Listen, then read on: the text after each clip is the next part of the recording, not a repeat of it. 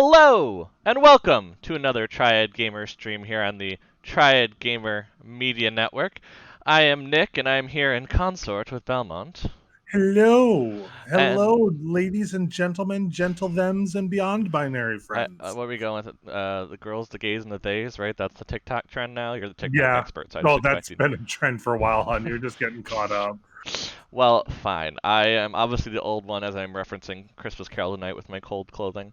Whereas instead you're just going with Jason, just want to be Yeah. kicked, apparently. Well, So this is my Magic the Gathering uniform.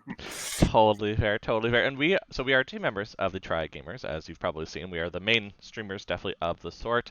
But we are also big Magic the Gathering players, and Belmont especially has been on some Commander streams where we've kind of showcased that a bit. So as a result, with Kaldheim entering preseason. Where the hell did that come from? With Kaldheim entering pre-release week. Oh Jesus. Thought we might as well go through the set. This is great already. Thought we should go through the set. Especially because Belmont has not been spoiled on much. But I am 99% not spoiled. we will get there in a second. Because Okay. first, I like to mention, because it's not on our screen, because our screen is pretty, that you should go to trygamers.com and see more of our content. Like deck techs back from Thanksgiving, and deck techs called Above and Below that everyone seems to like. And Which we'll uh, probably talk about today. probably talk about, yes. There are some cards that he might enjoy in this one. We're just going to leave that there. As well as other content streams, different things that you can see from our content in case you are new to our content here, for those watching live, as well as those who are watching at a later date. Also, though, we are on Twitter, Instagram, Facebook, just like here, at TryGamers. And so feel free to check it out and, see what we do. If you are following us there, you would have heard the multitude of posts of what we're doing today and what's really going on. To make sure, we wanted to make sure you came here. It's important. If you want to see the whole set, you got to start from the beginning.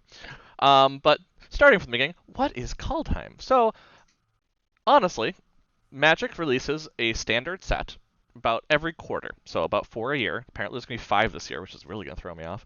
But about 4 a year, and it's generally to revamp the standard set of cards. So the ones that are in the rotating format, that's about every 2 years worth of cards, 1 to 2 years. So this is inspired heavily by Norse mythology. It's definitely a conceptual set, and it has some returning factors that people have wanted to see. So you're going to see a lot of that Norse mythology inspired cards. You're going to and the art as well is very, very strong there. I also realize I'm not looking at the camera when I'm talking, which is weird. I don't talk to the camera usually this long, so I need to remember this. And yeah, we're going to see a lot of just fun new Magic cards. I have, I believe, 319 in the list. If I don't Holy think Belmont's heard crap. that. Yeah, we have a lot to No. get through tonight. So let's kind of jump close to that in revisiting what I just mentioned earlier, which Belmont, you mentioned you're not that spoiled. How? But also, what are you spoiled on? Let's start there. That's the small list. Well, I mean, I stayed not spoiled because pretty much I have been avoiding, I don't know, half of the Discord servers I'm a member of. I have been very diligent about not scrolling through Twitter or Instagram. Facebook, I don't really see a lot of spoilers on. Same with TikTok, I don't really see a lot of spoilers. I did have an accidental spoiler of one card. Mhm. What was that, about a week and a half ago? Yes. Of which we'll get to, and I'll mention it when we see it. Mhm. And I know that there is a mechanic called Foretell, but I Yes. have no idea what it does. Yes, there is. It's very prevalent. And I know that there is a gender fluid or non-binary planeswalker, which I'm very eager to see both the art Mhm. as well as just a new planeswalker in general. So Yes. Nico is a fun character. Um, So yeah, so that you also know that there are snowlands. Snow has yes. come back. Shocking of the snow falling around us here. That there is snow has come back. It has been, very little of that. Yes, kind of addressing HP that they're getting back in the mythology. Yeah, they did. They've definitely done a lot more conceptual fun. I've noticed lately. They've done less of the magic lore and more of, okay, we're in Eldraine. That's fairy tales. You know. Okay, we're in Ikoria. That's big monsters and bonding Which I with hope monsters and I hope we mutations. go I hope we go back to Eldraine at some point, just because I feel that there's more fairy tales that need to be addressed. I'm guessing we will, because I'm guessing Rowan and Will come back at some point. Just True. the fact that their story is so cut short right now, and there's not much after it. I do expect that. Well, and then there's Um, Oko and the abs. We always well, need to yeah, bring back Oko's probably Oko going and to the come up. abs. He's mischief making. Who knows? Maybe he'll be mischief making with the other mischief maker that's in this set, but that's a whole nother Ooh. thing. There's a lot I of wonder mischief who happening in that's this set. based off of. I wonder. Laura and Riza that, yeah, no, I don't see that happening, but I hope every Oh day. God, I would love to go back No, to Lorwyn. the returning, just kind of small segue, but the returning that we're likely to see at some point is Phyrexians coming back. They've kind of hinted a lot at that, and there may be some hints in this set to Phyrexians. We'll see. Maybe there's more for Belmont to hate in decks. Oh God, I know who you're talking about too, because you keep mentioning him. But we'll get there when we There's get there. references to people. What can you say? Speaking of getting there, though. Yes, getting there though. So I'm gonna switch over. Basically, we have developed here. Oh, jeez. I didn't have it on the first card. Don't look at it. But well, I was testing it earlier. I just didn't put it back to the die. So, if you are curious about this cool die, this is coming down in a lot of the boxes and pre-release packs. This is the spin down die. So if you know spin down dice from other Magic sets, this is the one they've done for this one, which is beautiful. So I use it as my placeholder cards. A couple disclaimers about my list. If you do want to follow the list, I actually have a link because I actually was very smart and actually prepped up what the card gallery was. I'm following basically this list on Magic's website. So if you want to follow along, basically this one is correct, though I just realized that it's kind of formatting oddly to me. So I'm just going to switch. There we go. That's generally a pretty good one. Oh yeah, the background did disappear. 1 second.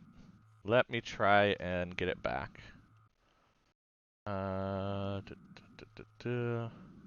doing this a little more live than usual, which is kind of why it freaks out a little bit. Main screen background. I think I got it. There we go. Yep. I just had to reselect it. It just was being a little shy. It happens. Live thing. Live TV, everybody. Live TV. Where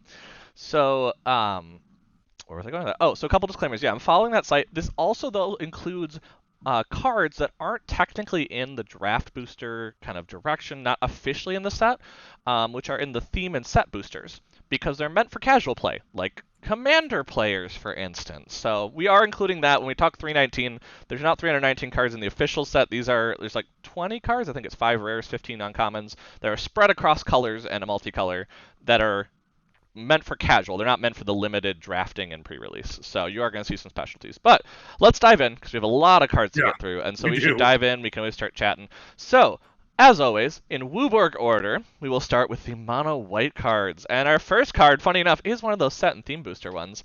Armed and Armored, which I keep wanting to call Armed and Dangerous, and it's not that. For some reason.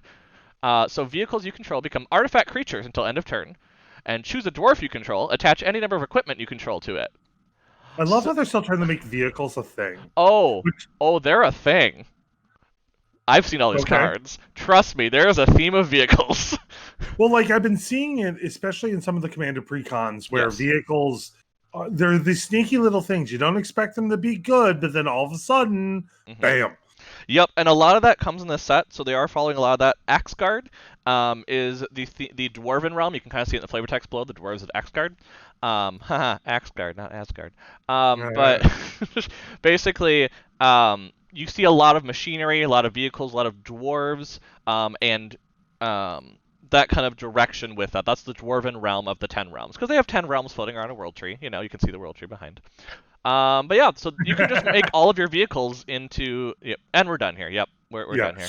It's a lot of that. This is Magic. They love their puns. But... And we love a good pun, too. So the big thing about this I just find interesting is just, you could have a vehicle deck now. This card can enable that vehicle deck, and it just, whoop, they're all going to hit you out of nowhere.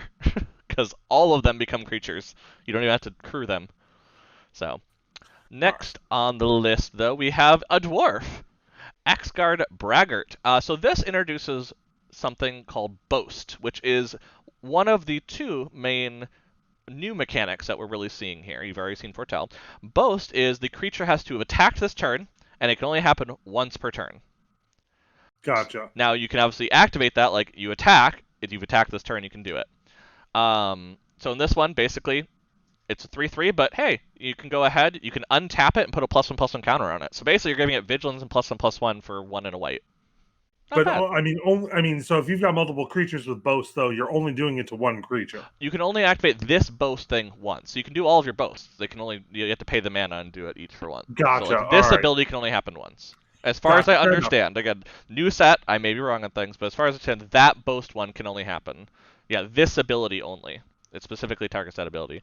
Um, but the reason why I find it interesting, because I was watched the Surgeon Nelson rules from Lure, is that if someone if someone else attacked with it and you ended up with it, you can still activate Boast. Yeah.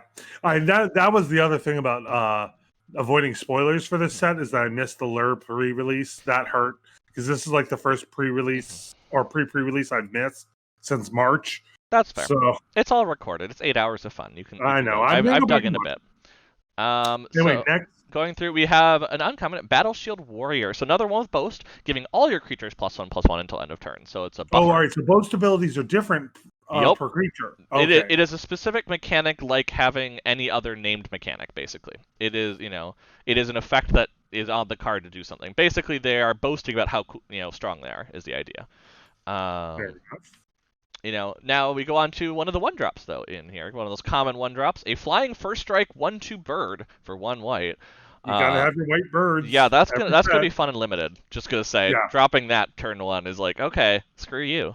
I can Uh, also see this being good in draft. yeah, and if you have buffers like the boast creature things, yeah, there's themes. Other commons we have is Baskir Shieldmate. Now, I don't remember what the Baskir are, so unfortunately I cannot find that on my list. It's not a realm. It must be kind of a sect of some sort. It's But probably the name of the people of a specific realm. yeah, I mean these are the humans, and the humans do come from Bretagard. But they do fight with each other a lot, and so they could be on a different one, like Starnheim there at the bottom is another realm. But yeah, hey, it dies, it gets a one, it's good sacrifice fodder, all that good stuff that you look for. It's a piker, 2/1. Yep. Bound in Gold. Now this one's Ooh. interesting I because love the art. it's a pacifism. Oh, Yeah. the art's also beautiful, yeah. But it can't attack, block crew vehicles, and can't activate its abilities for 1 extra All right. mana. They're getting more specific with Mhm. these pacifism Yep. effects. Well, And there's a fair amount of vehicle crewing in this, and there's reasons why you wouldn't want that to happen. So, that's gonna be a solid limited card as well. yep, there's always those are always good because they're hard to get rid of, and there's only so much enchantment removal that you can draft. So, Fair enough. Clarion Spirit, our first spirit of the night, Ooh. and also highlighting a new theme. So it's a bear spirit. It's funny enough, it's not actually a bear, but two for two. But there is another sub theme that you're seeing of whenever you cast your second spell each turn. There's a fair Okay. amount of that for value. So you're seeing a lot of kind of not storm, but going towards storm-like things in a limited set. Well, Uh, I mean, they tried to make that a thing in Eldraine as well. Like, it wasn't just second card draw. There was a lot of True. also second spell, Hmm. especially in Is It colors and whatnot. Yeah. So that is something where we're seeing a bit more of that resurging. But yeah, here you just get more spirits. So it's a token I'm generator if you cast 2 spells. I'm all for spirits. Then we have a cleric, our first cleric of the evening. Code spell cleric, a 1-drop, 1/1, with vigilance.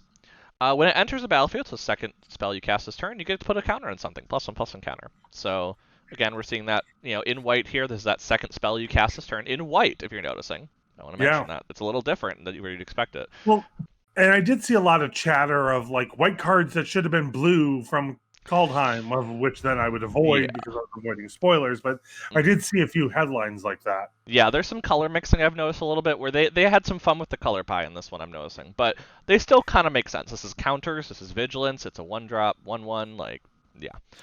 Um, but yeah, it's definitely the second spell is a more of aggressive thing. So you're gonna see, I think in Boros, if I remember correctly. Fair enough. Divine Gambit, which is one that people have been talking about a bit. It is a white for sorcery. It's removal in white. Exile target artifact, creature, enchantment, and opponent controls, and then that player may put a permanent card from their hand into the battlefield. That's dangerous. It is. So if you're casting this, you really must not like whatever you're getting rid of. But it is an exile effect, though. It So is also weird to see a exile effect with only colored, no generic mana. very true. Yep, this really is a white deck. Gonna be one. It's definitely gonna be in that direction. I like that specifically said opponent because I feel like it could have really caused some funky stuff to happen, like we saw back with that red planeswalker, Luca. Oh yeah, where you could exile a token and get out a Crater Hoof Behemoth. Um, if you did it right, yeah. So I'm having PTSD all of a sudden. we didn't see a lot of that in person, but we saw it a lot on Arena. All right. Next one, Doomscar Oracle, another cleric. This is why I'm like, I think you're gonna enjoy that for the above and below deck. 2 and a white for 3/2 human cleric. When you cast your second spell each turn, you gain 2 life. Yeah. However, if you notice, it also has Foretell on it, so we got to talk All about right. Foretell. Nope. So, Give me a moment. mhm. During your turn, you may pay 2 generic mana and exile this card from your hand face down. Cast it on a later turn for its Foretell cost. Gotcha. Yep, That's what Foretell is. Gotcha. exactly. So specifically, it goes into exile, so people can't interact with it. Especially because it's not necessarily triggered to respond to, from my understanding. It's just a special action you can do, kind of like discarding a card kind of thing. And however, also it mentions cast on a later turn. I think that's going to be the most messed up rule possibly. The whole idea is that you are putting a down payment down for later. I also love this art. That guy looks awesome. Yeah, So no, the art's amazing. the art is going to be amazing all through tonight. That's the thing I enjoyed about this. This is a stunning set to look at. With what they've done with color schemes, they've really enjoyed it. It very much feels like Thor Ragnarok, where like you remember the artistic touches of color to it. Which makes sense. That's what they talk about realms. But yeah, that's what Foretell is. That's all it is. You just go ahead, you exile aside. It's fun. I mean, but it's not a discount because It's usually not. No, it's usually Yeah. either 1 more mana or exactly the same amount of mana. However, what you see a lot, and we'll see it later in here, is that you can pay 2 mana on turn 2 and cast it by turn 3 when it's a 5 mana Gotcha. spell. So that's a quicker casting of it if you prepare for it, basically. Then we Gotcha. have, speaking of that one, Doomscar. Ooh. So this is 3 white for destroy all creatures sorcery. However, you can foretell, so you can get a board wipe on turn 3, which is probably the fastest board wipe I can think of in my head. You cut out there, love. Repeat I that did? again? Oh. Yeah.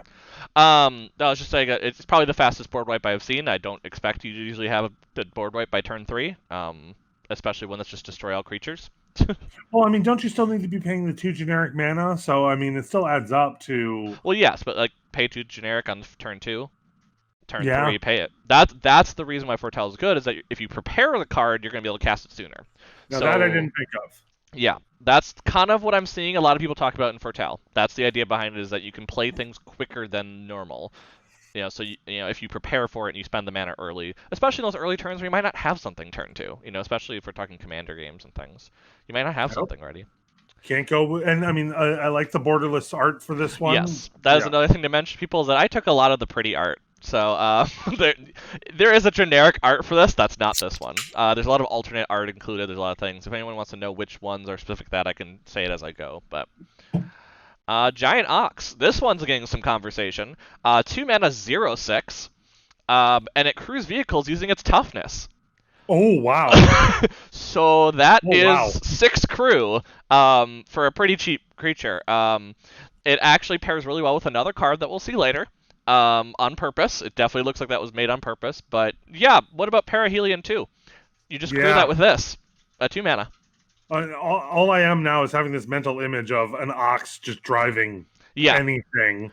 Dwarves and vehicles are going to be a deck thing that's going to come through, especially, because you can do 7 dwarves in Commander with actually 7 in it, because that rule's on the card. So fun stuff. Glorious Protector, another rare, so it has that borderless art. It is a 2 white Angel Cleric. Mm-hmm. I already hear you enjoying it. Yeah, I know. It's a 3/4 flash flying, foretell for 2 and a white. So you can, it's a 1 mana more expensive, but you can get on turn 3. Whenever it enters the battlefield, you may exile any number of non-angel creatures you control until it leaves the battlefield. So fair enough. Removal conditionally, but non-angel is going to hit a lot. there's not. I mean, it's more like a protective thing than anything, because it's creatures you control. Very true. Yeah, there's a lot of blink. There's some blink in this set, and you're going to start seeing that in white, especially, where you can do that sort of thing. But the nice part is you can have something exiled face down out of your hand that your opponent does not see. That is for 3 mana. This comes in out of nowhere to save things. Yeah, I mean, this is almost like a very limited Teferi's protection.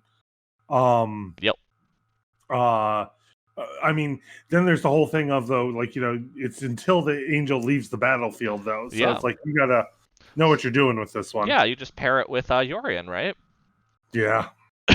Another thing for Yorion, not just Charm Prince. Oh, yikes. I just thought about that. That's gross. Going on then. God's Hall Guardian, a 5 and a white for a 3/6 Vigilant Cat with That Foretell. is an expensive creature. Yes, I think the idea is that it's a limited one, so it's a you can have it on turn 4 if you plan for it, which is a 3/6 Vigilance, which is not bad. It's got a big booty. There's a fair amount of Yep. big booties in this set, especially in white here. You're seeing for crewing things and such. So And we love a kitty. yeah, We love a kitty. exactly. It is a very cute kitty. So and it's a guardian, so it's like kind of thing. Gold Maw Champion, also another common, 2 and a white for 2/3, and it has boast to tap a target creature, so you can tap something in response to you attacking, basically. Fair enough. A good solid. I see that being used in draft. Yep, it's also a dwarf, so if we talk about attaching equipment to something with that armed and armored, yeah, armed and armored. Yeah. That was the first. I'm remembering card names. This is good. This is great. Let's see what else we got. We got Invoke the Divine. So your standard. This might be a reprint even. I wouldn't be shocked, but 2 and a white for destroy target enchantment or artifact, and you gain 4 life. Or it's a functional reprint, like another name. I mean, this is standard white. Yeah, this is limited. It gives you that option. I mean, it's not bad, especially in a life gain deck. If you're thinking commander, this would be nice to just gain 4 life on an instant speed, then destroy something. Especially enchantments that just like make you not gain life, which are things. Yeah. Iron Verdict. So another removal. 2 and a white. Iron Verdict deals 5 damage to target tapped creature. However, you can foretell it for basically overall the same cost, but basically then you can have an instant spell at 1 white mana. So 5 damage for 1 white mana. Standard white? Yes, I can. It's around here, yes. In context, it works. In this one and only context. Yes, exactly. I'm with this Iron Verdict. I'm trying to figure out why. Because I mean, I guess here's my question about the foretell mechanic, and maybe you have come across this in your research, and I just don't know it yet because I'm again just seeing these for the first time. Yep, you're only halfway through white. Yep, I know. Well, no, but with foretell, do I have to reveal the card? No, if you read it, it's face down. It's very similar. People have been comparing it a lot to Morph, but for spells. Which makes sense. It's the idea that at some point you will go ahead and activate that. Now, obviously, if it's a sorcery or it's a creature, you can only do it at sorcery speed. You can't just, obviously there was the Glorious Protector that had Flash that would change things, but... I mean, the same rules apply then. Yeah, but in this case, you can prep up this 5 damage to a tapped creature, if you have 2 extra mana at some point, during your turn, why not? Now, the only thing I'm seeing that's going to be a little rough is 2 mana during your turn, because it is something that you have to do during your own turn that is going to be a little funky. But, there are ways to make it cheaper in this set, as we'll see. So there are ways to or get value off of it. Yep, Yu-Gi-Oh! Trap cards. Basically, they're trap cards. These are what these are going to become for a lot of them. Except, there's some creatures that don't, but... Next is Kaya's Onslaught. So as we see, Kaya is back in Kaldheim. That's been kind of a kept secret that I've been trying not to say anything around this household. I've been looking forward to seeing her come back. Yeah. I'm a sucker for a good Orzovian person, and she definitely embodied that. With the Ravnica set, Exile, and oh wow, yeah, we've already seen stuff. No, she's already in the story too. So if you go to Wizards, they actually already have story out. They put out free stories now. Thankfully, since last set, they started doing that again, which is very good and gets people hyped about it. But Kaya's already in that story. I already saw she was the landmark of some of it. She has been dealt with the God of Lies that we'll see later. And that's all I know because I've not read it. I actually did not read up on the story because they're not done with it yet. So I wanted to binge it later. So, but the actual card though, 2 and a white, instant target creature gets +1/+1, gains double strike, and you can foretell it. I'm trying to figure out a better way to phrase this, but this sounds in line with what we have previously seen from white cards before, or as I like to say, standard white. This is white culture. That's what it is. Yeah. We finally found it. So Master Scalds. We're back to the dwarves. It's 4 and a white for a 4/4. Dwarf warrior. And when it enters the battlefield, you may exile a creature card from your graveyard. If you do, you return an artifact or enchantment card from your graveyard to your hand. So it's a bit of recurrence. Pricey side for me for that. Yeah, this is another limited one. I think this is kind of like if you have a very good artifact or enchantment, like you have a vehicle that you want to get back that someone killed off. with Invoke the Divine, for instance. This is a good way to get it back for sure. Yeah. I also can see this. There was that Gen, I believe it was, who was in Commander Legends, who was that red, white, black returning enchantments. I could see it showing up in there, so you can kind of have more bounce effect with your artifacts and enchantments in that deck than just Gen. But I think it was Maelstrom Yeah. Wielder, something like that. Next. Next, Rally the Ranks. We're back to a rare. This is a reprint, if I remember correctly. This is a very good reprint for Commander. Rally the Ranks, 1 and a white. As it enters the battlefield, choose a creature type. Creatures you control that chosen type get +1/+1. Tribal Um, Love. yeah. First of all, tribal love, especially good cheap tribal love. But second of all, he's kind of hot. Just Yeah, saying. he's one of the gods. We'll get to him later. Don't worry. Okay. You'll have your Fair moment enough. with the gods to enjoy them. Those are at the end. The modal double face cards are at the end on that site, so you'll get to them eventually. Save the best for last. But yes, if I remember correctly, this is a reprint. I recognized this card immediately. And then the name sounds familiar. Yeah, this is one of those ones that buffs up. It's an anthem effect. It's awesome, like, in general, if you're doing something, like, hell, if you're making angel decks, as you've seen, that's already a thing you can do. Yeah. Like that, yeah, people were talking about Bishop of Wings, which I believe is still in standard from M20. Yep. Yep, that's a thing that can come back with angels now, so. But yeah, just your nice rare. And a mythic, which is our first mythic we've gotten to tonight. Resplendent Marshal, 1 white white for a 3/3 flyer, so already, passes vanilla test.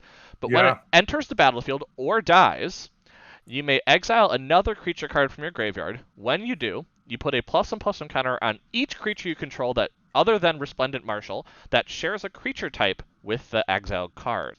So So a little bit another more tribal. tribal love going on. Yeah. There's a reason I keep mentioning dwarf, angel, human. There is tribal in this set. It's a very strong tribal set from what I have seen, which makes sense. It's the different realms. They're different races coming together. Like, that's the point, is that there's a All right. lot of that. My love. Yep. You move on to the next card. I will be right back to react for it. Well, it's a reprint.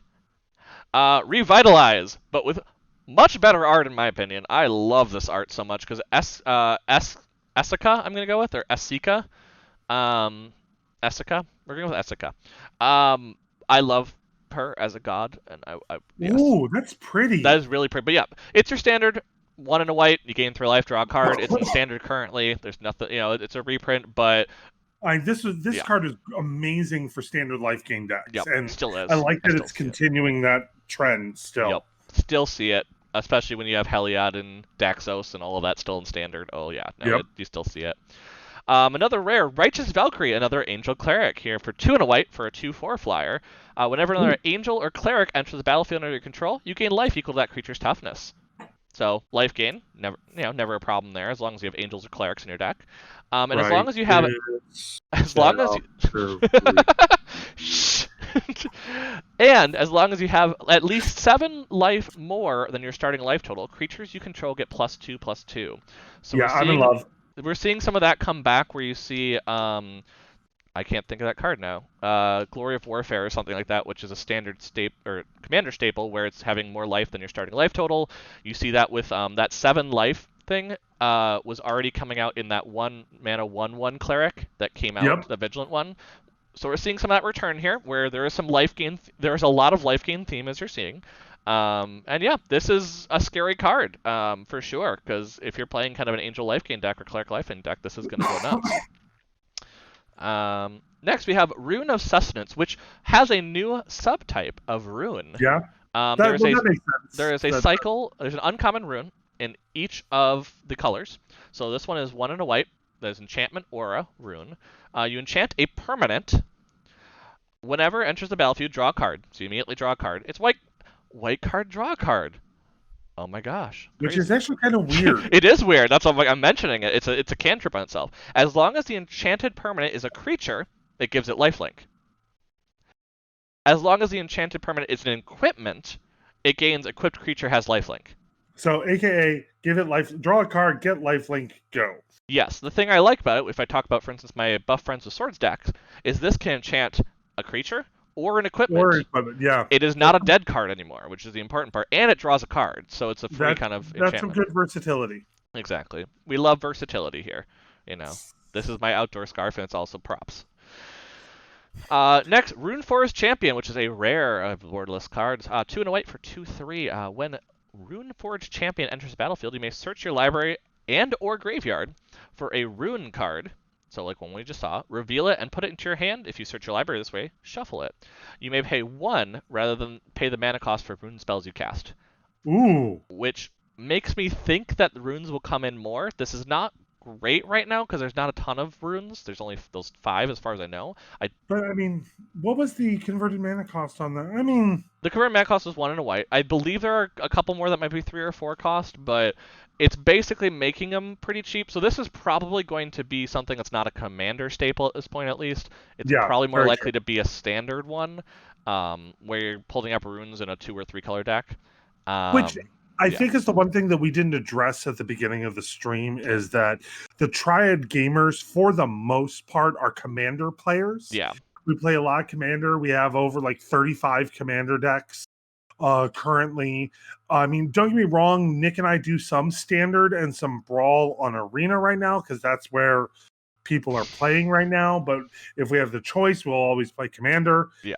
So that we look at a lot of these new sets through that lens a lot, just as Yeah. a warning. Exactly. So this is probably more of that side until we see more runes. I could be wrong. There may be a subtype of rune elsewhere in Magic. I haven't heard any talk about it or about this having other runes it pulls, so I presume this is the only place it exists, but You I never have yet know. to confirm or deny that. Search for Glory, another rare. We have a lot of rares in a row here. A Mhm. 2 and a white for a snow sorcery, so we're seeing snow as a super type here. Search your Okay. library for a snow permanent card, a legendary card, or a saga card. Reveal it, put it into your hand, then shuffle your library. You Now, wait a gain. minute. Go ahead. There were saga cards in Theros, right? Yes, there may Hmm. also be sagas in Kaldheim. Which would make sense. Which would make sense. Oh, God, that's such pretty art. It does. I love this. The borderless really shows it. That is also Nico, I will mention, as we talked about the non-binary planeswalker. Also continuing on the spell though, it not only is a 2 and a white for going and finding a card, because that's basically what it's telling you. You gain 1 life for each snow mana, or sorry, I need to do this right. For each mana from a snow source spent to cast a spell. So I'm gonna explain the snowflake symbol because it is something that hasn't been in Magic for a while. To be fair, it's really only been in True. Modern. So it is called S. So when you talk about like the white mana symbol is white, this is S for the snowflake symbol, and what it is mana from a snow source. There's no snow mana technically. There's no mana that is only snow kind of thing that you can do like generic mana. No, this is specifically from a snow source. So if you tap a creature that's a snow creature that somehow taps oddly for green, it's still from a snow source that you're getting that from. But in some way from snow. Does that make sense? That makes Generally, total that's snow land. Is generally snow basic land or snow duels, but so you'll also gain life from this, which can be kind of nice if up to 3. Oh, I lost Belmont there for a second. We'll wait till he comes back. I presume a kitty did something, is my guess, so I'll just kind of vamp off of that. Um, Hello. oh, I hear you.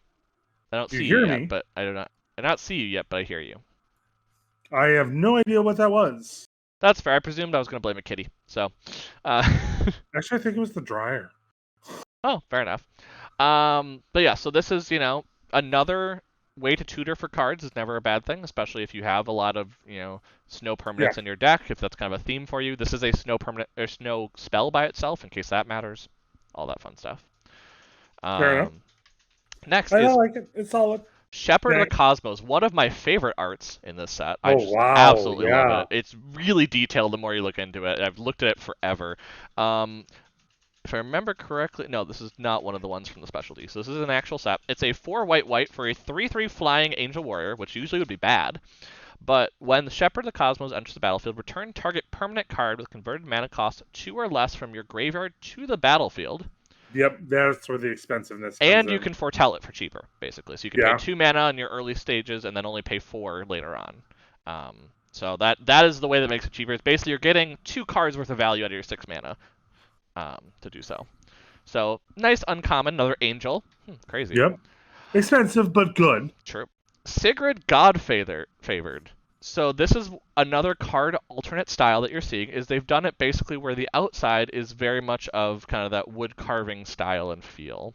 Actually, that portion is the only other tiny thing I've had spoiled Oh, for me. sure, yeah. Is, well, I've seen, because we as Triad Gamers and I, Belmont, Mhm, follow a lot of amazing altar mhm, artists on Instagram and on Twitter, and I've seen a lot of altar artists take this style but apply it to cards from previous sets, mhm. and it's turned out amazing. People are loving it. Oh, and Yep. there's little subtleties. I'm gonna see if you pick up on them before I mention them. But there are subtleties between the different cards that do it, and based on colorations and things, I'll see if you pick up on them. It's really cool. After seeing every card, I can see a little bit of that. Crazy enough, I can see too much. I've looked into the void. I hear the drums. Um, so this one, Sigrid. I'm gonna go with Sigrid. That's my presumption, just based on, you know, Yeah. the regional probably languages that would influence it.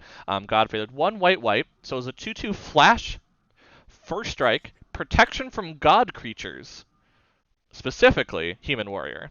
And when it enters the battlefield, exile up to one target attacking or blocking creature until it leaves the battlefield. So there's a lot of things going on in this card.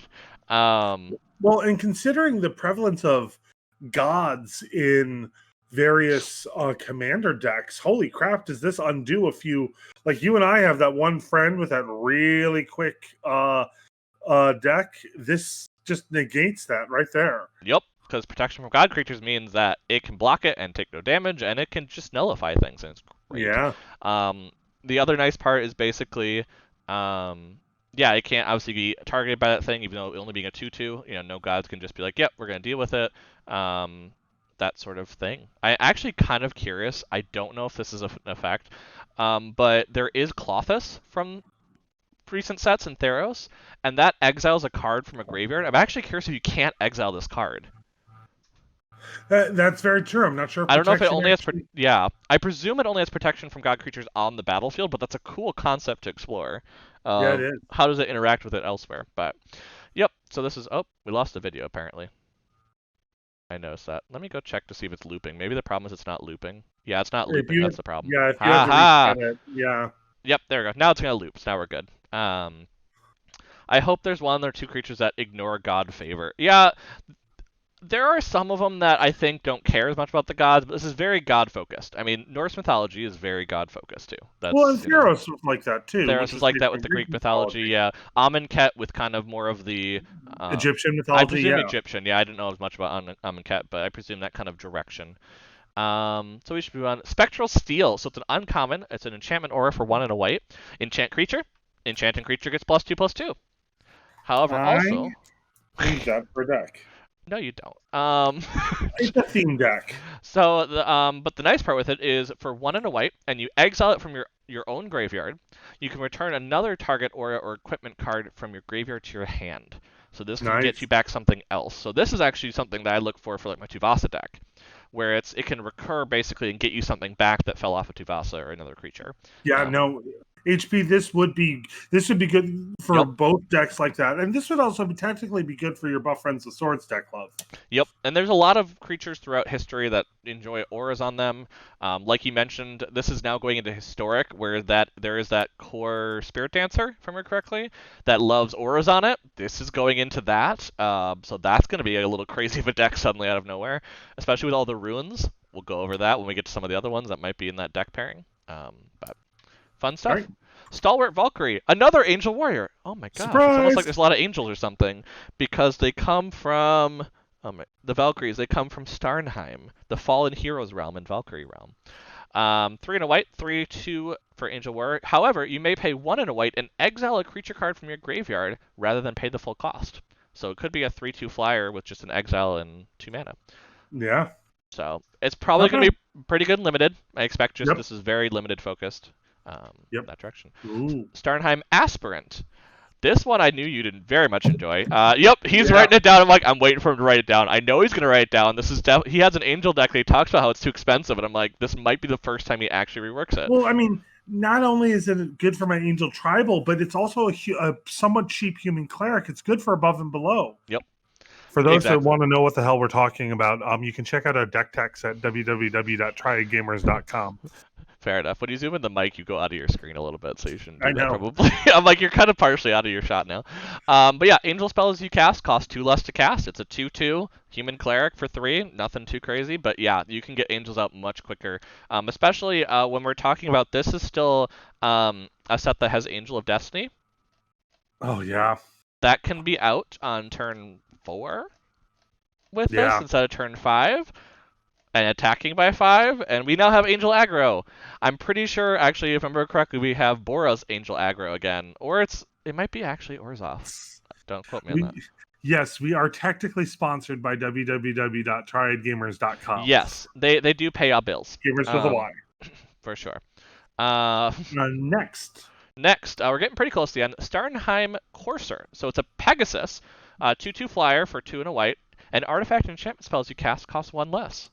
Ooh, that's another discount. The thing is, especially with enchantments, that discount it can end up being crucial. This is going to be a limited all-star, in my opinion. I'm seeing it coming up because there's so many artifact enchantment stuff. There's so much going on there that I very much expect to see. I very much expect to see that this is going to be in a lot of decks where you can play that. To answer your question, HP, why there's a Pegasus and Norse deck, it's probably because they don't have a winged horse version in Magic, so the probably closest creature type they have is Pegasus to like the winged horses of Valkyries. Yeah, and that's the thing is that there were Pegasus-like creatures in Norse mythology, and especially in some of the sensationalized and kind of scrubbed versions of Norse mythology that's been put out lately. People are expecting a Pegasus-like creature. Yeah, it's probably just best fit. This is where they kind of we always like to say they're inspired by it because they still have to follow Magic rules a little bit, and they kind of get rough in a couple areas they've talked about before where they get kind of constrained into how they do things. Next one is Starnheim Unleashed, another mythic. 2 white for a sorcery. Create a 4/4 white angel warrior creature token with flying and vigilance. If it was foretold, you create X of those tokens instead. You see, I mean, this seems on paper like a good card, but I, who play a lot of Angel Tribal, and especially a lot of Angel Tribal that tries to produce Angel tokens, this is what I call a long shot card. Yeah, this is not Angel Tribal in my opinion. Yeah. This is big mana. Yeah. This is, I want to get to a point where I'm doing 10, 12 mana. This has to be in the Selesnya deck. Selesnya, I could see it. Bant, I can see it in that. Yeah. I could also see it probably in, 5-color decks are a thing. I will mention in Kaldheim, that's a thing you can actually do, is 5-color decks, depending. We live with Alex. 5-color decks are a thing you can do at any time. Yeah. I enjoy just because there is that Amira's Call from the last set that also creates 4/4 Angel Warrior creature tokens with flying and vigilance. So I'm just very intrigued if this is going to be a continuing theme, that we have a lot of Angel Warriors. I don't expect it in the next set of Strixhaven, but maybe, further on we'll see some more.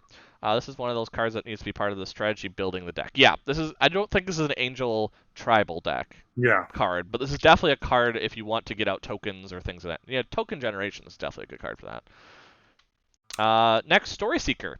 2 mana, 2/2 lifelinker, Dwarf Cleric. Pretty straightforward. Nothing too, you get what you pay for. A bear with lifelink. Gotta like it. There's a lot of storytelling in this set, so, Tulane has a good home here. That's all I gotta say. Yeah, true. I believe this is the last.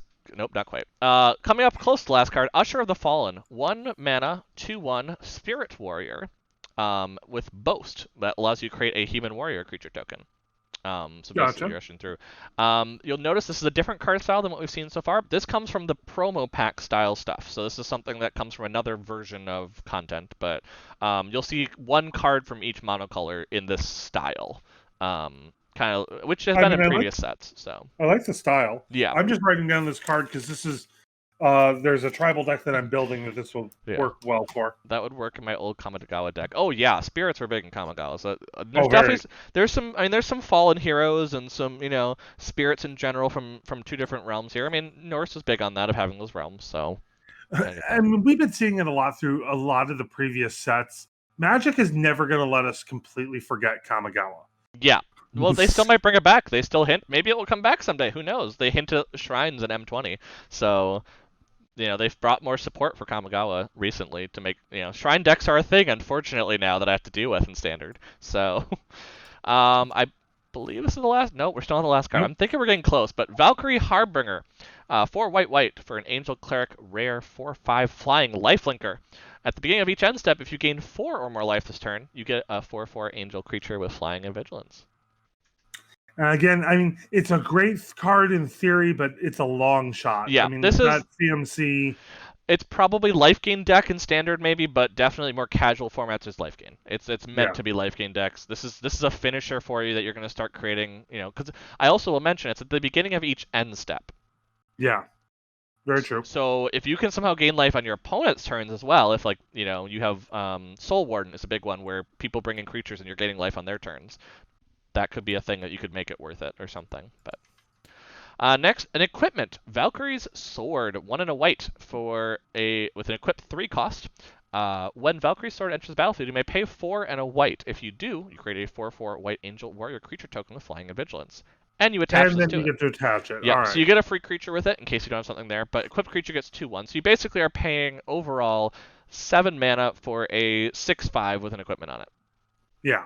I was gonna say that was too expensive until I found out that you got the free equip. And then Yeah. Which we've been seeing a little more. They've been messing with free equips in different ways, but if it comes back 100%, we'll be returning to MTG. Yeah, Kamigawa I think will bring a lot of people back if that happens. Kamigawa was very divisive. People either felt it ruined Magic forever or they couldn't get enough of it, and there was like no in between. There are a lot of W's in this. Yeah, no, there's still a lot of cards. I'm realizing, because I don't see the full list, so I'm just looking through card by card too. Valor of the Worthy, a 1 mana with 1 white mana, enchantment aura. Creature gets +1/+1, so it's some basic stats. However, when enchanted creature leaves the battlefield, you get a 1/1 white spirit token with flying. So you still get some value if the creature dies, basically, that you put it on. I'm going to see this a lot in cheap auras, like we talked about with the core Spirit Dancer. Yeah. In general, there's a lot of kind of white aura decks still, or white blue. Why am I forgetting what white blue is? Azorius. There we go. I'm doing great. I'm representing my blue shirt very well. Next, War Chanter Scald, 2 and a white for 2/3 Dwarf Cleric. Whenever it becomes tapped, if it's enchanted or equipped, you create a 2/1 red Dwarf Berserker creature token. So you can kind of see where dwarves are very Boros. Shocking. Yeah. That makes sense. But it's just when it becomes tapped. So if you have a way, especially in a commander deck, to tap things that aren't necessarily attacking, it's a good way to just start churning out some tokens. So. Don't you have to tap to crew a vehicle? Yes, you do. Mm-hmm. It's also, if you notice, 3 toughness, which is not bad for that. Next is Warhorn Blast. So it's 4 and a white instant. Creatures you control get +2/+1 until end of turn, and you can foretell it. You can do some layaway. I like to call foretell layaway at this point because it's basically that. Yeah, because if it didn't have the foretell ability, there's no way in hell I'd pay for this. Yeah, this is definitely a go wide strategy. You need to build a deck around it. Like this is going to be rough and just limited, or in other formats than that. Wings of the Cosmos. 1 mana instant. Target creature gets +1/+3 and gains flying until end of turn, and you untap it. So budget Rally of Wings. Yeah, very much not bad, especially in a draft format for that cheap. I like that. It's your usual white combat trick. And that poor wolf. Oh yeah, yep. Well, no, that wolf's being saved. If you read the flavor text, the wolf's startled yelp changed quickly to a howl of elation as she soared over her envious packmates. Nice. So basically, it was granted wings. So it is a gift from the cosmos. And then Youthful Valkyrie, 1 and a white angel, 1/3 flyer. Whenever another angel enters the battlefield under your control, you put a +1/+1 encounter on Youthful Valkyrie. So angel tribal fun stuff. So. Oh, people want to see if we want to become famous, love. Yep. Oh, I know. And you see, I have the instant timeout on it. It's nice. I just don't have to worry about it anymore. You know what? I actually might want Useful Valkyrie as well. Oh, I knew you'd be taking notes. This is why I made sure to keep moving along, because I knew you'd probably want to. But yeah, as you've noticed, there's a lot of angels in this set, and this is why I'm trying to keep this quiet from you all these weeks, is holy crap. And my brain is always I don't want to mention, maybe you should retool that angel deck again. Maybe you should bring it out and think about what the new angel cards. I had to not say that, because you'd be like, why are there angels in Kaldheim? Yeah. And the thing is, if I had done the math, Valkyries equaling angels. Yeah. If I had sat there and thought about it for a moment, I would have gotten there eventually. Yeah, exactly. Wait, Valkyries are angels? I'm kind of offended, but it's super useful for game. Yeah, I mean, they're close to the same feeling, I think, is the reasoning. Like, that's the idea. Sorry, I had to catch up a little. That actually is the end of white, though, I will mention. So, Yeah. kind of catch up on chat. Kamigawa was ahead of its time technically. It tried to do too much from MTG overall at the time. Yeah, it's kind of the issue of what Time Spiral had, which is why I think they're doing Time Spiral Remastered as a paper set. So now it comes out where people actually like, oh, that actually is a really good card nowadays. Where back then it was like, what the hell does that card do? You know? There are also a lot of people like me. I mean, I still enjoyed Kamigawa. It didn't appeal to me as much just thematically, Yeah. but I mean, it's still a good set. Yeah. But a lot of people have some serious PTSD from the ninjutsu effect. Yeah. Yeah. HP, yes, they are having this year, later this year, there's Time Spiral Remastered, which, for those that played Arena, know that Remastered is generally a curated portion of the set, so it's going to be Time Spiral, Future Shift, whatever that was, I can't remember what the exact one was that, but it's that general Future couple, Sight. Future Sight, thank you. It's those sets that are generally going to be curated, so it's not going to be the full both sets, but yeah, it's going to be a general sense of all of them with a lot of the same cards. But yes, it will be coming out in paper, so reprints from a lot of Time Spiral and Future Sight cards. Yeah, we've seen it with Amonkhet and Kaladesh on Arena in virtual formats, and I believe there's been one on MTG Online as well. I couldn't tell you what that one is offhand. So yeah, that is kind of the set of white. So thoughts? I mean, Slam's head into the desk, due apparently to needing to return to MTG. I mean, I'm not like blown away like I kind of was. Like Angel of Destiny really blew me away, obviously, with the last set. I think that white for this set seems extremely solid. I do like that they're bringing in a little bit of card draw and whatnot. The Foretell does make a lot of expensive white things very, very interesting. So I'm very kind of curious to see how this is going to affect the standard format. Yeah, Honestly, and um, oh, go ahead. I was just gonna say, and I will mention, obviously, this set does seem geared toward two-color pairings very often. Technically, all of the realms have a two-color pairing that go with them. So by itself, white probably won't seem too strong because if they do that, it makes those realms stronger than others. Basically, the ones that Well, use white. So I'm assuming that Azorius is going to be strong in this set. But before we get to Blue Love, I'm actually voting that we need to take just a quick break. I need to fix a technical issue oh, okay, on my end, and then we can continue on with Blue, and then we'll try and get through a couple more colors before our next break. So okay. So yeah, I can put it on break if you'd like for a little bit, yes, and we'll but we be do thank everybody for joining yeah, us we'll be and right back. sticking with us. We'll be right back in just a little bit. Yep. Bye. And we're back. Hello. So now we move on to blue, which Yes. matches my shirt, ironically, and Belmont's correctly. But we'll go through and we'll just jump right in. Why not? Yeah. So let's just First, jump right in. This is a absorb lot. identity. 1 in a blue. Instant. Return target creature to its owner's hand. You may have shapeshifters you control become copies of that creature until end of turn. Ooh. Oh, did I mention there are shapeshifters in this set? A Oh lot of wow. them. Yes, there is a shapeshifter realm of Lichjara, which is generally in Simic colors, which is maybe why I'm intrigued. Uh, Ooh. but yes. So, a bounce spell, but a bounce spell that if you got shapeshifters, you could bounce some really fun things and do some crazy stuff. Like, what if you just got all questing beasts?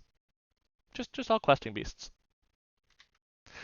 Elrond's Epiphany, a mythic, borderless, 5 blue sorcery. Create 2 1/1 blue bird creature tokens with flying. Take an extra turn after this one. Exile Elrond's Epiphany. And you can foretell it. Jesus Let's Christ. put extra turns back in Magic, shall we? Yeah. That always wins Yeah. your opponents over real fast. Yep, so that's the thing that you can do on turn 6. So. You see, that's one of those cards though that like you cry if it gets countered. Speaking of which, I've already moved on to the next card. The next card of Annul, which does not counter that spell, funny enough. So actually, it's funny you mentioned that. But 1 blue, it's a reprint, it's an instant. You probably know at this point. Counter target artifact or enchantment spell. It's definitely a historical card in Magic. So nothing. Love that art though. Oh yeah. Love that art. Oh yeah. I don't think it's actually character on a card necessarily, but it's definitely a fun mention of talking about the battles with the giants for sure. Next, we have Ascendant Spirit, a 1 blue 1/1 snow creature spirit. This is a funky one because it kind of brings back something that I did not realize existed in Magic before, which is a creature to pour mana into aggressively. Aggressively is an understatement. So it's a 1/1, just regular 1/1 for 1, so not bad. But if you put in 2 snow sourced mana, it becomes a Spirit Warrior with base power 2/3. With power and toughness 2/3. However, if you then put 3 snow-sourced mana into it, and it's if Ascendant Spirit is a warrior, so they have to have that first ability or some other way it became a warrior, put a flying counter on it, and it becomes a Spirit Warrior Angel with base power 4/4. So it becomes infinitely flying at that point. And then if you pour 4 more mana into it, snow-sourced, if it's an angel, basically, because you have to do the other 2 first, or have some way the reason why it's an angel. Put 2 + and counters on it, and it gains whenever this creature deals combat damage to a player, draw a card. I mean, it might as well raise its hand and go, please remove me immediately. Yeah, this is But definitely. Go ahead. Sorry, it reminds me of those leveling up cards like we used to have. Fair. Like, yeah, there is a Boros creature. I didn't write it down. It's on Punt Counterpunt from the LRR pre-release, which I watched that already. Where they actually do compare it to there's a hybrid mana Boros creature that did this very similar thing, but for that one it was less. There was less permanency, if I remember correctly. So it was like you would more likely pour mana into it and not get it back or something. fair enough. But yeah, this is going to be an interesting card. It's definitely something I expect to see a lot of in Constructed, because in Limited you have to draft your snowlands, but in Constructed you can actually, in a Magic Arena, you have completely free snowlands, basic snowlands. So you can fill a deck completely with it, and by turn 2 have this be a 2/3 by just go that direction. So because if you also notice though, none of that says until end of turn. I know that's what was catching me was it's not rare. saying that. People are talking about this card a lot. So I don't blame them. It's one. It's it's one of the. If we were going to do like we've done for previous sets, where a card I'm excited about, that would be on the list. Yeah. Augury Raven, a 3 and a blue for a 3/3 flyer bird. There's birds in the set, as we already kind of saw. Alrund, which is definitely, from what I understand, the Odin equivalent. Yes. Has ravens. Shocking. Yeah. As did Odin. Yep. So this one has a foretell though. So to be fair, you could cast it on turn 3 probably, because it'd be 2 mana to put aside and then later turn. So that could be. I just love that flavor text. Oh yeah. Yep. Exactly. This is definitely. Then we'll revisit that when we get to the modal double face cards. There might be a specialty Raven legendary card. Next, though, Avalanche Caller. And if you see, this is something I want to highlight about this card before we go into it, the snow frame. I'm enjoying the way the snow frame shows up on a lot of cards, because it's very cool if we compare to, like, here's regular, here's Avalanche Caller. 2 mana, 1/3 human wizard. So, there's wizards in the set, too.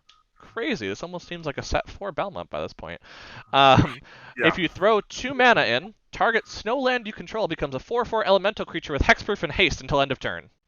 Nice. Actually, do you know where this would actually be the best? Yeah. My waterbender deck. Yep, this is a waterbender deck one. You might bring some avalanches in there. Also abs. So, I think those are abs, right? Or is he just really skinny? I don't know. But, yeah. Yeah, I think it might be snark dropping out. Yes, there's gonna be a lot of snark for me tonight, HP, because this is a very Belmont loving set, and I haven't been able to talk to him about it, and so I'm like, I'm getting that aggressiveness out now. But yeah, fun card, uncommon. Behold the Multiverse, 3 and a blue for scry 2, then draw 2 cards, but you can foretell it, so 2 mana and then 1 and a blue later on a turn. So that can be a fun draw card spell to just kind of fire off, when you got some mana to throw in at the start. And that's solid. That's a solid standard blue. You're kind of seeing Nico dealing with the shards of the multiverse. So that's always fun too. Then we have Bergstrider, which is a 4 and a blue for a 4/4 giant wizard snow creature. When it enters the battlefield, tap target artifact or creature an opponent controls. If you spent if you spent mana from a snow source to cast a spell, that permanent does not untap during the controller's next untap step. So you can lock it down for longer if it's snowy. So, fun That makes stuff. sense. This also starts a theme that you're seeing a lot of giant wizards in this set. That is a very big theme for some reason, Well, which I think you is know, meant to be frost giants, from what I understand. yeah, there was a lot of wizards amongst frost giants in Norse mythology. Yeah, and I mean that's something where in this there are frost giants and fire giants that are eternally fighting, and we're looking at the frost giants in the blue. That is a very common theme there. Next, we have Bind the Monster. So 1 mana enchantment aura. We're seeing a lot of cheap enchantment auras if you're noticing this set. Enchant creature. When it enters the battlefield, tap enchanted creature. It deals damage to you equal to its power, and it doesn't untap during its controller's untap step. I mean, So I'm not sure about you, but this feels like blue trying to be white. this actually, no, this is the sleep mechanic. This is the idea Yeah, that you tap down something, it doesn't untap kind of thing. The difference is this drawback is that it deals damage to you equal to its power. So that's the drawback of why it's only 1 mana. But 1 mana for that is actually yeah, really good, especially when we're yeah, talking about Commander, where you can just throw this on a creature at some point and basically get rid of it for a bit. So, yeah. fun stuff. Yeah, it's binding down a Golgari creature that we'll look at later. Sarulf. Next, Brine Barrow Intruder. Another 1 mana blue human rogue, which we know we love the rogues recently in Standard. 1/2 with flash. And when it enters the battlefield, target creature an opponent controls gets -2, -0 until end of turn. So, combat effect rogue. Yeah, Um, well, I mean, I expected them to continue this whole rogue shenanigans for a little while after putting all that effort into that commander deck. Yep, and this is someone invading the Draugr realm, just in case you're curious, because talking about going into Karfell. So, just so you can kind of see, I believe that's a Draugr in the background there that is not doing so hot. That's the best way to say it. Next, a rare card, Cosmos Charger. So it's a 3 and a blue horse spirit. Yes, that is a combination of types. 3/3 flash flying, and foretelling cards from your hand costs 1 less and can be done on any player's turn. That right there, Yep. that's what's going to make this card right here is what's going to make the foretell mechanic work for people. There's a few. This is definitely, it's very much across Esper colors, is what I've seen a lot of foretell. Gotcha. So you'll see a lot of it in black when we get there too. I It like also it. foretells by itself, which is interesting. Is Yeah. definitely a fun thing. But yeah, making it 1 cheaper, especially because a lot of them do have a lot of generic. There's not a lot of pips in foretell costs, as I've seen. So that's also a good way to kind of really make it cheap. Yeah, if you see this pack 1, pick 1 limited, you're probably going foretell. You're forcing it. Who cares? Like, it's also a flash flying 3/3 in limited, which is just good. I mean, come on. So next, All right. Cyclone Summoner, another rare card, is a 7 mana 7/7 giant Ooh, wizard. When Cyclone Summoner enters the battlefield, if you cast it from your hand, return all permanents to their owner's hands except for giants, wizards, and lands. nice. So it is a Cyclonic Rift. I mean, except for it hits you, except for your giants, wizards. Except yeah, it hits you too. So obviously you have to be careful. But if you're building a wizard stack or Yeah. giant stack, Or that's a thing. giant wizard stack. Yeah. So but yeah, it is a Cyclonic Rift basically Yeah. in I mean, creature and form. it costs just about as Yeah, much. and you still get a 7/7 yourself, even if you hit some of your stuff back into your hand. Blink effects are still a thing in Azorius, excuse me. So that's definitely a way to do that. Depart the Realm. 1 and a blue instant. Return target non-land permanent to its owner's hand, and it has foretell. Nice basic common. Bounce effect. Hmm. Make it cheaper. Actually, you pay 1 extra if you foretell it, but you know, it's Nice a, common with beautiful art. yeah, it's a way to store stuff, especially because what I expect a lot to actually happen, and I'll kind of mention this here as we go through the blue cards more. I expect a lot of draw card mechanics happening probably in that Kaldheim will bring, and so if you have more than 7 cards in your hand, the fact that you can store them in the foretell area without them being interacted with or by hand attack is probably going to be pretty strong. But so I predict to see some draw card stuff coming up a little bit, maybe is it style. Disdainful Stroke, which is a reprint. Yep. 1 and a blue, instant, counter target spell, converted mana cost 4 or greater. AKA the tier bringer. Yep, Next. this is one to deal with commanders. Draugr Thought Thief, 2 and a blue zombie rogue, 3/2. When it enters the battlefield, look at the top card of target player's library. You may put it in the graveyard. Ooh, So you fair can enough. just kind of look at something and say, nope. The Well, and worst. there's also a lot of Demir zombie tribal that can really affect other people's graveyards that this would help with. Yeah, and and you can exile stuff generally from graveyards then. Otherwise, also, again, blink effects that are in Azorius. If you can blink this, it has ETB. Frost Augur. 1 blue mana for a 1/2 human wizard snow creature. And for S mana, I'm going to call it S mana now. It's just the mana from a snow source. S mana, tap. Look at the top card of your library. If it's a snow card, you can reveal it and put it in your hand. So it's a way to kind Yep. of get some extra card draw if you have snow fun stuff happening. Nice, simple, and on theme. Yep. Oh, and that one, yeah, I guess that is target player's library back on Draugr Thought Thief. So you could do your own milling, actually, with that card too. So that could be fun. Frostpeak Yeti, blue, 3 and a blue for a 3/3 Yeti snow creature. Yeti is a creature type now. Well, I thought it was before. It's not But a common one, but it's definitely no, fun to bring that back. but this is a common card. 1 and S mana. Frostpeak Yeti can't be blocked this turn, so you can make an unblockable 3/3 in with some, just a little mana, a little smidge, fun stuff. Next is Frostpire Arcanist, a 4 and a blue for a giant wizard 2/5. Cost 1 less though if you control a giant or a wizard, so it is cheaper for those kind of affinity decks. And then when Frostpire Arcanist enters battlefield, search your library for an instant or sorcery card with the same name as a card in your graveyard, reveal it and put it in your hand, and then shuffle your library. So not a commander card. No, this one's not a commander card. It's definitely something that you'll probably see in self-mill stuff might start coming up a bit. It is a bit expensive though for a lot of Eternal formats, so I think you might just see it kind of in more of a constructed format for sure that can mill itself, which does exist currently. So Giant's Amulet, so 1 blue for an artifact equipment. When it enters the battlefield, you can pay 3 and a blue. If you do, you create a 4/4 blue giant wizard creature token, then attach this. So you're seeing that theme.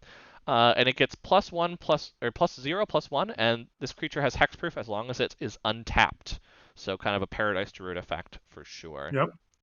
And equip 2. So pretty cheap thing to throw on there for artifact equipment stuff, which is not too bad. Ooh. Giant's Grasp, 2 blue for enchantment aura. Enchant giant you control. So it has to be a giant. When Giant's Grasp enters the battlefield, gain control of target non-land permanent for as long as Giant's Grasp remains on the battlefield. Ooh. So it is a steal effect, but you have to do it on a giant creature. Well, So it's still the same converted mana cost as that old card, Mind Control. Yes. I mean, the difference, though, is that someone can remove the giant that you enchanted instead of their own creature to get their creature back. So that's the difference where it's not as strong, but you do get something for 4 mana as long as you have a giant creature, which you're seeing is pretty prevalent in blue. So you're not really missing a lot there on that. Glimpse the Cosmos, 1 and a blue, sorcery, uncommon. Look at the top 3 cards of your library, put 1 of them into your hand, and the rest in the bottom of your library in any order. That we've seen before. That's new. Not new. As long as you control a giant, though, you may cast Glimpse the Cosmos from your graveyard by paying blue instead of paying its mana cost. If you cast Glimpse the Cosmos this way and it would be put in your graveyard, exile it. So kind of flashback in a way, where you could do it for an extra blue and do it again later, which is kind of nice. There also is a little sub-theme I've noticed of casting cards other than from your hand. That this might start messing with. We've seen See the Truth in previous set. We've seen it where this is here. There's actually creatures that care about that in this set, so you might see that a little bit more.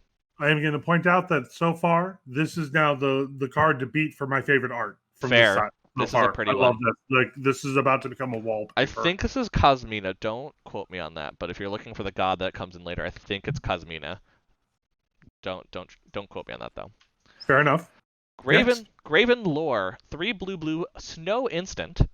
Scry X, where X is the amount of S spent to cast the spell, then draw 3 cards.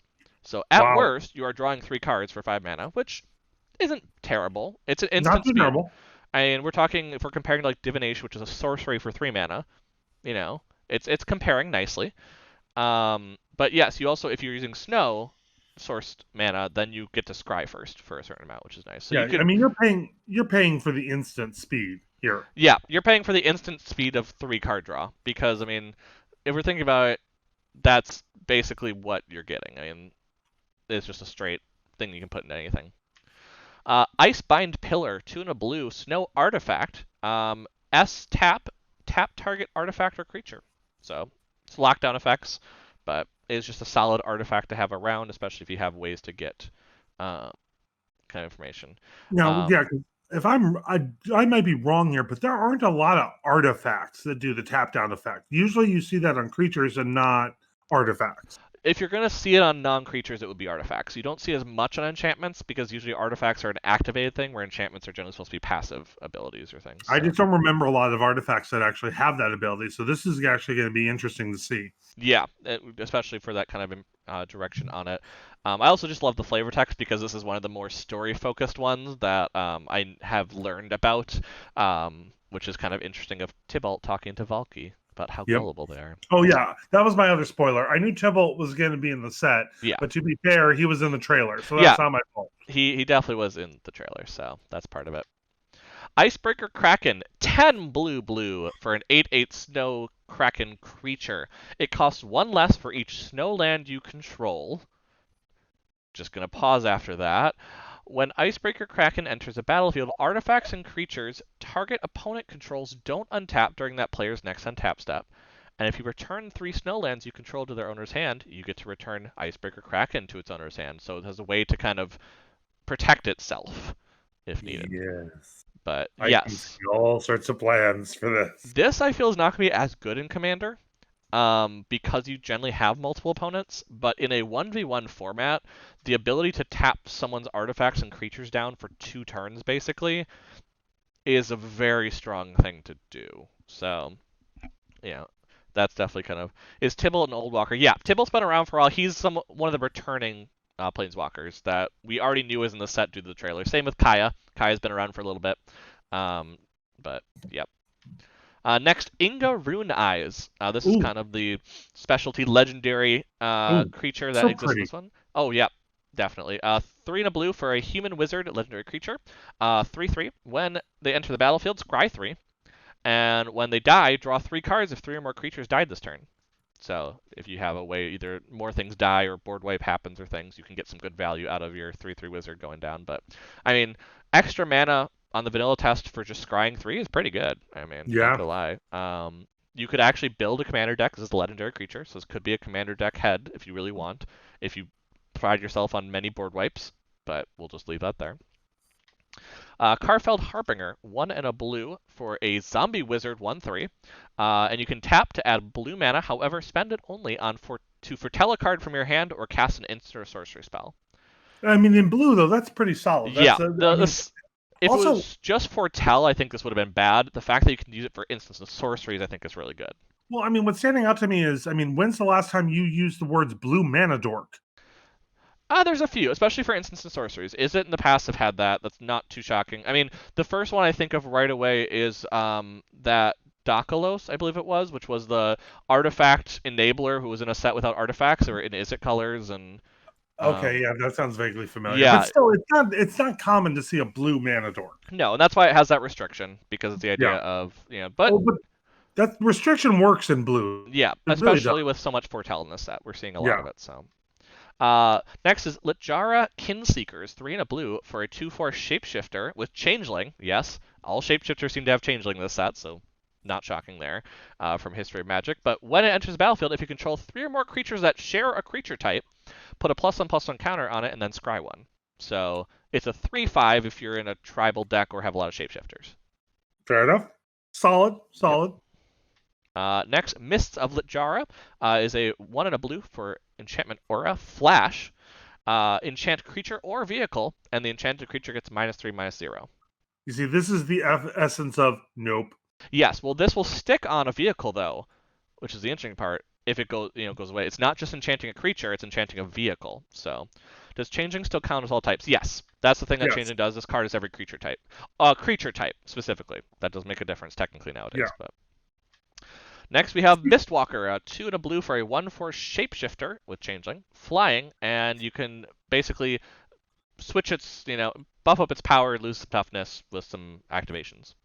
So, Pretty solid blue flyer. yep, good mana dump for getting extra damage, make it a 4/1 later in the turn, later in the game. Mystic Reflection, 1 and a blue for a rare instant. Choose target non-legendary creature. The next time 1 or more creatures or planeswalkers enter the battlefield this turn, they all enter as copies of that chosen creature. Oh, Jesus. So there's a lot of copy shenanigans happening in the set, as you'd expect with But, shapeshifting. but it's very interesting. We haven't really seen a lot of you're copying. It's copying a different creature. Because you could also technically use this on your opponents. Like, they're about to play their big Eldrazi, and now it's their 1/1 goat token Yep. again. Like, And so you can play it in response. So yeah. that's the important part, is that you can do that as long as it's a non-legendary, not non-token too. So it can be a token. You can just give them a token that you can deal with later, for sure. Um, and it's all as it enters too. So for instance, if you're entering, let's say you're adding a lot of 2/2 zombies for some reason, like 13 of them or something, and you throw this on there. What if they just all entered as 4/4 or 6/6 zombies instead? Like, Yeah. or the one that buffs your creatures, your zombies. Oh god. Oh god. I feel your tone is very pointed right Yep. now. This is just where I get angry at you all stream. That's basically what tonight is. I just get angry at you all stream because I've got to stew with this without being talked out of it. Next is Orvar the All form. So 3 and a blue, 3/3 shapeshifter, with changeling obviously at this point. Whenever you cast an instant or sorcery spell, if it targets one or more other permanents you control, you create a token that's a copy of one of those permanents. So if you kind of target your own stuff with some buffs or things, you can copy them. This is going to be a powerful card. And when a spell or ability an opponent controls causes you to discard this card, you create a token that's a copy of target permanent. So even if you lose this card, you can get some value. Yeah. So Well, actually, I love it because me, and I have issues with people that like either Thoughtseize Yep. or big issue in Historic right now is Thoughtseize Yeah. decks everywhere. So yep, this is one where even if you choose to discard it, you'll get a copy of some tournament. So just copy a Midnight Clock, for instance. That won't be a problem at all. Not at all. Get Orvar back in your hand and just have some fun. Shenanigans. That's going to be a fun card. Yep. Next, Pilfering Hawk, 1 and a blue for a common bird, 1/2 flyer, and then just with S and tap, draw a card, discard a card. Nice, simple loot and hawk. So, yep. Yeah. And then, well, at least it left us a mouse in exchange, or make that half a mouse. Yeah. Love it.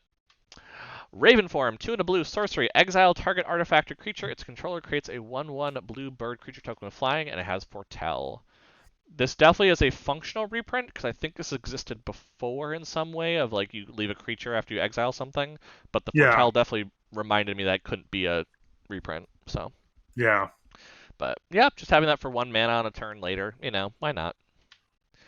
Reflections of Litjara. Now this has multiple arts, so if someone's confused by the art I'm showing, this is the borderless art, because there's also a specialty art that also exists as a box Holy topper, I believe, shit. or something. But yeah, 4 and a blue, enchantment, choose a creature type. Whenever you cast a spell that type, copy it. Jesus Christ. There's a lot of shape-shifting shenanigans. This is why. I mean, yep. It's expensive. Yep. But I'm also reading it, and I'm also glad that it's expensive. Yep. What if you could just double your Praetors? Well, they're legendary, actually, so you couldn't. But that's the obvious issue, is that this still doesn't take non-legendary or anything. It's not like Helm of the Host, where it's non-legendary copies, but... Like, imagine another, Slivers? Questing Beast, or Slivers, or... Not that I'm thinking of putting it in the sliver deck or anything. Don't worry about it. Next card. Run ashore 4 blue for an instant where you choose one or both. The owner of target non-land permanent puts it on the top or bottom of their library. Interesting. So you can also do it to your own stuff. You can do it to other people's stuff. And or return target non-land permanent to its owner's hand. So... expensive, probably only a limited card that you just pick up because you have it, kind of thing. But I could see in certain scenarios you might want to push stuff around. So yeah.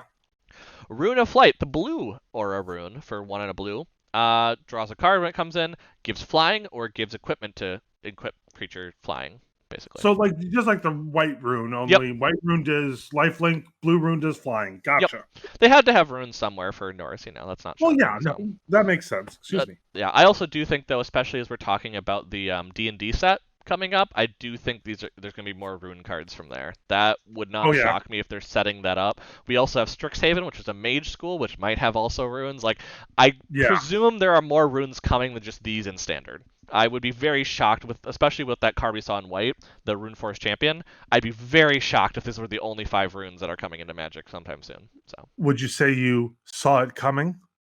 I already changed the card, so it's not as funny. No, Which I do love the flavor text on this, but saw it coming. One blue blue counter target spell. It's your standard one blue blue for countering spells that we've seen, but you can foretell it, which makes it I, cheaper. the thing is, they're always coming up with a one blue counter, Yep. but I like this because it's got a, I don't know, it's got the sassy feel that Yeah. we kind of want. Well, obviously we've seen where there is obviously the Cosmos Charger, where you could put the 2 mana down on the end step of somebody's turn, and then have it ready for a turn that you think you'll need to counter something, and you can it kind of ends up being cheaper if you can do it that way, because leaving up 3 mana versus leaving up 2 mana is a huge difference in standard. Like, that's a big difference, especially with all these mana sinks we're seeing, like Ascendant Spirit. Uh, Fun. Strategic Planning, which is one of those promo pack arts that we're seeing there, which I do also love because it just highlights This is a the. reprint. Yes, this is a reprint. I'm actually wondering if all the promo pack ones are reprints, because Usher the Fallen feels like it could have existed before. I haven't looked into that, but that's possible. So, but yeah, one in a blue sorcery. Look at the top 3 cards of your library, put one of them in your hand, and the rest in your graveyard. But new flavor text though always. Oh, we lost Belmont again. So we'll wait till he comes back in a second. Yeah, no, I don't know. Discord just hiccuped again. I almost called it Dickcord. That's fair. We can. I mean, if it just hiccups every so often, that's fine. It's not a huge issue. Yeah, I'll no, just vamp it isn't. It isn't. Where did I mean? What were you saying about this card? I was just new flavor text always is fun though. So new art, new flavor text, all sorts of fun stuff. Because this is Allruined. This is Odin per se in the Magic the Gathering Kaldheim Norse mythology of sorts. Next is another rare card. So it's another giant wizard. Surtland Elementalist. It's 5 blue blue for a giant wizard. As an additional cost to cast a spell, you either reveal a giant card from your hand or pay 2. So either you reveal a giant card and it's 7 mana, or you pay 9 mana for this. It is an 8/8 to help with that. And whenever it attacks, you may cast an instant or sorcery spell from your hand without paying its mana cost. No. You know, like Allrun's Epiphany, or whatever the hell what that one early was, where you just take an extra turn. What if that's free? Oh. And a sorcery spell at instant speed then at that point, if you think about it, because just at that point you cast it. So it doesn't matter if it's sorcery, you're doing it in technically in response to something. But well, in response to your own attack. Yeah. Yep. So fun stuff. Yeah. Undersea Invader, a 4 blue blue giant rogue 5/6 that has flash and it enters tapped. Still very pretty. Very pretty. I'm curious, the tapped, because that feels like that, I guess because that makes it a common rarity instead of uncommon. Because I guess a 5/6 flash for 6 would probably be uncommon normally. So maybe the tapped is just, oh yeah, you can't really do it in response to things, but you could do it in someone's end step. If you have a way to untap things, maybe that's a way to do it. But that's the end of blue though. Oh wow. Yeah, it will feel shorter than white because blue had less in the promo stuff. Or the specialty extra cards. So there's 2 extra in white for that. So there's only 40 cards in blue. Right. But powerful cards, nonetheless. Yeah. Like, there is some good stuff in there. You've obviously seen the Azorius pairing at this point. I mean, I don't want to say, like, last set, like the last video that we did, I want to say that, in my opinion, blue had some real game-changing cards. I don't feel like there were a lot of game changers in blue this time, but there was a lot of good, solid power in there. Yep. Nope, that makes total sense here. Hey, dudes, is this the big card reveal-a-thon? Yes, This is the big card reveal-a-thon. We are through white and we will see runes again. Yep. We will, yeah, they're going to come up in one of the next 2 sets. Either Strixhaven, which is the Mage School, or the D&D set. It's going to come back. Like, there's no way. I don't think it'll come back in Innistrad when Innistrad returns, but... That's why there's 5 this year, because Innistrad is split into 2 sets. So I bet you it's coming out pretty close to each other. That's why. I was like, why is there 5? I couldn't figure out in my head. But yeah, Innistrad Werewolves and Innistrad Vampires being separate means it's probably 2 small sets closer together. So fair enough. So yeah, as you jump into black, I'm just gonna grab another beverage, but you keep going, and I'll be right back. Oh, okay. Well, I'll start doing it. Although we're starting with a Snow Sorcery rare card right away at the top. Blood on the Snow, which has beautiful art as well. I love the minimalism of it. 4 black to choose one. You either destroy all creatures, you destroy all planeswalkers, or you either destroy all creatures or destroy all planeswalkers, so whichever one hits harder for you. And then you get to return a creature or planeswalker card with converted mana cost X or less from your graveyard to the battlefield, where X is the amount of S spent to cast the spell. So you can Wow. return up to a 6 mana thing from your graveyard to the battlefield if you have all snow permanents that you've gotten it from. Wow, destroy all planeswalkers. I don't think that's something we've heard before. I don't think so either, but to be fair, with the fact that there is a mischievous planeswalker running amok, it makes sense that there might be some things happening. Yep, that's a thing. Blood Sky Berserker. So Berserker All is a. right. Oh, go ahead. Sorry, I have to point out that I am very impressed that this is the second or third set review that we had the whole word amok running through Yep. our thing. Mm-hmm. Blood Sky Berserker. So Berserker is a definitely a prevalent type as well in this set. It's been kind of around before, but this is definitely a lot stronger in this set.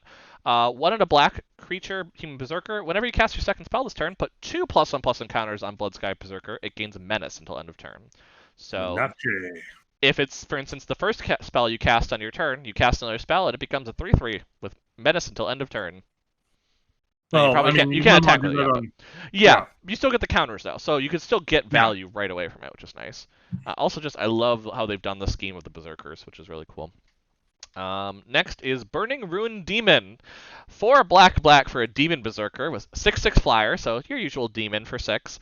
However, when it enters the battlefield, you may search your library for exactly 2 cards not named Burning Ruin Demon that have different names. If you do, reveal those cards. An opponent chooses one of them, put the chosen card into your hand and the other into your graveyard, and then shuffle your library. So it is a tutor, technically, but you. It's a tutor, but depending on your deck, that is an evil choice to be giving your Yup. opponents. Oh yes, this is a demon without a downside, in my opinion. Now, in constructed and limited, I think it's definitely gonna be more of a downside, where it's like I Yeah. have to pick 2 cards, and I have to. Obviously, if I pick one to be the way more powerful one, that's being discarded. There's not a lot of graveyard recursion I've seen so far in this. There's But some, but but especially in black and in blue, there's a yeah, lot of cards that actually do more damage and more effect um in the graveyard than they do on the battlefield. yeah. So And so like you could force that issue real fast with this card. yeah. The other thing I think that's very big to point out about this is that usually when you're tutoring using creatures, you tutor for creatures. This is tutoring for 2 cards, not for 2 creature cards. So you can get whatever in your tutor there. Any 2 cards, as long as they're not named Burning Rune Demon. So fun stuff Wow. with that one. Definitely a mythic. I mean, I understand why it's a mythic. That makes total sense.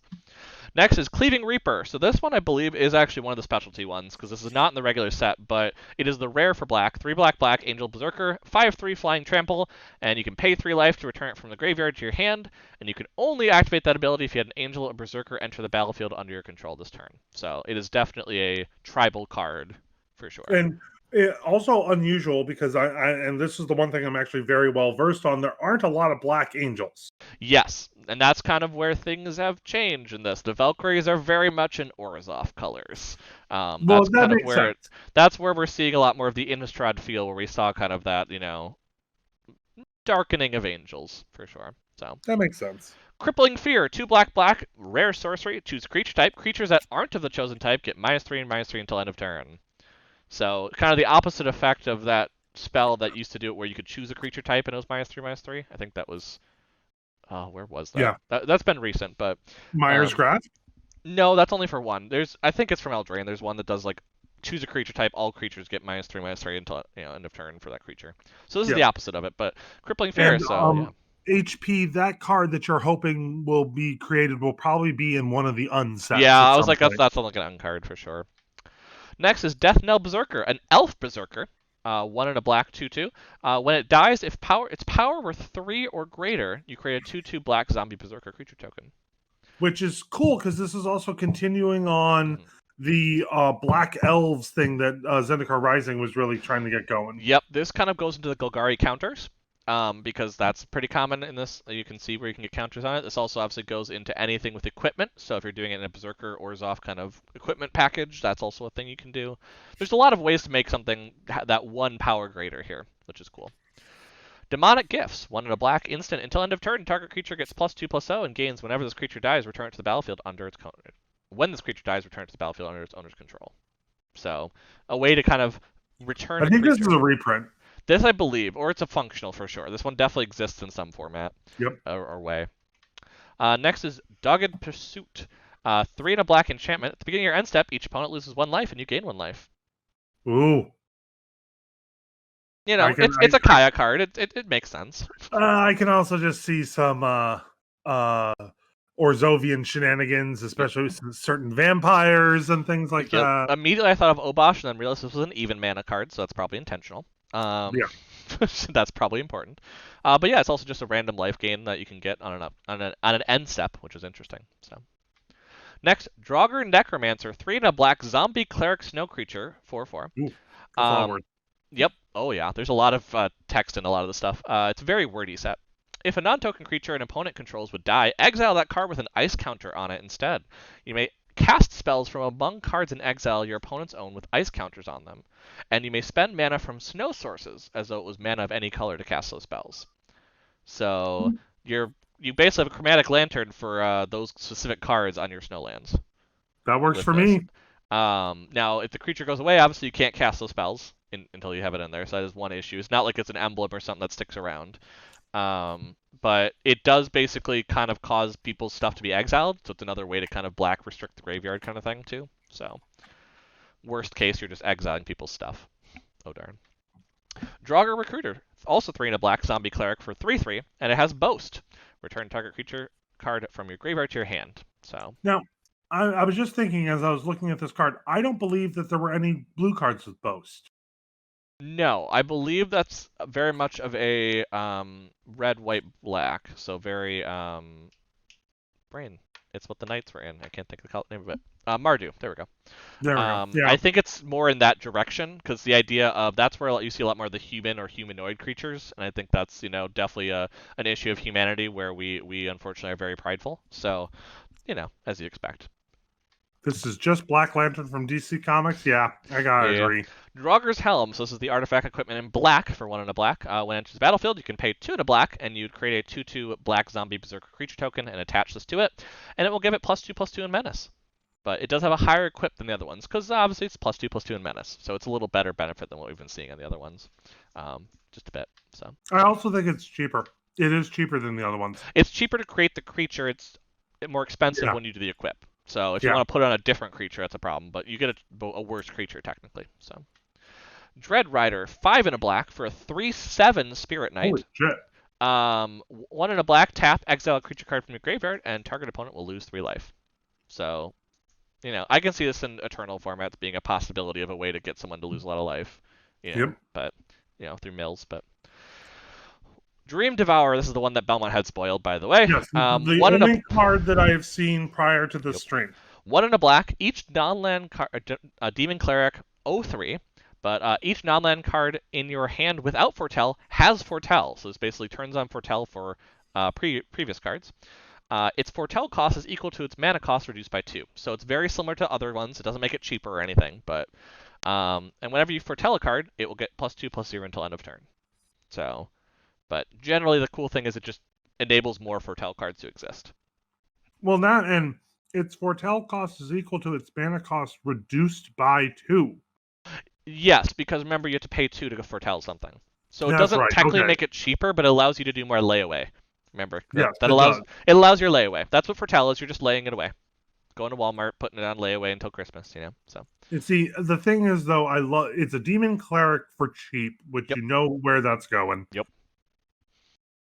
And now I understand it better. Yep. And I mean, I'm just thinking of the idea of a lot of those demons that you have in there, where you're worried about the expensive angels or demons. Having the ability foretell is actually really important because then you Yeah. can use the mana early that you might not use to do that. So it's good for ramping. I've noticed foretell is actually a cool ramp mechanic of sorts. Especially in colors that don't normally ramp. Correct, yep. Duskwheeler, 1 black mana for a 1/2 elf berserker with Boast. For 1 generic mana, target opponent loses 1 life and you gain 1 life. So it's just for an extra 1 mana when you attack, you can do a ping, basically. So you're seeing a lot of elves, if you're noticing. Golgari elves is very common around here. Elder Fang Disciple, 1 and a black, elf cleric for 1. That's a 1/1. When it enters the battlefield, each opponent discards a card. So the opposite what you usually see elves for 2 do. Next is Elderfang Ritualist, also an elf cleric, but this one is 2 and a black for 3/1. When it dies, return another target elf card from your graveyard to your hand. So good for Golgari or Black Elf Cool. Tribal. Here's where you're seeing the elf tribal come in. You're starting to see that Yeah. now. Next, Eradicator Valkyrie, 2 black for a 4/3 Angel Berserker. Has flying, lifelink, and hexproof from Planeswalkers, Holy shit. which we've only seen. Well, we've seen protection from Planeswalkers come in already, but I've not seen hexproof, I don't believe. No, I think that is completely new. So I'm sure there's a story reason for this. Probably something with Tybalt. He did something stupid, or Kaya. Oh, this is evil. And then Boast, 1 and a black, sacrifice a creature each opponent sacrifices. So you can make your own, basically Dictate of Erebos every time you attack with this. Yeah, but then you pit that with a Blood Artist and a couple other things. Holy Yup. crap, that card is evil. And Thank having God it's lifelink expensive. and yup. Yeah. Actually, it passes vanilla test pretty nicely. 4 mana for a 4/3 flyer would be good, let alone lifelink, let alone hexproof from Planeswalkers. Just throw it on there, that's someone that put the dice on the mirror on that car that you bought. It's just like, just throw it on there, why not? It looks cool. So yeah, that one's going to be a fun one. It's a mythic, duh. So, also very pretty. We have a lot of pretty cards in this set. So. Yeah, it's gorgeous. I like the black wings. Yeah. Feed the Serpent, 2 black, instant, exile target creature or Planeswalker. It's being devoured. I know, I'm just trying to get the right angle on the art. I think you gotta go to the left. Yeah. So you go to the left, I think it matches up better. I mean, it's a creative concept. I love it. Yeah. Well, Actually, especially flavor I'm text. surprised that they didn't use this art concept in Ikoria. Yeah, but I mean, if they were coming into here, but it's specifically Serpent, if you notice, on purpose, which is he spent his final moments of his existence tumbling down the length of the Serpent's jaws, driven mad by the magnitude of the cosmos, because this is big snake. Big snake. Big snake. Grim Draugr, 2 and a black zombie berserker snow creature for 3. It's a 3/2. And then 1 snow, and Grim Draugr gets +1/+1 and gains menace until end of turn. So Fair, solid. You can buff it up a bit. Yep. I mean, and I see this good and limited. Yeah. Limited's a little tougher with snow because you don't, like I Yeah. said, you have to draft the snow mana, so it's a little rougher to deal with. But Hailstorm Valkyrie, 3 and a black, Angel Wizard, snow creature in black, which is fun. 2/2 flying trampler, and for 2 snow, Hailstorm Valkyrie gets +2/+2 until end of turn. So yeah, that's turning the color pie on its head there. Let's put Angel trample Wizard. on a black flyer, because that's a thing. Yes, I did catch your comment, HP. I'm just not responding to that. We also unfortunately have to travel through his cards quickly, so that's kind of where we're making sure we're not staying up too late with these cards. Hunting Voyage, 4 black for a mythic sorcery. Choose a creature type. Return up to 2 creature cards of that type from your graveyard to the battlefield. If the spell is foretold, return all creature cards of that type from your graveyard to the battlefield instead. And you can foretell. If you notice, the foretell is one of the few that are rapidly expensive. Because if you notice, that costs a total of 9 mana over 2 turns to do versus the 6 for just doing it once. So you are not putting that in your freaking zombie deck. No. For the mana ramp on that particular deck. But yes, this is some graveyard recursion. But again, tribal based. We're seeing a lot of tribal support in this, which is really cool. So yep. We'll keep moving because I think we kind of talked about that. That's a pretty straightforward one. So Infernal Pet, 2 and a black for a 2/2 imp. And whenever you cast your second spell each turn, put a +1/+1 counter on it and it gains flying. Is he eating a Valkyrie? I believe it is eating a light-based creature of some sort, not necessarily a Valkyrie. Because otherwise it looks like it ate a fairy. I think it's supposed to be a fairy, because in the flavor text is here, my pet, another little light for you to snuff out. And so the idea is somehow it gets magical flying abilities, kind of like the Wings of the Cosmos that we saw in that wolf. Yeah, I think it's that kind of flavor. So it's on Immer Sturm, which I was saying wrong for like half the time I was getting these cards together, which is fire, demons, war, Rakdos, all sorts of fun stuff like that. So a lot of flying in black, if you notice. There's a good chunk of that that's coming in. Jarl of the Forsaken, which I'm happy that they use the word Jarl here. That's all I'm saying. Because I'm like, I really was hoping they would actually mention that at some point. 3 and a black for a 3/2 zombie cleric that has flash. And when Jarl of the Forsaken enters the battlefield, destroy target creature or planeswalker an opponent controls that was dealt damage this turn. So kind of have that effect we've seen in previous things. And it has Foretell, so you can put it Yeah, on layaway again. I'm seeing a it's lot of solid. Flash Foretell, which is kind of cool to have that. So you can still Yeah. play it whenever. Carfell Kennel Master. It's 4 and a black for a 4/4 zombie berserker. When it enters the battlefield, up to 2 target creatures each get +1/+0 and gain indestructible until end of turn. You see, yeah, it's that indestructible that because like otherwise it's getting a little expensive for me. It's a common. I mean, Yeah, it's what you expect. But I mean, especially in black, that's just a somewhat steep yeah. curve. But what if it just came back out of nowhere on that one spell with Foretelled? All the Yeah. zombies and all the berserkers come back. Coma's Faithful, 2 and a black for a 3/1 elf cleric with lifelink. And when it Yep. dies, each player mills 3 cards. Oh, So, lifelink plus mill is not a fair yep. combo. And that is a very easy thing to kill with an aura or something around now. So that is a self mill, in my opinion, as well. So, Yeah. yep. Next, Poison the Cup. So 1 black instant, destroy target creature. If the spell is foretold, scry 2.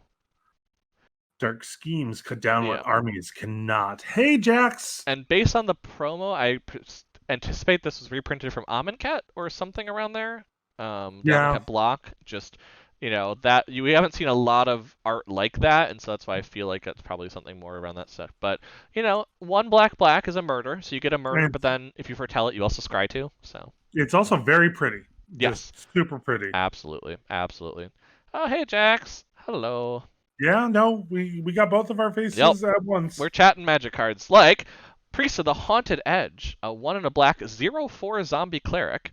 Tap and sacrifice Priest to target creature gets -X until end of turn, where X is the number of snowlands you control. You can only activate that when you can do a sorcery. So basically, it's a way to get rid of someone else's creature who's probably much higher than this 0/4.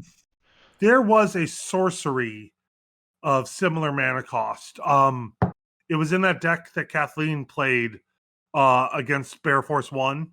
Oh yeah, you're Dead of Winter, Dead of Night, Yeah, something something like like that, that. where it was based on snow permanents. Yeah, that was based on snow permanents. This is just snow lands, if you notice. Yeah, Very specific. But in general and constructed, that's going to be the same thing most of the time. yeah. So, but That is good art. yeah. Yes, But it's just you are right that there's a lot more snow permanents in black in this one that can actually buff up that deck a little bit with that card. So that's the Yeah. cool part. Modern Horizons came out at the right time. That's all I'm going to say. Mhm. So. Next, Raise the Draugr. 1 and a black instant, you get to choose either to return target creature card from your graveyard to your hand, or return 2 target creature cards that share a creature type from your graveyard to your hand. So, better in tribal. Zombie. But yes, King Narfi, yeah, I believe I settled on Narfi there, calls We Go to War, because it's the war realm for sure, Immersturm. Immersturm. I keep calling it Strom instead of Sturm for some reason. I don't know. Renegade Reaper, 2 and a black, 2/3 Angel Berserker with flying. And when it enters the battlefield, mill 4 cards. If at least 1 Angel card is milled, you gain 4 life. Ooh. So, Okay, I can see the value here. yep. What if you thought about Angels with Graveyard Recursion? I'm just going to leave that there. Yeah. Return the Tide, 4 and a black sorcery. Return target creature card from your graveyard to the battlefield. If it is an elf, create 2 1/1 green elf warrior creature tokens, and you can foretell this. 1, amazing value. 2, amazing art. Yeah, this is good. It's also really good because there are a lot of things that care about having more elves that can tap for mana and all that, because that's back in the set. Having elves, you have more mana. Great, Yeah, because elves were already running rampant in Historic. Rise of the Dreadmarn, 2 and a black, rare instant, create X 2/2 black zombie berserker creature tokens, where X is the number of non-token creatures that died this turn, and foretell for black. So you can set up if you expect, someone mentioned, oh hey, I'm gonna do a board wipe on my turn. Oh, let's just foretell this card. Let's just put this off to the side. Don't worry about it. You don't know what it is, and then just, oh, by the way, I get basically all of the creatures that died this turn are now 2/2s for me. Yeah, you got to plan it right. This one's one of those that the timing's got to be just right. But I can definitely see it being played. Like I wouldn't put this in my zombie deck because that's mostly tokens. Yeah, and that's what I see as a second benefit of Foretell. The first one being obviously you can ramp quicker into certain and more expensive cards, but 2 is that you can hold up less mana for things like this. Because holding up 3 mana for this sucks.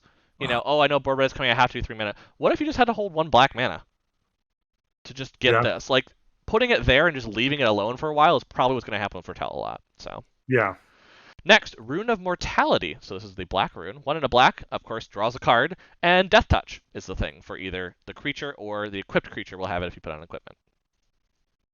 Also, I like the fact you put on equipment. I'm realizing this now is that equipment is generally going to be killed less than creatures. yes. So if you put it on there, you basically can equip a creature with Death Touch constantly if it's like a cheap equip. So like, let's say Short Sword, for instance. 1 equip, +1/+1 and Death Touch. Not bad. Well, and Scam. also as a theme, Yeah. enchanted weapons and armor and artifacts as a theme in Norse mythology makes Mhm. sense. So Yeah. them adding in this mechanic really is just very on flavor. Yeah. Skemfar Avenger, 1 in a black, 3/1 Elf Berserker, which is a lord, in my opinion. When another non-token elf or berserker you control dies, you draw a card and lose 1 life. So, Very much so. Yeah. card draw in black, which is fun. Yeah, Uh, it's starting to happen. yeah, with death triggers, it makes sense. But Skemfar Shadow Sage. 3 in a black for a 2/5 elf cleric. When it enters the battlefield, choose one. Each opponent loses X life, where X is the number of creatures or greatest number of creatures you control that have a creature type in common. So if you have 10 elves, each opponent loses 10 life. Or you gain X life, where X is the number of creatures you control that have a creature type in common. So kind of the same thing. So you either gain a bunch of life or have everyone else lose a bunch of life, depending. So Oh, I think the gorgeous. first mode is going to be picked a lot more in Commander Yes. than the life gain, but it is something that's an option. Gorgeous card though. Oh yeah, completely gorgeous. I love the way the crown works, for certain. Next we have Skull Raid, 3 in a black for a common sorcery. Target opponent discards 2 cards. If fewer than 2 cards were discarded this way, you draw cards equal to the difference. So if someone's hand is empty, or if they only discard 1 card, you still get value. Yeah. It's not as dead of a card as the 2 in a black Mind Rot, for instance. And if you can foresee, if you're following your opponent's hand, the foretell is If you really can helpful. foresee it and need to foretell Yeah. this, yes. Yes. Next we got Tergrid. I've been struggling actually to pronounce this one. Tergrid's Shadow. I'm gonna go with I think it's Turgrid. Let's go Turgrid. with Okay, that. Turgrid. 3 black instant. Each player sacrifices 2 creatures, and Fair you can enough. foretell it. So deals with Tron basically is the thought process on that. Well, I mean, if you're running an aristocrats or sacrifice kind of deck, I Yeah, mean, that's somebody's helpful. doing mutate onto one creature. It's a good way to get rid of stuff. Exactly. Thorn Mantle Striker, 4 in a black for a 4/3 elf rogue. When it enters the battlefield, again, you have modes to choose from. You can either remove X counters from target permanent, where X is the number of elves you control, or target creature an opponent controls gets -X/-X until end of turn, where X is the number of elves you control. So, Hmm. some removal on a creature, on legs. It's also a And elf rogue, and tribal. we've seen a lot of rogue stuff. So, and if people just want to play it for a rogue, that's a possibility. Where worst case you remove a counter or -1/-1. So, but next, Varagoth Bloodsky Sire. 2 in a black for a 2/3 Death Touch Demon Rogue, and it has Boast, which target player searches their library for a card, then shuffles their library and puts that card on top of it. Ooh. So, do you just want a tutor for something? Here you go. Especially because most people are not going to block your Death Touch. Faragoth Oh, his poor deck. That deck tech's gonna be Blood. so out of date once we finish this up. That above and below, check it out now because above and below is gonna be changing. Trust me. Very true. And here's Uh, my wall to hang from this series. yes, you could. Now I will mention that the original art's already sold for over $27,000, but and it was for someone who's an upstart who like hadn't done Magic art really in a while. I think they hadn't done it for like 20 years. So they did it. And they're like they didn't expect to gain 27K off of their art for Magic because that's not how it was before. But yeah, there's actually some talk about it. Megan and Maria talk about it at Good Luck High Five, where they talk about this art selling. I was like, Jesus, yeah. And they're like, yeah, this is awesome. It's like, yeah, I'm sure 27,000 randomly when you're not expecting it from 20 years being out of Magic. So. I have so much good luck high five to catch up on now. Oh yeah, completely. Vengeful Reaper, 3 in a black for a 2/3 Angel Cleric with Flying, Death Touch, and Haste, which is why it's uncommon. Jesus. It's got a little bit of soup there. And you can also foretell it, so you can play it on turn 3 instead and All attack right. with it immediately. Normally, I bitch about cards being too expensive. This one I don't think is expensive enough. It's an uncommon. This fits. I mean, it's a flyer with Death Touch, which is a little funkier, but the haste means that it's probably gonna be tapped most of the time. To be fair, so The haste is what gets me. yep. Village Rites. This is a reprint. One Mhm. in a black instant. You sacrifice a creature as an additional cost to do this, and draw 2 cards. Yshardin shuts this off, but Mhm. um, way down. Also one in a black, but for a sorcery, common sorcery. And as additional cost to cast a spell, you must exile a creature card from your graveyard, and target creature gets -3/-3 until end of turn.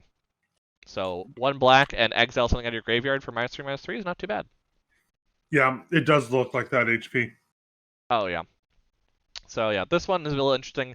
Obviously, Scavenging Ooze is a counter to this, where you can exile the stuff creature cards out of a graveyard, so they can't cast us. But I want this next Wither card. Crown, yep, 1 in a Yeah. black enchantment aura. Enchant creature.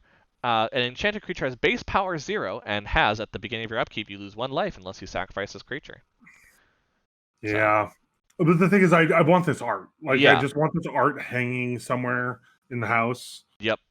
So this is definitely feeling of the whole kings being controlled by some vizier or assistant with a crown that makes them weaker and weaker. So definitely that vibe. And we're at the end of black, just like that. All right. So Well, I'm voting that we take a quick break and then we can come back and hit up next in Wooburg Order Red. yeah, next will be red. So we'll be right back in just a little bit. Make sure to take care of yourself. We're going through a lot of cards today, so it's important that Yep. you're making sure to take those breaks. Be And we right thank back. you all for joining us and sticking with us. Thanks. It won't be too long. Yep.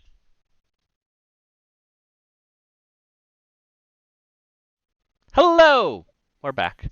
He took off his And we're glasses. back. Whoa. Things have changed in this couple minute span. Yep. So we are on to red if we're going on Wooburg. So we've gone through white, blue, black. We are now on to red cards. So to start off red cards, we have a pretty one. Ooh. Arnie Broken Brow, excuse me. 2 and a red human berserker. That's where I said human are in Mardu colors, as we've kind of seen. 3/3 with haste. And for boast, 1 mana, you may change Arnie Broken Brow's base power to 1 plus the greatest power amongst other creatures you control until end of turn. Hmm. This is a Gruul card in my opinion. I don't care that's in Yeah. Mardu, like Mardu Boast feel. I'm like, no, this is a Gruul card. This is, what if it just is like, oh, the power is like 10. Yeah. It just needs to have a really big creature with it, basically, and that's it. So It's a rare though, this so this is something to build a commander deck around, in my opinion. Definitely something. Um, Yeah, HP, a lot of the wording that has come in, definitely probably since you were playing it very regularly, is very complicated because there's so many issues with the way wording can be taken now with the different states and well, cards and and also like they try not to go with like what it's called, but they want to call it something different so it's yeah. unique, like Fairy Guide Mother. Yeah. Yeah, like Well, I mean like wording of like the boast ability here. So like yeah. where it talks about 1 plus the greatest power among other creatures you control until end of turn. Like it's a lot of combination of things that all make sense on their own but have to be very specific in terms of there's no keyword for it basically. Next, we have Axeguard Cavalry, 1 and a red for a Dwarf Berserker with 2/2, and it gives target creature haste until end of turn. Oh, this is gonna make Gruul aggro even more aggro-y. I mean, it's meant for Mardu. Again, this is where I go that it's Mardu humans, which, to be fair, if you remember in Ikoria, Mardu humans was already a pretty strong archetype just in Ikoria. Let's add more. Let's do more Mardu fun stuff. Next, Basalt Ravager, 3 and a red for a 4/2 giant wizard. We're on to the fire giants now.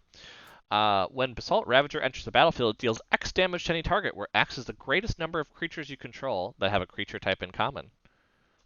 Nice. So that could be a removal spell, actually, that just happens to be a creature. Yeah. Yeah, a lot of older cards made a lot of issues for grammatical issues depending on where your language was in the world. Yeah, language in the world is an issue. Conflicts with how it works with other cards cause a lot of issues where they have to be very specific now. That kind Like of thing. they've gone back and eroded Yeah. several cards because of that. Yeah, Gatherer on the Magic the Gathering website is really good to look up Oracle text for that kind of thing. Bearded Axe, which is the red kind of equipment for the cycle. 2 and a red, and equipped creature gets +1/+1 for each dwarf, equipment, and/or vehicle you control. No, I don't think this is part of the I cycle don't that think they're this is a doing. cycle. Yeah, now that I say it, this is No, separate, but it's still interesting. it's I still, mean, yeah. I'm automatically thinking your buff friends of swords. Yeah, there's definitely a Boros feel, because what Boros is, where is red white? Is Axgar, so that's the Dwarven realm. So you're looking at a lot of this kind of feel of that. And like I said, dwarf equipment and/or vehicle, it's a fair chunk. I think it's gonna be big in Pioneer because there's been a lot of vehicles in Pioneer time. So especially with Mhm. Pioneer Masters coming out later this year, they talked about that. So that's fun. Breakneck Berserker, 2 and a red for a 3/2 hasty bow. Yeah, solid, standard. Mm-hmm. I'm good. I like it. Aggro red, Red I deck mean, it'd win be a good decks. prospect. You gotta love red deck wins. There's always Yep. that archetype. Next is Calamity Bearer, 2 red for a rare 3/4 giant berserker. And if a giant source you control would deal damage to a permanent or player, it deals double that damage. Let's make giants hit harder, said no one. I, of course, immediately think of that giant that has power and toughness based on the lands you control, that has that Yeah. land spell on it. That's a giant, if I remember correctly. Well, That exists in Standard still. and then mix this in with some of the red and green giants from Eldraine. Yeah, I can see this being a Gruul giant stack. I can see this existing, or like Yeah. especially ramp into giants like this. There still is that one giant that's also 2 red that's like Tectonic Giant, I believe it is. Yeah, where it like can deal 3 to your opponent or do like exile cards that you can play. Like there's still a fair amount of giants in the Gruul category for sure. Yeah. So, Speaking of which, so yeah, Cinderheart Giant, 5 red for a 7/6 Trample Giant Berserker. And when it dies, it deals 7 damage to a creature an opponent controls chosen at random. Which I found that to be that's an interesting touch for a common yes, card. that is a very interesting touch, and I like it. Great in the chaos deck. Yeah, what fire giants lack in arcane prowess, they make up for with reckless explosive rage. It's a good flavor win in my It opinion. is a good flavor win. Next, Craven Hulk, 3 and a red for a 4/4 giant coward, and it can't block alone, which I find interesting because there is that card that interacts with warriors and cowards or from Yeah. the previous set. So Yeah. there may be more cowards not only in this set but in again the D&D set. I expect we might see a few too and things of that Maybe nature. even in the next one too. You never know. Mage School seems a little weird to have cowards, but Neville Longbottom. That's all I have to say. Moving on. Neville Logbomb is not a red card. Neville Logbomb is definitely a green card. So or I guess white. You can go there. Selesnya in general. Next is Crush the Weak. 2 and a red sorcery. Crush the Weak deals 2 damage to each creature. If a creature dealt damage this way would die this turn, it's exiled instead. Wow. And you can foretell it to just have it for 1 mana red sorcery. So And this is at least in a draft format. This is going to be great against either white Azorius or Azorius Flyers or white Weenie. yeah, This is a great. there's a fair amount of token generation where it's only 1 or 2 toughness. I think this is going to Yeah. be a good way to hit that. I mean, it is a board wipe for small creatures, so that's the nice part. You can have it very quickly, either way, whether you foretell it or not. So, yeah. Next, we have Demon Bolt. 2 and a red instant. Demon Bolt deals 4 damage to target creature or player, and you can foretell it and cast it later for 1 red mana. Actually, for bolting cards, that's actually pretty cheap. And Yeah, I'm basically actually kind of impressed. you pay 2 mana on your turn, and you have basically a 4 mana, Demon Bolt instead. And you can't even call it bolting because everyone thinks of Lightning Bolt for 3. So now you can't even call it bolting something. No. So yeah, it can hit pretty hard later on for sure. And it's instant. It's not like it loses its and it's only sorcery. No, it's still an instant for 1 red at some point. So a double shock is that what we're gonna call it? Maybe I don't know. Yeah, maybe. Doomscar Titan, so a 4 red 4/4 giant berserker. When it enters the battlefield, creatures you control get +1/+0 and gain haste until end of turn. And you can foretell for 4 and a red.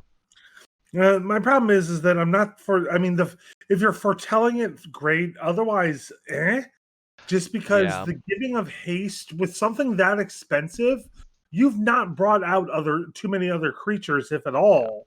I see this as Yeah. something that's like cheated out in legacy Yeah. decks. If you're gonna look at it that way, like a commander deck, if you cheat this out in some Oh, way, yeah.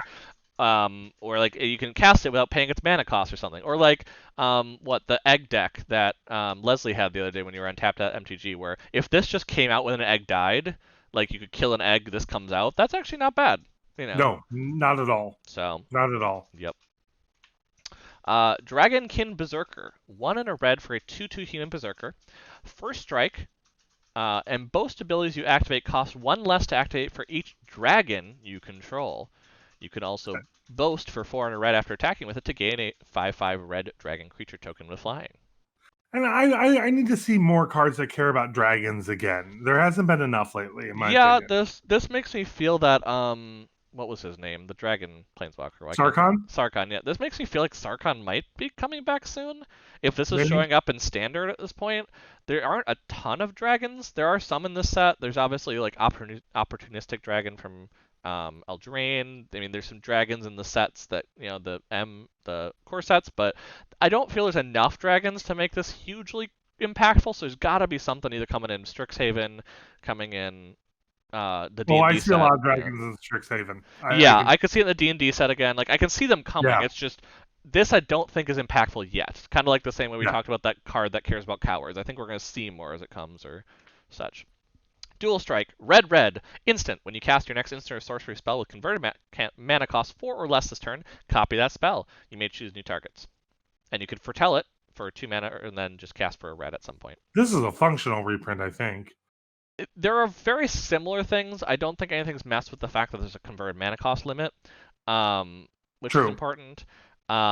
I am scared because this is also in, like I said, in a historic where there's a bunch of crazy stuff that happens with dual caster mage and neoform already in tamer colors, and I don't like that this exists because it was already too Mhm. easy to make that happen. Now this I feel is going to be worse in historic to deal with. It might actually get one of those combo pieces banned at some point, like either neoform or dual caster mage. Yeah, So just I predict a ban there if this actually does do what I think it does. So next, Dwarven Hammer. So here's the cycle of equipment. This is the one I was actually yeah. thinking of. 2 and a red for a equipment. Basically, you may pay 2 extra, and if you do, you get a 2/1 red dwarf berserker creature token that is attaches to. Equipped creature gets +3/+0 and has trample, and equipped for 3. So nice standard uncommon equipment. Nothing to Yeah, it's what you expect from yeah. a red piece of equipment. Trample in Gruul, as we talked about, never hurts to have that around as an ability. So next, Dwarven Reinforcements. 3 and a red sorcery, create 2/2/1 red dwarf berserker creature tokens. So, That you can foretell. yep. I mean, basically, it's more dragon fodder. Yep, dragon fodder tokens, pikers to block things to kill them, such stuff like Yep. that. Fearless Liberator. 1 and a red for a 2/1 dwarf berserker, and it boasts for 2 and a red, where you create another 2/1 red dwarf berserker creature token. Yeah. Which I think a lot of them are 2/1s also because of vehicles. So like they're more powerful for crewing if they're a 2/1 versus like a 1/2 or 1/1 kind of thing. So I mean, I'm whelmed. yeah, it's a token generator. Again, we're seeing a lot of token generation stuff. And like you said, there's obviously in black we've seen sacrifice stuff for Rakdos, so that's definitely something that you can do. So Fearless Pup, which I am putting forth as one of the Aww. cutest cards in this set for sure. Red Aww. deck wins for sure because 1 mana red wolf for that's a 1/1 with first strike. However, when in boast, you can put in some extra mana and give it +2/+0, so it can be a 3/1 first striker on some Oh, it's later so turns. It cute. is adorable, and I love the flavor text. It's just a woo. Yeah. That's it. It's so cute. But this is definitely on track for this may be Good Luck High Five's like cutest card for the set. It's Yeah. it's, it's I can see definitely that. it's definitely up there in terms of choices. So Fire Giant's Fury, 1 in a red uncommon sorcery. Target giant you control gets +2/+2 and gains trample until end of turn. Whenever it deals combat damage to a player this turn, exile that many cards from the top of your library, and until end of your next turn you can play those cards. You So can play them. You don't have to cast them. yeah, so you well, play is cast basically because it could Okay. be lands is the problem. So you have to say play because otherwise you Gotcha. couldn't put lands out. So it's Escape the Wilds, but only in red and with giant synergy, and So basically. brave. But I do think it's something that you could see in kind of a red deck wins sort of thing, where Yeah. you have a 3 or 4 cost giant that you put this on, and it goes ahead and gets a bunch of cards for you to play when you have a bunch of red mana at the end and you are out of cards. So, yep. Frenzied Raider, 1 in a red, 2/2 Demon Berserker. Yes, so we have a red Oh, demon. oh my. Whenever you activate a boast ability, put a +1/+1 counter on it. I'm oh mying the flavor text. That's intense. Arrogant maggot, you won't be so proud when I rip out your tongue and drink from your skull. Yeah, I mean berserkers are pretty intense in this set, for sure. That's kind of their thing. So brave. Oh, I love it. Thanks. I know, right? Frostbite. So this is that again promo pack style. Frostbite is 1 red. It's a snow instant, and it deals 2 damage to target creature or player. And if you control 3 or more snow permanents, it's instead 3. It becomes a firebolt, or it becomes lightning bolt. Just And the award for most literal card art goes to right. Don't wander off. It's a bit nippy out there. uh, Gotta love it. But gotta yeah, love the puns. I enjoy this art is really cool the way it does it, and there's a lot of cool features in it. There's a war horn which might come in handy later when we talk about a war horn. Gilded Assault Cart, so our first vehicle of the night. 1 red, or a 5/1 trample vehicle in crew 2. So those tokens that you created can crew it. Also, sacrifice 2 treasures, return it from your graveyard to your hand. Fair enough. I don't think there's a lot of treasure generation in this set, if I remember, though. So this is something that probably Yeah, is but prepping for the future. that, or they're also playing off of all those in Commander and EDH that are still like, you're running Smothering Tithe, you're running Revel in Riches, things like You're that. correct. This one is not in draft boosters. This is the ones in set and theme. This is one of the specialty ones. So Gotcha. this is not in. This is in the set, but it's not in the official draftable Well, set, limited set. speaking of treasure tokens, let's talk about the next card. Oh, treasure tokens? Oh, hey, Goldspan Dragon. A mythic dragon for 3 red. It's a 4/4 flying haze dragon, so passes vanilla. And whenever it attacks or becomes the target of a spell, you create a treasure token. And treasures you control instead get you 2 mana of any Oh, one wow. color. So it buffs up treasure, because that's what we needed around in, Worlds of Boros that happen to Oh play whatever that card is. Well, I can't think of it. I'm thinking Ristic Study. That's the blue one. Yeah. Jesus Christ, doubling treasure. Yeah. Well, it's 2 mana of 1 color though, so it's not 2 mana of any color. So you can't just be like, oh, I want green and blue. No. You get 2 blue, for instance, or something. But yeah, it makes treasure more powerful, which is just great. I mean, that's just what we needed. But yeah, HP vehicles are definitely around here with the dwarves and the vehicles and the equipment. That's very, very seeing. I like the bridge it's on is really cool. It's a small touch to the card because it's not the actual creature. But Yeah. this is one of the few dragons I've seen. That's why I'm like, I don't see a lot of dragons, but the dragons that do exist, yeah. So, Haggy Mob, 4 and a red for a 5/4 troll berserker. And boast for 1 and a red, and it deals 1 damage to any target. So Nice. it is passable for a deck if Yeah. you're playing an aggro deck. It's passable. It's a bit crazy on the top end. If it had trample and maybe was like a 4/3, maybe I'd trust it more. But yeah. Yeah. It's draft chaff. Immersturm Raider, so 1 and a red for a 2/1 Demon Berserker. When Immersturm Raider enters the battlefield, you may discard a card if you do draw a card. So a little bit of Standard red. Yep. Next. Magda Brazen Outlaw in the special fun card frame. 2/1 Dwarf Berserker. It is a lord for dwarfs because other dwarfs you control get +1/+0. Whenever a dwarf you control becomes tapped, create a treasure token. And sacrifice 5 treasures, search your library for an artifact or dragon card, put that card into your on the battlefield, and shuffle your library. So it seems like a dwarf dragon combo tribal. Dwarfs, vehicles, and dragons go all together for some reason. I presume it's like forging is the idea, so it's like, that's the idea. Yeah. But, so this is going to be a card that's also built around in Commander. No doubt about it, because again, 7 dwarves exist, so you can put those in yours, which become 3/2s, basically. Plus whatever they give each other. Well, there's also been a lot of good dwarf cards throughout Magic's history. Yeah, it's definitely making dwarves a tribe officially. Again. Now. Like it's a thing. It's like, oh yeah, dwarves haven't really gotten much, have they? Let's actually give them a lord and do this kind of thing. Wall really hang number 2. Yep. I feel ya. Yeah, and these are all specialty cards. These all have separate art that their official art are. This is just the nice, pretty specialty card frame stuff. That's cool. That I just love. I don't know. I just love it.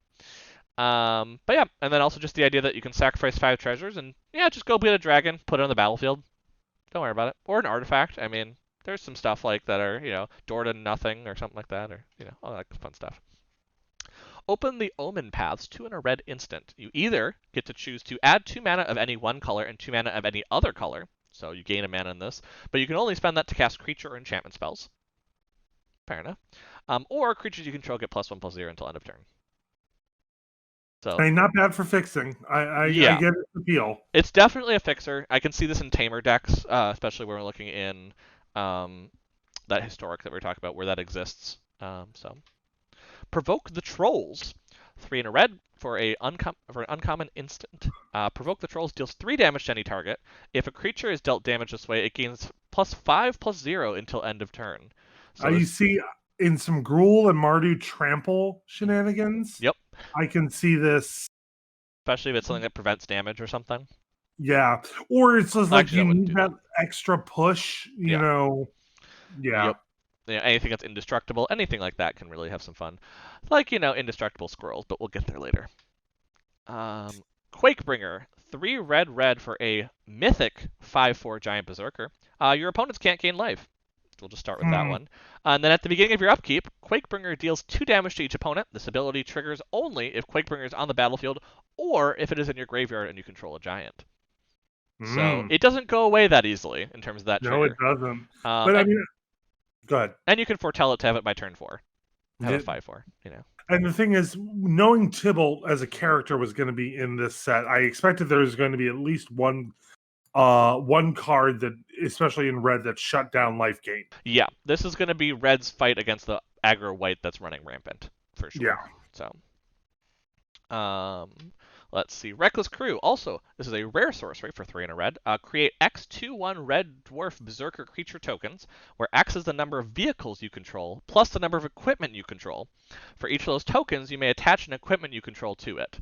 So this is a Jesus. finisher card. This is the Yeah, idea this that is. you are putting creatures down. They're going to basically attach equipment, go crazy. They can make crew vehicles, all that sorts of stuff. Because I mean, you'll make enough where you can crew all your vehicles probably. So Actually, in this card art, in my opinion, is what I imagine when you're talking about the crew from Red Dragon Inn. yep, yeah. Well, and the first thing I think of also though, this is that this card feels like it was made for Pioneer. This was made for those vehicle decks that exist in Pioneer currently. And we lost Belmont, so I'm just gonna keep talking about it like I know what I'm talking about, for sure. But yes, I feel this is Pioneer. For those that don't know, is basically everything from Ravnica, City of Guilds forward. So it's kind of a post-modern is the idea. So it's something that's more new cycle. And vehicles are a strong point of it. So I do think when Pioneer came out a couple years back at this point, so I do think that it's going to be something that was made for Pioneer. Hey, you're back on, by the way. I I know see you. it's like once a color, it cuts out. Yeah, every so often it just seems like your connection gets odd. So fair. Um, and the thing is, I mean, I know that they're still trying to make Pioneer a thing, so I see them trying to give it some Yeah, support. which I do think once Pioneer Masters comes out, which is in right now in concept for coming out on Arena, I think that's going to make Pioneer a thing on Arena. They just need to get the basic cards for that there. Otherwise, people are gonna be like, "Well, I want to play Pioneer on Arena because the cards I want aren't there. I can't have a Pioneer deck list the way I want it." So you need to get most of those winners in there at least. If not, they're probably not gonna have all of them ready right away, but they're gonna have most cards on there to play Pioneer. But Yep. if they want to do tournaments for Pioneer, they need to get it on Arena. They need to. It's just a thing. So. I am under attack. Oh yes, I seen a Johnny incoming. We're going over red cards, so a Johnny Vengeant apparently is coming out. Run amok. Anyway, Amok. This is why I was come laughing. I literally couldn't tell you that Amok is coming up. I'm like, 1 and a red for a common instant. Target attacking creature gets +3/+3 and gains trample until end of turn. Which is I think that's generally, a reprint, isn't I it? don't know. That's generally a green ability. Yeah, but I So swore I could be wrong. I But don't know. It possibly is. I know it's generally in green, so red's taking that secondary for sure. fair enough. But Uh, let's see. Rune of Speed. So this is our red rune. 1 and a red, of course. Enters the battlefield, draw a card, and it gives +1/+0 in haste instead, either to an equipment Yeah, for equipped creature or to an enchanted creature. yeah, that makes sense. Yep. Like I said, the runes, they make sense. Again, there has to be something more coming for them, though. I don't think they're just from this set. Seize the Spoils. 2 and a red for a common sorcery that you also, in addition to cast a spell, you need to discard a card. You draw 2 cards and create a treasure token. All right. what makes this unique, it's one of the very few direct, even though you're discarding a card, it's one of the few direct red card draw spells. Yeah, it's basically making it where you have to discard the card ahead of drawing it. The reason why it's riskier, though, and this probably it's cheaper, is that you can discard the card to cast a spell and then it's countered. So you lost a card and you cast a spell and it's kind of a 2-for-1 then that the opponent got on you with a counter. So it's a little risky, but it is kind of cool. Shackles of Treachery, 2 and a red for an uncommon sorcery. Gain control of target creature. This seems very similar to Act of Treason. Untap that creature, but until end of turn it gains haste, and whenever this creature deals damage, destroy target equipment attached to it. Oh no, it's like It's every Act of set. Treason. It's Act of Treason, but this time it's Act of Treason, but fuck your equipment as well. Yeah, which in a world where Akiri was in the previous set, yeah, this is a good idea. This is nice to kind of just I like it. I'm gonna steal your stuff. Smashing Success, speaking of, 3 and a red, common instant, destroy target artifact or land. Boo. If an artifact is destroyed this way, you get a treasure token. Yeah. So, yeah, no, there's more land destruction. Zendikar had a little bit. This has a little bit for sure. That's a little expensive though if you're going for artifact destruction. Yeah, I think. But the treasure token kind of makes up for that. Yeah, to give you a bit of foreseeing the future. You know, I'm not gonna say foretell because that's what the thing is. Foreseeing it, there are some specialty lands in this set that are non-legendary. So I think it's to get rid of some of those because they have some good effects, and I'll just leave it there. Gotcha. I first saw these cards like you're seeing. I'm like, why is there land destruction? That's so silly. And then I saw the lands that exist, and when we have the castles that currently exist, when we have a lot of the triomes that exist, when we have, there is a lot of specialty land right now that exists in this, and what's really funny about that is there's cards that deal with the fact if you don't have basics, it actually causes an issue. So we're seeing so much non-basic land coming in that it actually might be a thing where someone doesn't have basics on their field like a whole game. Yeah, no, that makes sense. You know me. I'm just anything that prevents you from playing fair Magic just always gets me. This one's more expensive, like you said. It only destroys 1. It's not a huge issue. It just kind of sets someone back a little bit. So. Yep. Squash, 4 and a red for a common instant. It costs 3 less to cast though if you control a giant, so it could just be 1 and a red, and it deals 6 damage to target creature or planeswalker. So removal in giant deck. Instant include. Instant if you're doing a giant deck. Like 1 and a red for 6 damage to anything is crazy value, especially at instant speed. Like, because if someone's about to kill your giant, oh well, guess what? I'm gonna do 6 damage to something for 2 mana before you do anything. So it's cool. Art is gory. Yeah, we're seeing a lot of gory art. Definitely, this is the kind of red area here. Well, it's also weird because you usually see the gory art in black, not in red. Yeah, I mean the berserkers kind of blend around there. It's definitely more of the Rakdos feel that you see from the Rakdos cult. So, Surtland Flinger, 3 red for a rare 4/6 giant berserker. And whenever Surtland Flinger attacks, you may sacrifice another creature. When you do, it deals damage equal to the sacrificed creature's power to any target. If it was a giant, it deals twice that damage. So it's fling on legs, but cares about giants. Yeah, if you do giants, it's even bigger.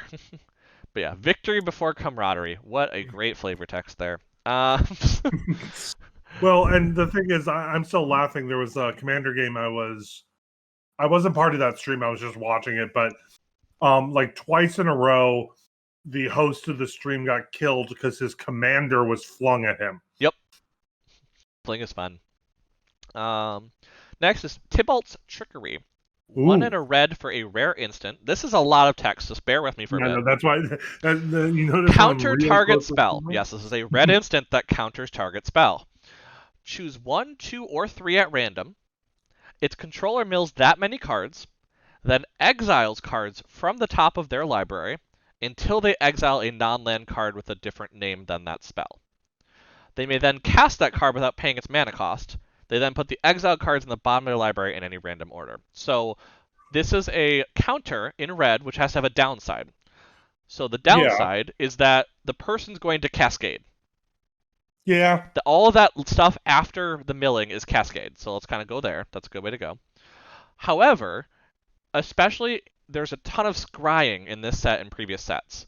So the idea is that you might be able to mill out what they scry to the top and then have them go. So you don't actually get one of their better cards, for instance. I mean, this is also just pure chaos, which is on flavor for Tybalt and for red in general. It's a lot of text, which for trickery is funny in my head because Yeah, people will not have read this whole card and not know what it does, and it's gonna be funny as hell. Which is actually why I want to watch the pre-release because I'm sure somebody's playing with this card in red, and I want to see it. I hope So, so. it's probably Cam. He's playing Is It, and he has red, blue, and he wanted to play the counter spell. Fair enough. Tormentor's Helm. 1 red mana for equipment where it gets +1/+1, and whenever it becomes blocked, it deals 1 damage to defending player. So short sword with a little extra value. I But like it. red mana instead of generic. So I like it. Nice and simple, but I yep, like it. exactly. Next, another rare card. We have Tundra Fumarole. I presume Fumarole is what I'm gonna go for. Your guess is as good as mine. 1 red for a rare snow sorcery. It deals 4 damage to target creature or player. Add specifically what is it? It's not uncolored mana. That's what I wanted to say. That's not right. Devoid. That's not devoid. That's the card. I'll figure it out. I don't know. I think we'll call it waste mana or something like that. But basically, it's specifically that type of mana. For each snow source spent to cast a spell until end of turn, you don't lose this mana as steps and phases end. So you can destroy something in your first main and then use the mana later if you want, kind of thing. Yep. So not bad, but it is specifically, colorless. There we go. Why can't I think of colorless mana? I don't know. My brain's just losing it. Next, Tuskeri Firewalker. 2 and a red for a 3/2 human berserker that has boast. For 1 mana, you can exile a top card of your library, and you may play that card this turn. So your second main might get an extra card to play. I'm whelmed. Yep, it's a way in red to kind of have pseudo card draw. We've seen a lot of that recently, where they exile cards that they can play that turn, kind of thing. Vault Robber, 1 and a red for a 1/3 dwarf rogue, and for 1 and tap, exile a creature card from your graveyard, and you get a treasure token. That works. If in case you want to play red-black Revel in Riches decks, here you go. It's a thing. Yeah, actually, that'd be a viable thing now with some of these cards. That's also in Pioneer, which is what worries me. And the reason we're focusing folks on Revel in Riches is I was just on a Commander stream He lost 2 weeks ago, where somebody won via Revel in Riches, which is not a normal thing. It's tough to do, for sure. It is tough to do, especially in something that was supposed to be a token generation deck. Yep, exactly. So we have reached the end of red, though. So that means that we're on to green. Yep. Do you want to jump right in, or do you want to discuss red a little more? And anything you saw? Nah, I mean, that dragon's fun. I gotta say that dragon was fun. I wasn't as I didn't see. You know me. I'm always very big about red sorceries and instants, and red seemed very much more creature based. Yeah. This set. It's very more of a Mardu aggro feel. Which, don't get me wrong, is a good thing. It's just not my thing. So, my overall impression of red, I'm whelmed. I'm not displeased. I'm not jumping up and down excited. But that makes sense, though, just for standard balancing, because Zendikar was kind of having some. Now we have one without it, and Strixhaven for sure is going to be spellcasting focused. Let's be honest here. That's just a given. Now, the thing I'm noticing with the colors, though, is that they are definitely still trying to play into the party mechanic that they've put into standard. Yeah. I'm just noticing by the creature types and subtypes. There's still some clerics. Yeah, there's some wizards in this one. It's very strong.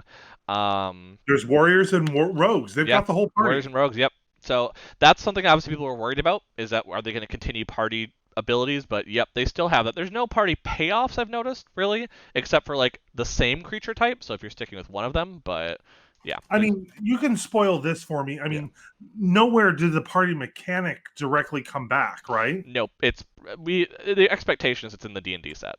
So, but that's the idea, is that probably the D&D set is where the extra payoffs are going to come in, which will be in the same standard, though. If you think about it, that one fits into the same standard. That's the end of the standard year, right? Because we have Zendikar, we have Strixhaven, and then the D&D set, which is the core set per se. So this will be in the same standard as the party reveal if it's in there. But yeah, parents are could have been better, but I'm not angry. I'm just disappointed. A little sad that only good. 1 red card looked applicable for my goblin or red-green monster deck. Yeah, goblins were bigger in a jumpstart set. So if you look up jumpstart, there was Muxus. Muxus is what you want. Yeah, like that's the goblin one. Goblins got their boost, so they didn't need one that set. They're big in Eternal. They're not big in Standard at this point. They're not really a standard viable tribal. There are some, but it's mostly in historic and eternal formats where Jumpstart definitely added to that because there was Goblin synergies. Yeah, report cards this season. I'd give it like B minuses and C's. Like, I mean, C's and D's feel like you're doing a lot worse than that, but Yeah. So Anyway, there's green. green. Let's start with Arachniform. Want to turn into a spider? One and a green for an enchantment or enchant creature. An enchanted creature is +2/+2 reach and is every creature type. So we're on to the Ooh. other portion of shapeshifting because it's in Simic colors. Have a good night, Elvis. Bye. Obviously, and I'm going to probably mention this a couple times through this whole thing, the shapeshifter ones really makes me want to build that deck where it's like all creature types, where it's just the creature lords and then all changelings. Mm-hmm. This is kind of a card that would end up in there. Where it's like, oh, let's just make this card every kind. That will make it fun. Totally. I also like the art. Yeah, there's some fun stuff in green for sure. Battle Mammoth, 3 green for a mythic 6/5 elephant with trample, and whenever a permanent you control becomes target of a spell or an ability an opponent controls, you may draw a card.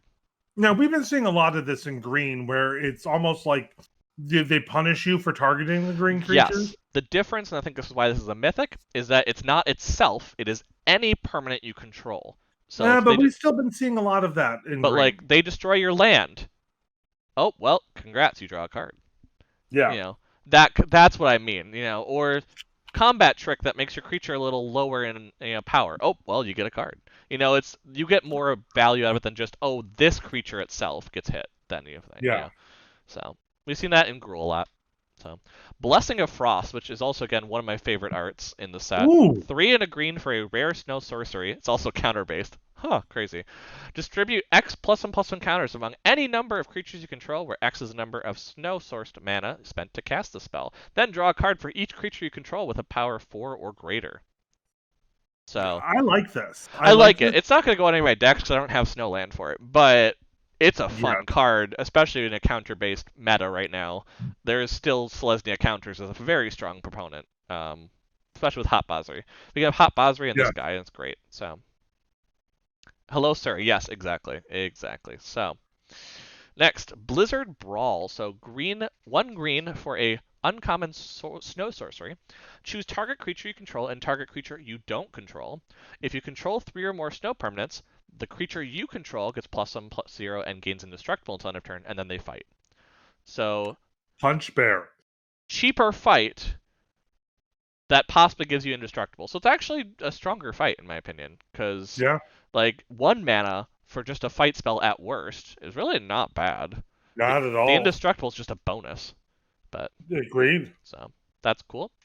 Next, Boreal Outrider, 2 and a green for a 3/2 elf warrior, snow creature. Whenever you cast a creature spell, if mana sourced by snow is in any of that spell's colors, so obviously you can't do colors that aren't, like you couldn't do a blue one for this, was spent to cast it, that creature enters the battlefield with an additional +1/+1 counter.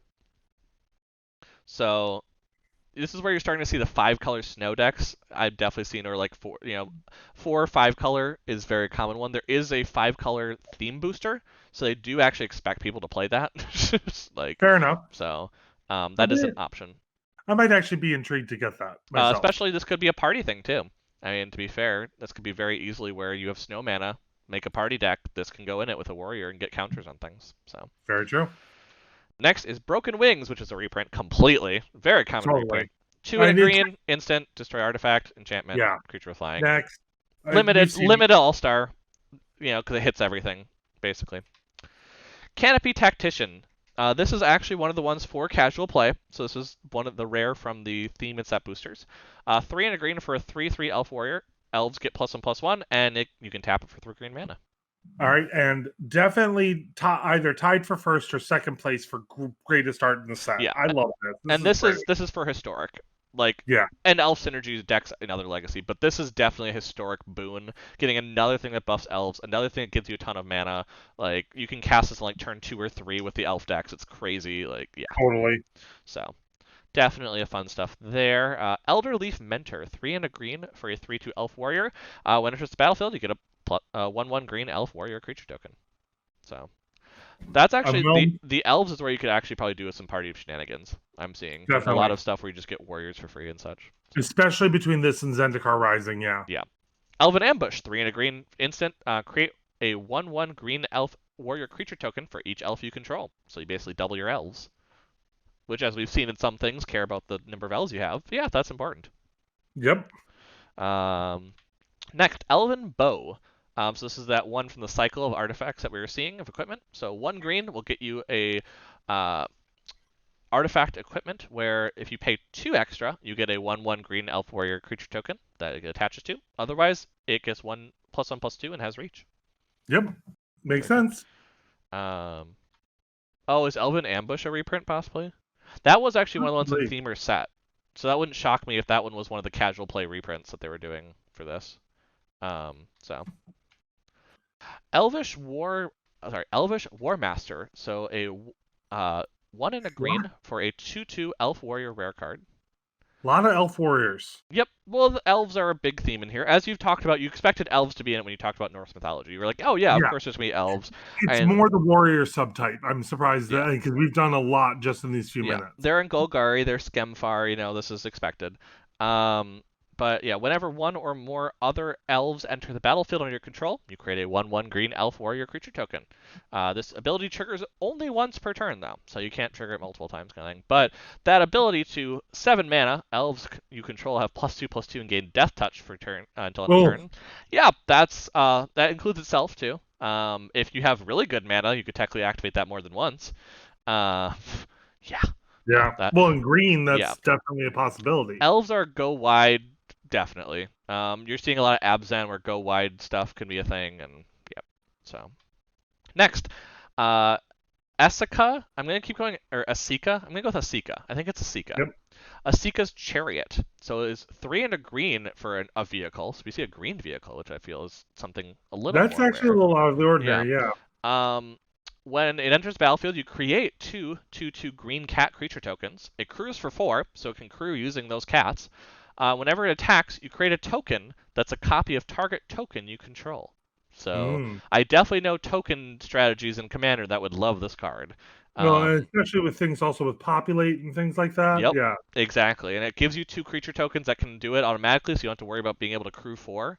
In a set where that Ox exists, where it could crew something up to 6, that's also cool. I forgot about the ox driving things. Oh yeah, there's a lot of things that it drives, like the gilded cart, all the stuff where it's like, oh my god, the ox at the helm, it's great. Um, let's see, and then next would be Finn the Fangbearer, which is also a specialty art one in green here. 1 and a green for a 1/3 human warrior with Death Touch. And whenever a creature you control with Death Touch deals combat damage to a player, that player gets 2 poison counters. Oh There's Jesus! poison in this set. Oh, Not that's been technically impact. no, not Poison. infect. Infect does not exist, but poison counters do. Oh my gosh, that has been the hardest thing to keep a secret. They're like, oh yeah, by the way, poison counters are in this set. Well, because it's still 10 poison counters and you're dead, right? Yup. And think about it. 5 death touch creatures hit someone, they're gone. Mm-hmm. Which is just interesting because we have some of that with I don't think it was in Zendikar. I think it was in M20 or M21, where is that snake that when death toucher creatures attack it, you have that whole drain, that kind of thing. There's actually still some death touch tribal that's been happening very slightly, and if you look back a couple sets, you're like, oh, that was definitely preparing for this kind of style. So yeah, no, death touch here is a thing. So scary card for sure. And the thing that makes it even scarier, yeah, both HP. that. I'm out. Poison counters. It's an uncommon. Yep, this is an uncommon. And it's a legendary, so you can actually create this as a commander deck that's a mono green death touch thing. Oh God. So fun, right? Yeah. Yeah. Fun. Poison counters. I'm kind of scared if these are going to be coming back for more of the standard, Fun. especially in Like the a D&D set. surprise enema, kind of fun. Yep. So fun stuff there. Next, though, we have Gladewalker Ritualist. So 2 and a green for a 3/3 shapeshifter with changeling, as you'd expect. And whenever another creature named Gladewalker Ritualist enters the battlefield under your control, you draw a card. So you want a lot of these 3s in your deck, basically. And also, again, card draw in green is kind of essential, and like it's rare to find. Yeah. So This one I think is going to be one of those ones where it's like, I think there's a lot of tribal synergies available in this, so I'm going to draft this knowing full well it's going to be in a green tribal of some sort. that's fair. Because it can be an elf, it can be a berserker, it can be whatever you want it to be. So Next, If I glittering. keep looking away, Liliana's just spazzing out right now. Yeah, she's probably had some catnip knowing her. Glittering Frost, 2 and a green for a snow enchantment aura that enchants a land, makes the enchanted land Snowland, and whenever enchanted land is tapped for mana, its controller adds an additional 1 mana of any color. Now, So, would that additional 1 mana also be considered snow mana? yes, because that is the enchanted land creating it, from what I understand. Gotcha. Fair So, enough. it is a Well, snow permanent creating that mana. So, yes. Because the idea is that the wording is always mana from a snow source.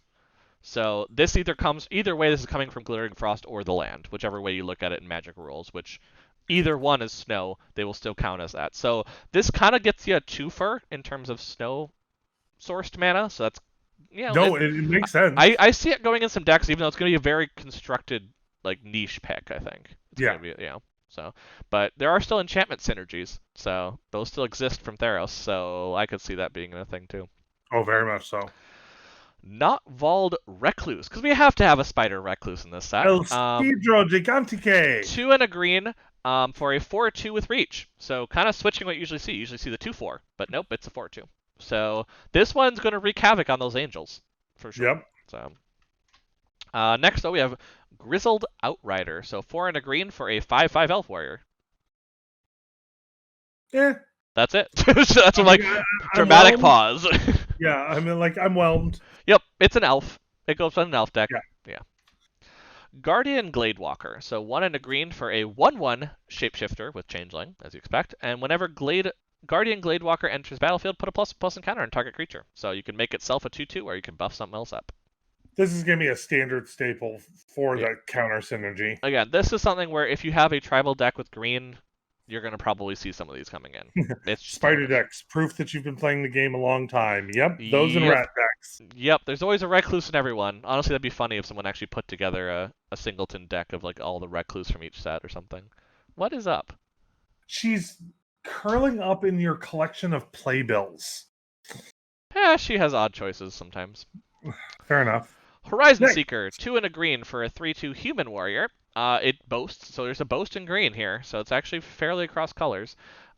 Search your library for a basic land card, reveal it, put it in your hand, and shuffle library. Yeah, I mean, it's your standard green ramp. Yep, it's a way to search for stuff while still being aggro-y.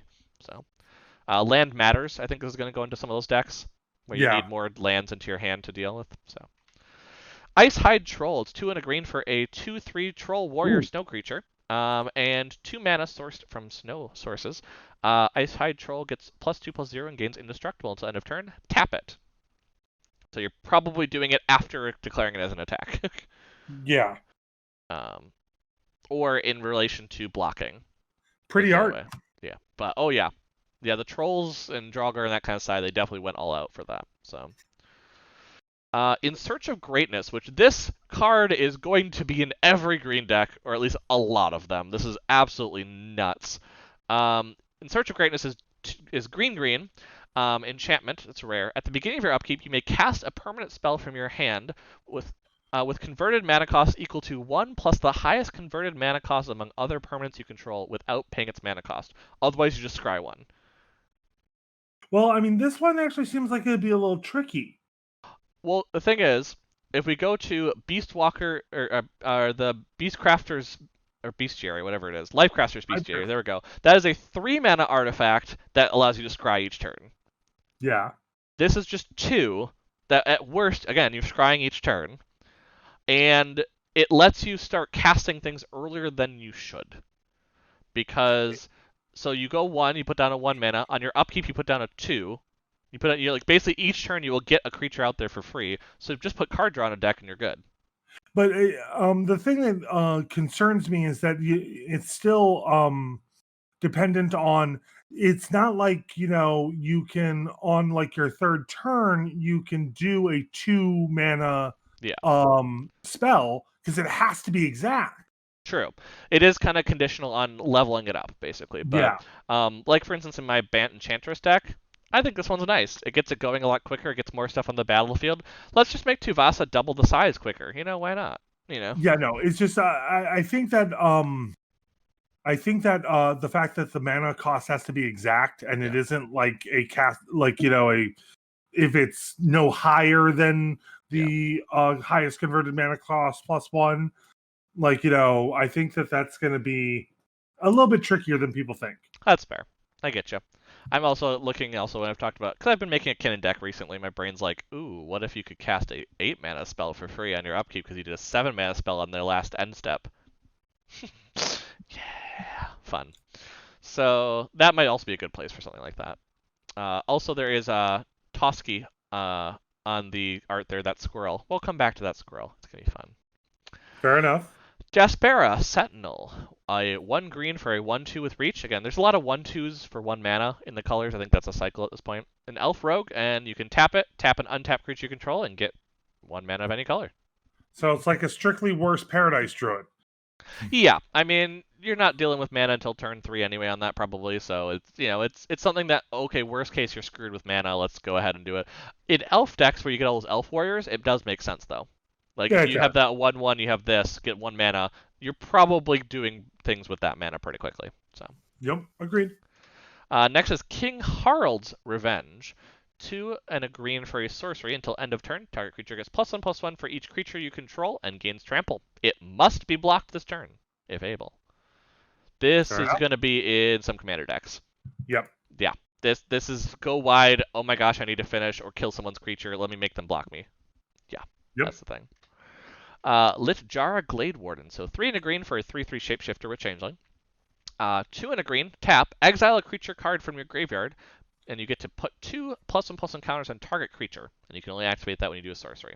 So you have to do it on your Third turn. place for card art, in my opinion. I really think that's It is just really cool. This one's a little more general for me, so it's not as like detailed as the other ones, but I do like the theme and how it looks with the spirits in the background and everything. So Yep. next is Mammoth Growth. 2 and a green, instant. Target creature gets +4/+4 until end of turn, and it has Foretell. You So see that adding a foretell is what really like yeah, actually intrigues me about this, because that's pretty much like saving a combat trick for when you need it yeah, in a way that we haven't seen before. yeah. There's gonna be a lot of that. I think again, these are Foretell's gonna be very strong and limited because limited is where you get stuck with the problems you can't cast something. So you Yeah. can kind of prep stuff then with it on your turn and not feel like you're wasting mana as much. Next is Bathed Vandal, which is the last of those promo card styles that we have. 1 and a green for a 1/3 shapeshifter with changeling, and when it enters the battlefield, you may exile a creature card from your graveyard. If you do, you exile an artifact or enchantment an opponent controls. Yeah, that So, makes sense. Although enchantment, no, wait a minute, enchantment removal on green's a thing. I keep especially forgetting. exile, when we're Yeah, talking about the fact that there are Theros gods that are indestructible, the fact that you can just exile a creature card from your graveyard and get rid of them is actually not bad.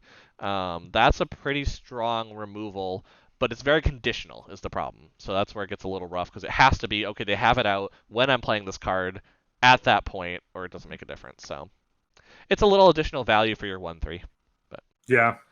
next is Old Growth Troll. So it is green, green, green for a 4/4 Troll Warrior with Trample, so already great on the vanilla test. But when Old Growth Troll dies, if it was a creature, return it to the battlefield. It's an aura enchantment with Enchant Forest you control.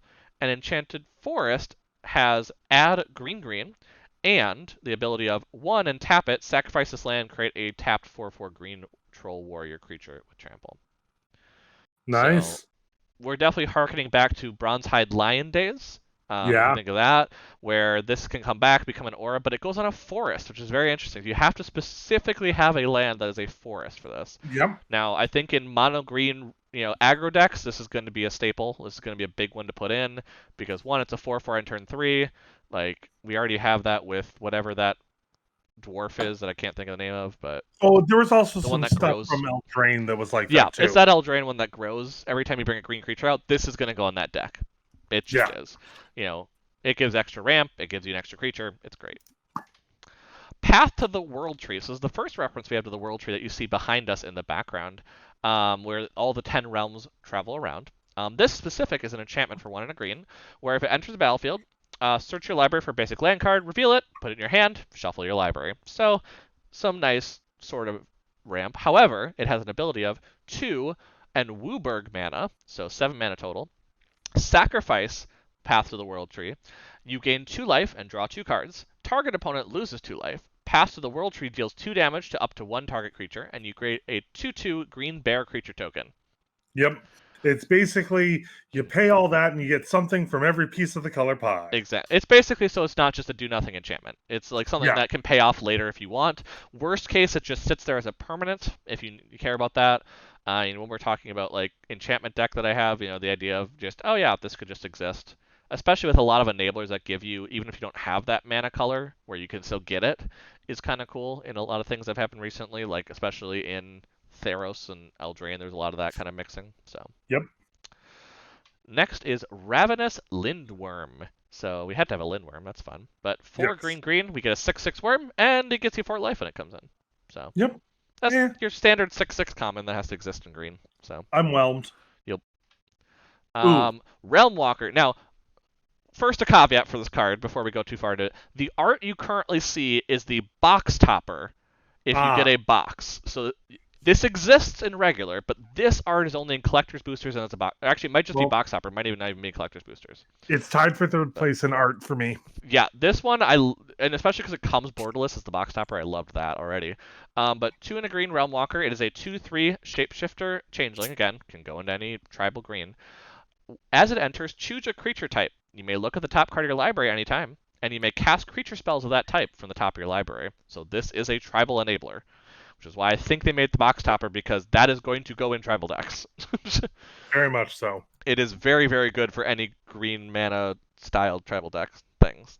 And like, what if you could just put elves off the top of your deck? Great. So next up, Rootless U. We have a tree folk. I was wondering. Yeah, I was curious if we'd see some tree folk in here. 3 green for a 5/4 tree folk. When it dies, search your library for a creature card with power or toughness 6 or greater. Reveal it, put it in your hand, then shuffle your library. So this can retrieve your ox. Yeah. But You're driving ox. Yep. But in general, though, it's probably something that's going to be tree folk deck focused. Definitely something that kind of goes on that direction. So. Yeah. And you'd ask about tribal at a later date. Oh, I mean, I can mention it. So tribal is just the word that's used when you're creating a deck that's specifically around a creature type. I don't think you use it for other things that much, but Not often. It's yeah, you mostly don't say like creature. enchantment tribal or artifact tribal, for instance, or something like that. But generally, it's when snow tribal. I think is considered a thing though. Yeah. But generally, it's a thing of it's a tribe that you're doing against. So some creature type, some type of thing. You're building around that tribe, and that's why you hear a lot of times there's a tribe of elves or goblins or things. You also hear that's why lords are lord over tribes. Basically, the idea of the lord being something that buffs up that creature type. So. Yeah. Yep, it's just a magic term that's used. Nope. Not more specific. Yep, It's just a generic term. just that generic term that comes up of like mill that became an actual thing. So, Roots of Wisdom, 1 and a green for an uncommon sorcery. Mill 3 cards, then return a land or elf card from the graveyard to your hand. So Interesting to see Mill in green. it's I think because they're Golgari. The elves are Fair enough. definitely around Golgari. They exist on the plane of Skemfar, which is a Golgari realm, is the idea in terms of color scheme. So it's definitely meant to be that kind of green-black elf that we've kind of been seeing. That's also why the commander deck is, I believe, a green-black commander deck for the precon. So next is Rune of Might, 1 and a green for an enchantment or a rune. So this is the last rune. Gives +1/+1 and trample. So Yeah. very green feel. I feel like the ability to give trample on a 2-mana enchantment is great because we saw that with the +1/+0 in trample, that enchantment that showed up in Theros I and think you're right. in M20, something like that. Yeah. But that card has been pretty good because that's the draw card and just gives trample. So that's a pretty solid card in general for that. Next is Sarulf's. I'm gonna go Sarulf's Packmate. 3 and a green for a 3/3 wolf, so more wolf synergy in Pioneer. When it enters the battlefield, draw a card, and it can foretell. So Yeah. Solid wolf. Solid wolf. Next is Sculptor of Winter, which I also love this Ooh. art. 1 and a Yeah, green very for a pretty. 2/2 elf rogue snow creature, and it untaps target snowland. Now, I mean, we're close to the end of green, and I think green is the first of the colors that has not hit all 4 for party mechanic. No. I mean, we I've have seen elf no wizards. warrior. Yeah, we haven't had wizards in here. That's fair. But to be fair, Or colors. there's never been monocolored party. You really couldn't pull it off Um, very well with any color. um, what was it? I guess green. No, green did have it right in Zendikar, where it No, had all those. colors in Zendikar Rising had a full party. Yeah, fair enough. Yeah, green was the common one to think of though. But yeah, I mean, like I said, this is not meant for party, but like you said, it has synergy with party mechanics, where we might see Yeah, some of that coming up at some point. Yep, it gives more flexibility for those decks. Snakeskin Veil, green mana, instant. Put a +1/+1 counter on target creature you control, and it gains hexproof until end of turn. So better than Ranger's Guile because it's a solid +1/+1 forever. yeah. Versus just that. So it is a stronger Ranger's Guile, basically, if you're comparing it to vanilla test.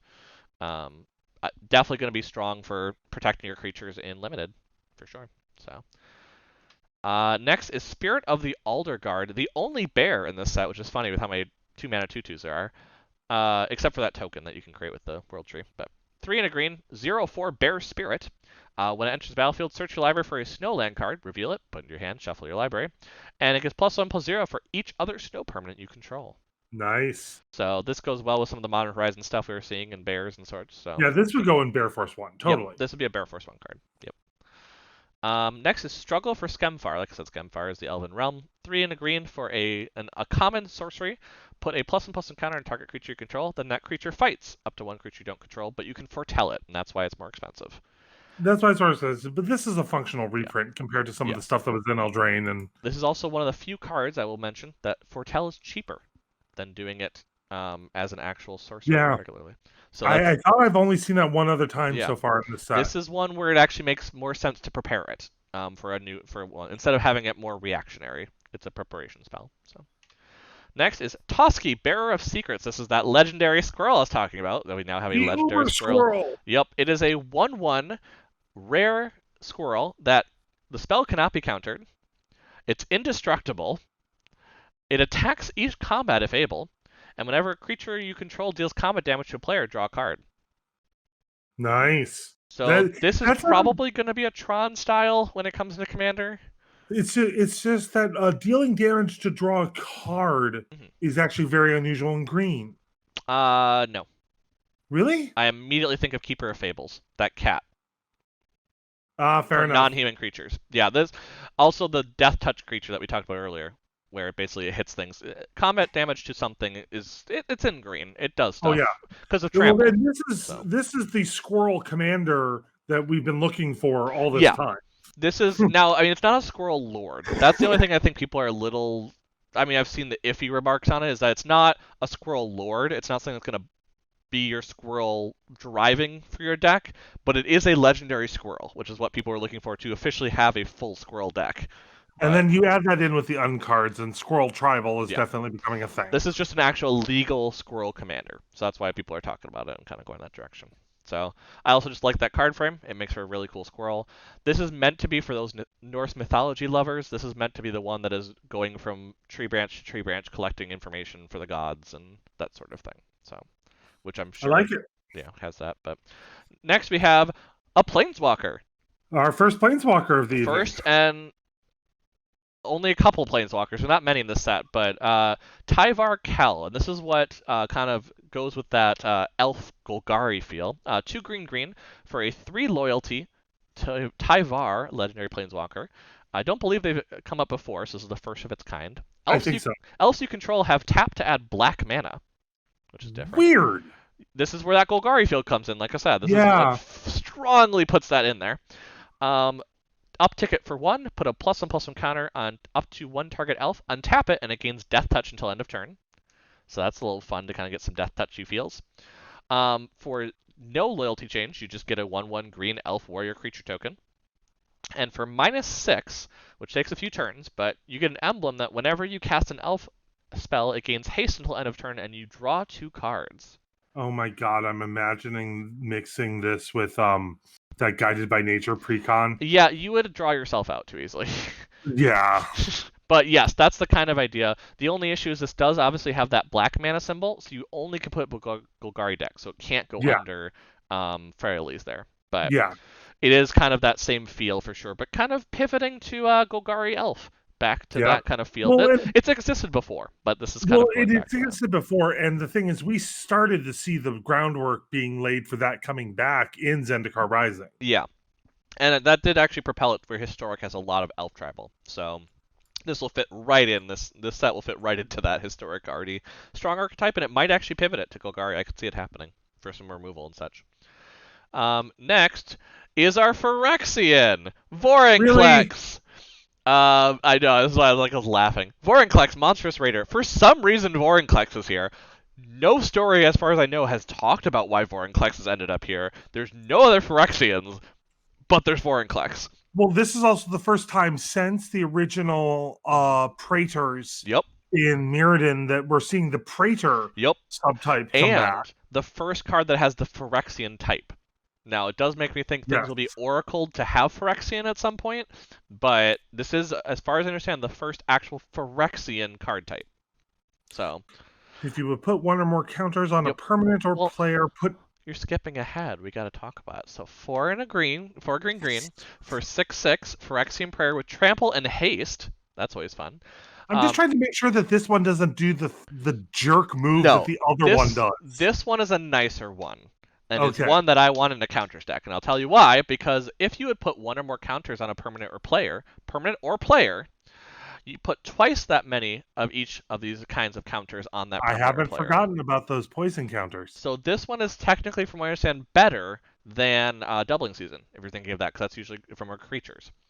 If an opponent would put one or more counters on a permanent or player, they put half that many of each of those kinds of counters on that permanent or player instead, rounded down. So this, which everyone's freaking out about, turns off Great Henge. Oh my god, it does. You get no counter from that. It turns off a lot of counter shenanigans in general, because usually it's +1. Like, let's say that cleric, that 1 and a white, that puts a counter on everything, every combat, or like each of your combats. Yeah. No counters get put on anything. This is actually very oppressive to counter decks. Well, I mean, it's Vorinclex, which Yeah. is anti-fun in general. Yes, it's not as bad as the old one, as far as I believe, though. This is not as rough. Now, in a set where poison does exist, this is a bit rough, because, for instance, you only need 3 Death Touch creatures to put 12 poison counters on someone. So that's fun. The other thing I think of right away is I actually want to do funky things with this. I want to see this done with Midnight Clock. I want someone to build that deck where Midnight Clock activates in 6 turns, or less with mana. Jesus. This is And going in my Kinnan deck of, for Brawl. This is a Kinnan card for sure. That's if you get it. Because, No, my Brawl deck. Jesus Again, Christ. Arena here. I can just craft it. It's fine. But yes, this is something that's very intriguing because it's actually hurting a lot of just regular +1/+1 counter strategies. It shuts down a lot of that. So I also will mention, and I did not want to put this card style on stream because you can't read it. There is a card version of this that is all in Phyrexian. The language Jesus. of Phyrexian. It looks beautiful, but you can't read it because unless you know Phyrexian. But I mean, and this does beg the question as to whether or not they're going to bring back the other 4 Praetors. Yeah, and HP kind of referenced it in chat here. Back in times where Venser sent them elsewhere. So this is the idea of this kind of shows that the Phyrexians might start showing up on some of the realms and different planes that we're seeing. Well, if I remember my lore correctly, the Phyrexians were never destroyed; they were just contained. Yep, that's the idea. That's the idea, is that it so trying to kill them. Basically, it was trying to kill Venser, so he sent them elsewhere.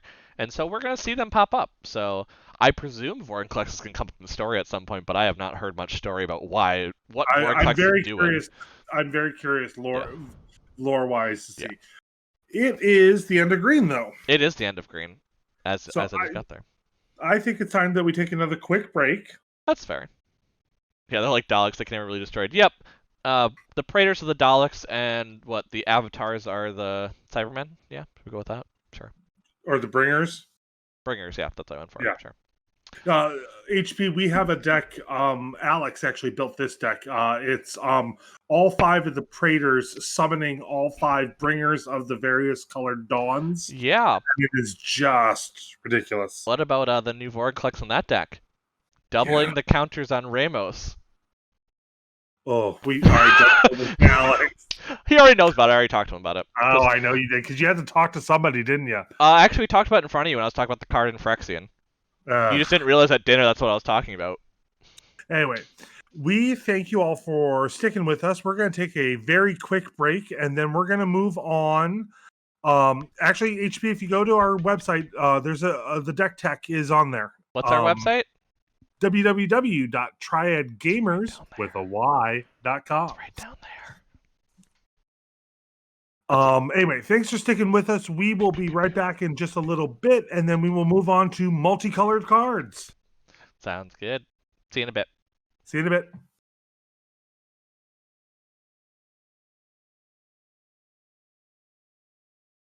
And we're back.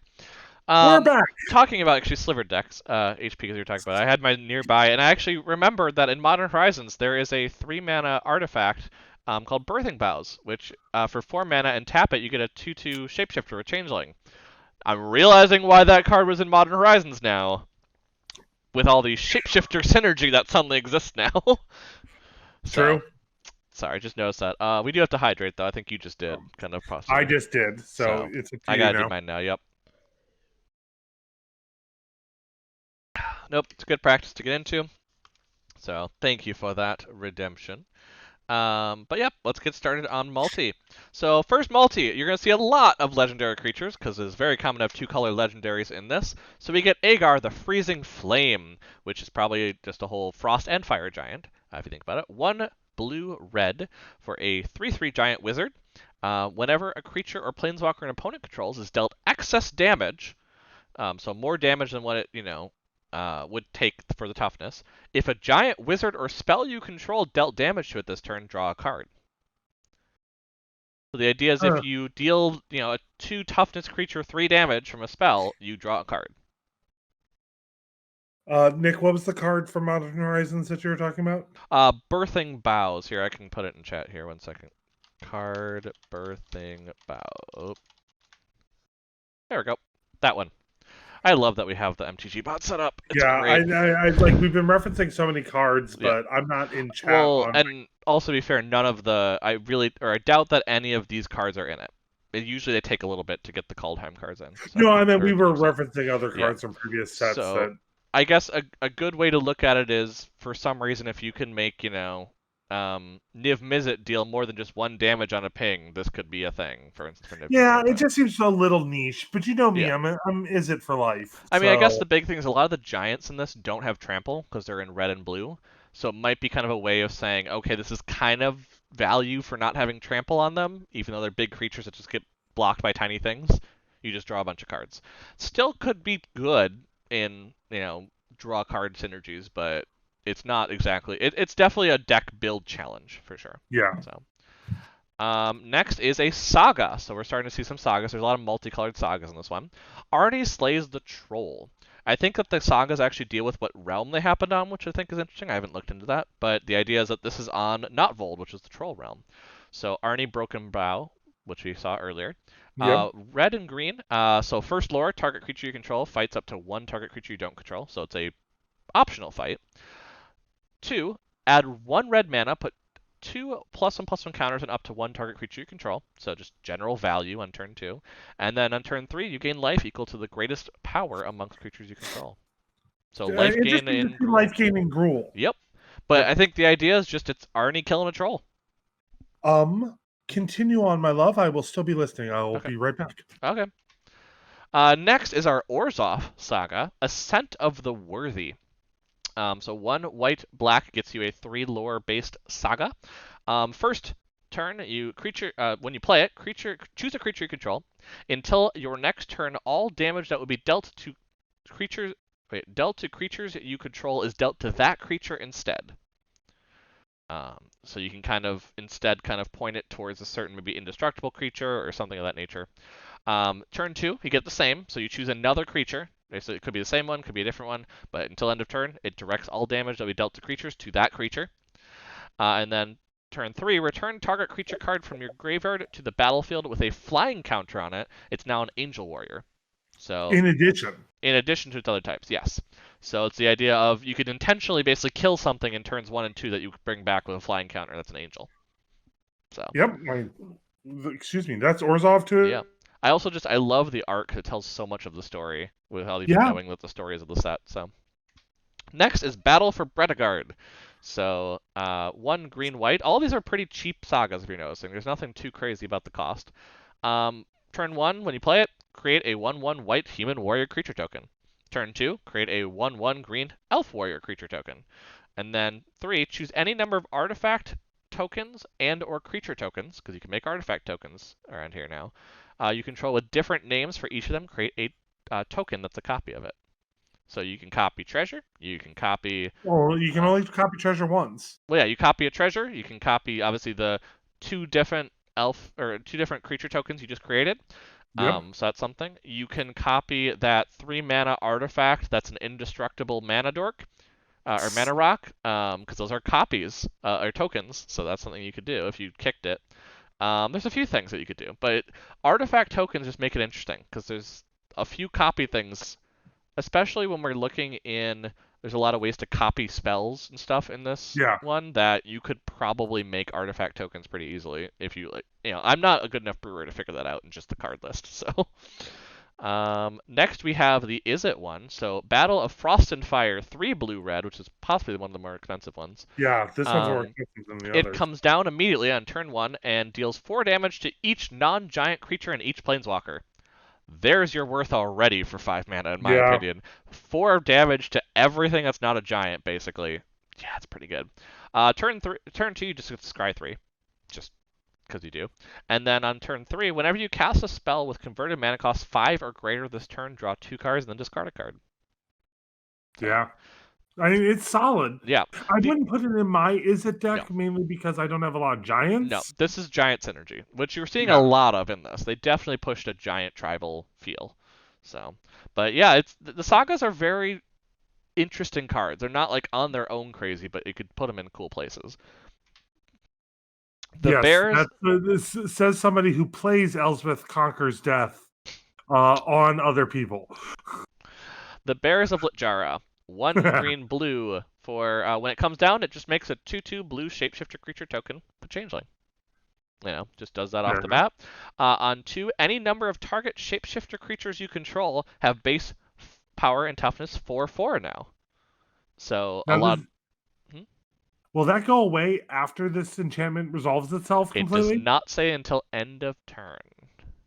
No, but I know it doesn't say till end of turn, but after the 3rd lore counter, I mean, the enchantment's still on the battlefield after the 3rd lore counter, right? No, it sacrifices itself, but no, this, as far as I understand by it, is that it now has power and toughness 4/4. Huh. It's not because this one isn't saying like for as long as this is on the Hmm. battlefield, or it's not saying that it's basically more of an emblem feel of sorts, where it's just like, yep, those are now 4/4s. Hmm. You just decided that they are, so they are.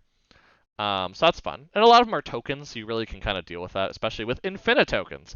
Yeah. But sorry, whenever I brand deal, I have to do a different voice. And then 3rd lore counter, choose up to 1 target creature or planeswalker. Each creature with power 4 or greater you control deals damage equal to its power to that permanent.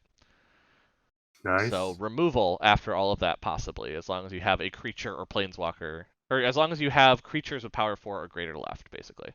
So you have to specifically do that. Now the nice part is your shapeshifters are now 4/4s. So. Yeah. Yep. Oh yeah, sliver deck with this. Yeah, that's nice. What if just all the slivers dealt 50 damage to something? That'd be fun. Binding the Old Gods. So this is the Golgari one for 2 black green. Comes down, destroy target non-land permanent an opponent controls. So just That's fair. kill something of some sort. Turn 2, search your library for a forest card, put on the battlefield tapped and shuffle your library. So any of the Triomes, the dual snowlands, which we will see in a little bit, are actual types. So forest island, for instance, for the Simic one. So you can search for those. So you can actually pull up a duel in Standard, which is nice. And then 3 creatures you control gain Death Touch until end of turn. So, you can end things with Finn the Fangbearer. Standard Golgari. Yep. I want it, definitely that kind of feel. Not really focused on elves, which I thought was interesting, because that's what I would have Yeah. expected, but, Well, based on everything else that we've seen thus far, yeah. yeah. But I do love this art 'cause it's the most simplistic of the sagas, but it's still, like, the coolest Oh, but intricacy. It's it's a just wood carving. It's beautiful. great. Yeah, it's beautiful. So, next is the Blood Sky Massacre. So 1 black red for a saga. That first, you create a 2/3 red demon berserker creature token with menace. So you get kind of something that's worth your mana. I think that's the nice part about these is that if you only have it for once, like someone destroys it after, you got something for the worth. I mean, most of them have at least something okay. Turn 2, though, whenever Berserker attacks this turn, you can draw a card and lose life. Or you Yeah. do for sure. You actually have to, so that's actually good to know. Yeah. It's not a May ability. And then 3, add red for each Berserker you control. Until end of turn, you don't lose this mana as steps and phases end. Just interesting to see card draw on Rakdos. And yes, that is a sick tattoo. Oh, yeah, completely. I love it. It's just kind of like, the tapestry here on my skin. It's very much of a, Maui from Moana kind of feel in terms of showing a battle. The thing I was actually looking at also, though, it's kind of cool, is what if you did this actually with Dwarf Berserkers, even though you get a demon one for the token, and dragons? And what if you just had that Leyline Tyrant of a dragon that just Oh, loves God. that red mana that you suddenly have a ton of because of all the Berserkers you have? Yeah, that's where those Yeah. Dwarf Berserker tokens come in handy. So, next is Fall of the Imposter, which is also a Selesnya. If you notice, there are Yeah. some overlaps.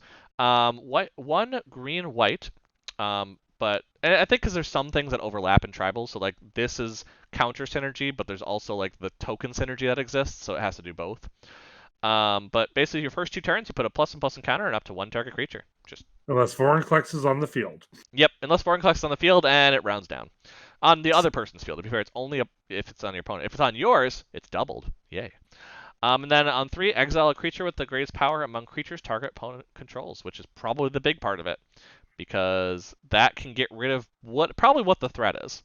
Generally, it's the biggest power one, just in general. So, fun stuff there. Now we're back to actual kind of other things, which is Furia, Judge of Valor. So 2 white, black, black, which is probably the most complex casting we've seen so far. Yeah. For a 2/4 Angel Cleric creature with flying and lifelink. And whenever you cast your second spell each turn, look at the top 3 cards of your library, put 1 of them in your hand and the rest in your graveyard. It's the fact that Yeah. it's not a May ability kind of like turns me off. The way I look at it is that when you're casting a 5-mana creature and then also have mana to cast another thing, or you're waiting till the turn after, you're probably looking for a way to get more cards in your hand. So this is kind of a way to really rifle through your deck and get rid of lands and things, and really try to end the game, because you're probably trying to end the game if you're playing this at this point. Yeah. 5 mana, like especially in Standard. If you're playing 5, 6 mana, 7 mana cards, you're probably trying to end the game at that point. Especially in those colors, you're definitely trying to end the game. Exactly. And worst case, it's just a nice lifelinker in the air that can block and stuff, So. Next is Furia's Retribution. So it goes with that one. Here is 1 white, white, black. For first turn, you get a 4/4 white angel warrior creature token with flying and vigilance. That's a big theme, but 4 mana for a 4/4, not bad. But then next one, until end of turn, angels you control will gain tap to destroy target creature with power less than this creature's power. Nice. Which angels are usually fairly large in power, so that's pretty cool. And then lastly, which is probably again the best part of it, lore 3, angels you control gain double strike until end of turn. Yeah, and again, this is another. That's another. It's the same like the card previous. Yeah. This is to end the game. Yep. That is the idea. So next is Forging the Tyrite Sword. So this is the Boros in 1 red white. First 2 turns, you create a treasure token. So there's actually more treasure than I remembered seeing in this, but it's kind of it's in small areas. There's nothing like greatly focused on getting treasure. It's like, yeah, it kind of gives you treasure every so often. But then on the third turn, search your library for a card called Halvar, God of Battle, or an equipment card. Reveal it, put it in your hand, and shuffle your library. Ooh, spoilers for a card coming up soon. Yep, there is a God of Battle that is in the modal cards, so that's going to be coming up. as expected, but also just the idea of having something that is an equipment search. It never hurts to have another way to look for equipment, especially when Yeah. looking commander when you're in singleton and doing generally an aggro-y thing. Now, this won't be till turn 6 probably at earliest, unless you get down on turn 2 with some lucky mana strikes or something. And That you you, really you need that Ember Cleave. yeah, I mean, yeah, that's the thing is that Embercleave, which will, and there's a lot of equipment from Zendikar and probably that will be coming around that do just attach to things. So you can Yeah. just go get it, put it in your hand, and then yeah, attack, with Embercleave, pay 2 red, and you're good. So next is another legendary uncommon, which is Harald, King of Skemfar, so King of the Golgari Elves, basically. 1 black-green for a 3/2 Elf Warrior with Menace. And when Harald, King of Skemfar, enters the battlefield, look at the top 5 cards of your library. You can reveal an Elf, Warrior, or Tyvar card, so aka the Planeswalker. Planeswalker, from among them and put it into your hand. Put the rest on the bottom of your library in a random order. So you're looking for some Elf funds, basically. I like that forging card has a secondary use behind the first one. The forger. Oh, yep, definitely. There's actually, when we get to modal double face cards and we talk about those, that's gonna be very much of a theme because they upgraded them for this set, and everybody agrees that it's been upgraded. But let's talk about Harald. Harald unites the elves, basically under him because king of the elves. 2 black-green for a saga with 3 lore. Basically, first lore, build 3 cards. You may put an elf or Tyvar card from your graveyard onto the battlefield. So this costs basically the same as that Planeswalker, but you can basically, get something on the field and get it out. So that's kind of cool. Well, I mean, yeah, There's your graveyard recursion in elves. it's still a gamble though. Yeah. Second one, put a +1/+1 counter on each elf you control. So there's that Unless plus Roaring +1 counter Flex is system. on your opponent's field. Or if you have it on your own. Why not? Why wouldn't the Phyrexians just love the elves? I mean, come on. They just, they just hate fun. And then lastly, whenever an elf you control attacks this turn, target creature an opponent controls gets -1/-1 until end of turn. So if you have like 12 elves attacking, you can do something with -12/-12 and get rid of something. Milling card in green-black. Yes, Golgari is very common for self-mill and returning creatures. Yeah. Whereas Dimir is better for milling others, is generally what you see. You see some self-mill still in Dimir where you can get some stuff. It's more for spells that you're trying to find, less of creatures, but yeah. They've kind of split mill into 2 different kind of places. Next is Immersturm Predator. So here's another dragon. It's a vampire dragon in Yeah, you don't see that Rakdos. combo. Vampire and Rakdos. Oh yikes. I did not even think about that. 2 black-red for a 3/3 flying vampire dragon. Whenever it becomes tapped, exile up to 1 target card from a graveyard and put a +1/+1 counter on Immersturm Predator. And you can sacrifice another creature to make it indestructible until end of turn. So a little bit of kind of the way of protecting itself, but No, I'm just thinking about that Olivia Rakdos. yeah, that's why I was like, deck. oh, a vampire and Rakdos, great, another thing for that deck, just what it needs. Next though is another Izzet saga, Invasion of the Giants, which makes sense because again, giants are Izzet colored. Blue and a red. First, you just get to scry 2. So 2 mana for scry 2 is not terrible. That's kind of a passable lore one that just playing the card. Yeah. Sticks around though for turn 2, draw a card, and then you reveal a giant. Then you may reveal a giant card from your hand. When you do, Invasion of the Giants deals 2 damage to target opponent or planeswalker. So just a way to possibly get a giant in your hand to deal some damage to something. And then on 3, the next giant spell you cast this turn costs 2 less. So you can sneak out a giant a little sooner than you necessarily should. Well, yeah, especially because some of those giants are super expensive. This will be staple in giant decks, like in standard. This is the only way you can see giant decks work. It's just it's going to take too long otherwise, probably. So. Yeah. Next is Kardur Doomscourge. So 2 black-red for a 4/3 Demon Berserker. When it enters battlefield, until your next turn, creatures your opponents control attack each combat if able, and attack a player other than you if able. So it's a way to kind of make yourself safe from the bloodshed in Blood Sky. And then whenever an attacking creature dies, each opponent loses 1 life and you gain 1 life. Ooh. So if a lot of their stuff starts dying because they're blocking each other, oh darn! Yeah. And just have a blood artist on the field as well. Yep, exactly. You definitely feel that Rakdos feel for sure. But talking about Carter, Carter's Vicious Return. So obviously it's a demon that returned from something. 2 black-red, and right away you can sacrifice a creature. When you do, it deals 3 damage to any target. So a bit more of a cost on that one for sure. But then on turn 2, each player discards a card, so including you, it is a symmetrical effect. And then turn 3, return target creature card from your graveyard to the battlefield, put a +1/+1 counter on it, and it gains haste until your next turn. So graveyard recursion in Rakdos never hurts. Kind of the idea of it's returning, but some flavor fun there for sure. This one's less of I think a slot in standard. I don't think it's gonna be as big, but I can see it in other places possibly. Just places where they like sacrificing too, where it's a Rakdos sacrifice feel. So next, Kaya. Here's where Kaya exists here. In Kaya the inexorable. Excuse me. Inexorable. Inexorable. Thank you. This is why I have you for like actual English language mastery when I'm going through this. 3 white black for a 5 loyalty Kaya Planeswalker. So it's starting a bit high up there. Plus That one, is pretty high. +1. You put a ghost form counter on up to one target non-token creature. It gains when this creature dies or is put into exile. Return it to the owner's hand and create a 1/1 white spirit creature token with flying. So it's meant the idea of this: if it goes away, you still get it back, and you get a 1/1 spirit. So it gets tougher to kill things. -3, which is why I think in standard is going to be pretty big, because that still leaves Kai with a pretty good amount of stuff, is just to exile target non-land permanent. Yeah. So already it's just really good as a, put down a 5-drop, you still have your Planeswalker and with 2 loyalty. But then if it gets up to 7, which is pretty easy with the +1 for Ghost Forms, you get an emblem with, at the beginning of your upkeep, you may cast a legendary spell from your hand, from your graveyard, or from among cards you own in exile without paying its mana cost. Oh. Yeah, Kaya, love and legendary, especially when you think of like Arvad the Cursed, where there's that legendary, I hate to say legendary tribal because technically not the way you'd say it, but like legendary cares about legendary kind of deck. Like this is huge in that one, and that one's already in Orzhov, so it's not even Although, that bad. I mean, the thing is, with its first down tick ability being more than half of its Yeah, starting loyalty, I see this being a real quick target for yeah. removal. This is like Ashiok in Dimir that happens right now. Is that it's a 5 mana one that -3 right away, and that one's a bounce to hand, and they have to exile something from their hand, so it can be an exile of it. It's a little less powerful than Kaya's, but yeah, that becomes a target very quickly.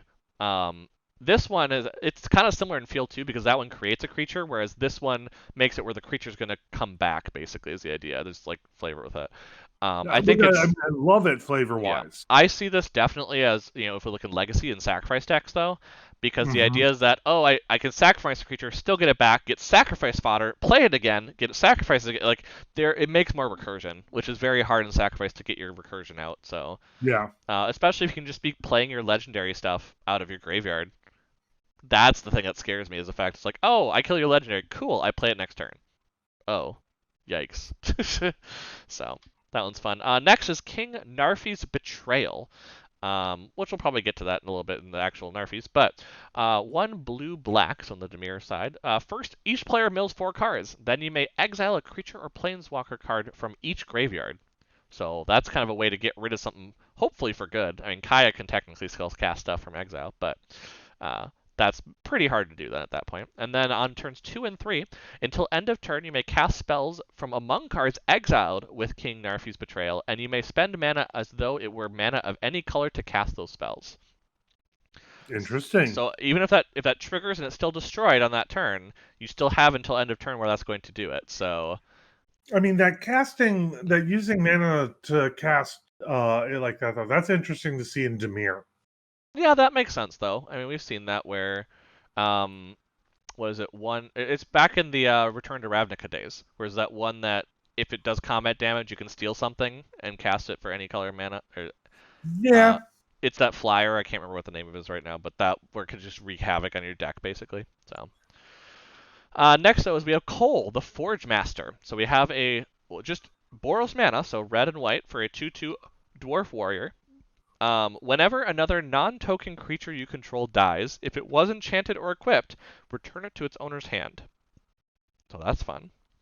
And then, creature tokens you control that are enchanted or equipped get +1/+1. Oh, this has got to go on your Buff Friends with Swords. I don't know, because I don't have a lot of tokens in that deck. So basically, it helps me survive the creatures that are equipped. True. But that's it. So Yeah, you're this only getting is half value. these legendary creatures that are uncommon are very niche. I do think that, it's the idea that it can go in some decks in standard. It's definitely a legacy format style thing where it's like you could build a deck around this. This has so much on the card that you can build a deck. It's a 2-mana commander.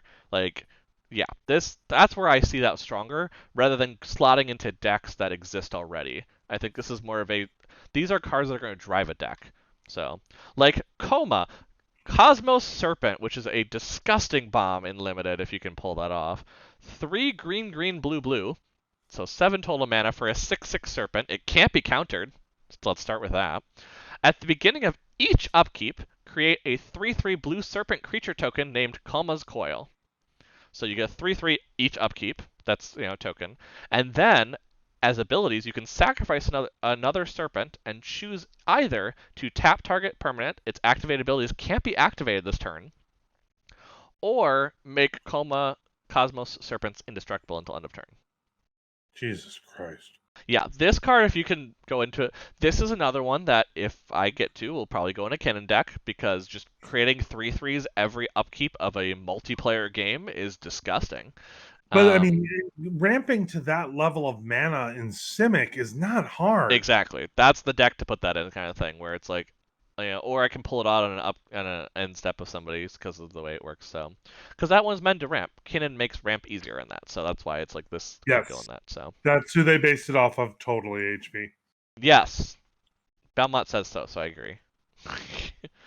Next is Maja Bretagard Protector. So 2 green, white, white.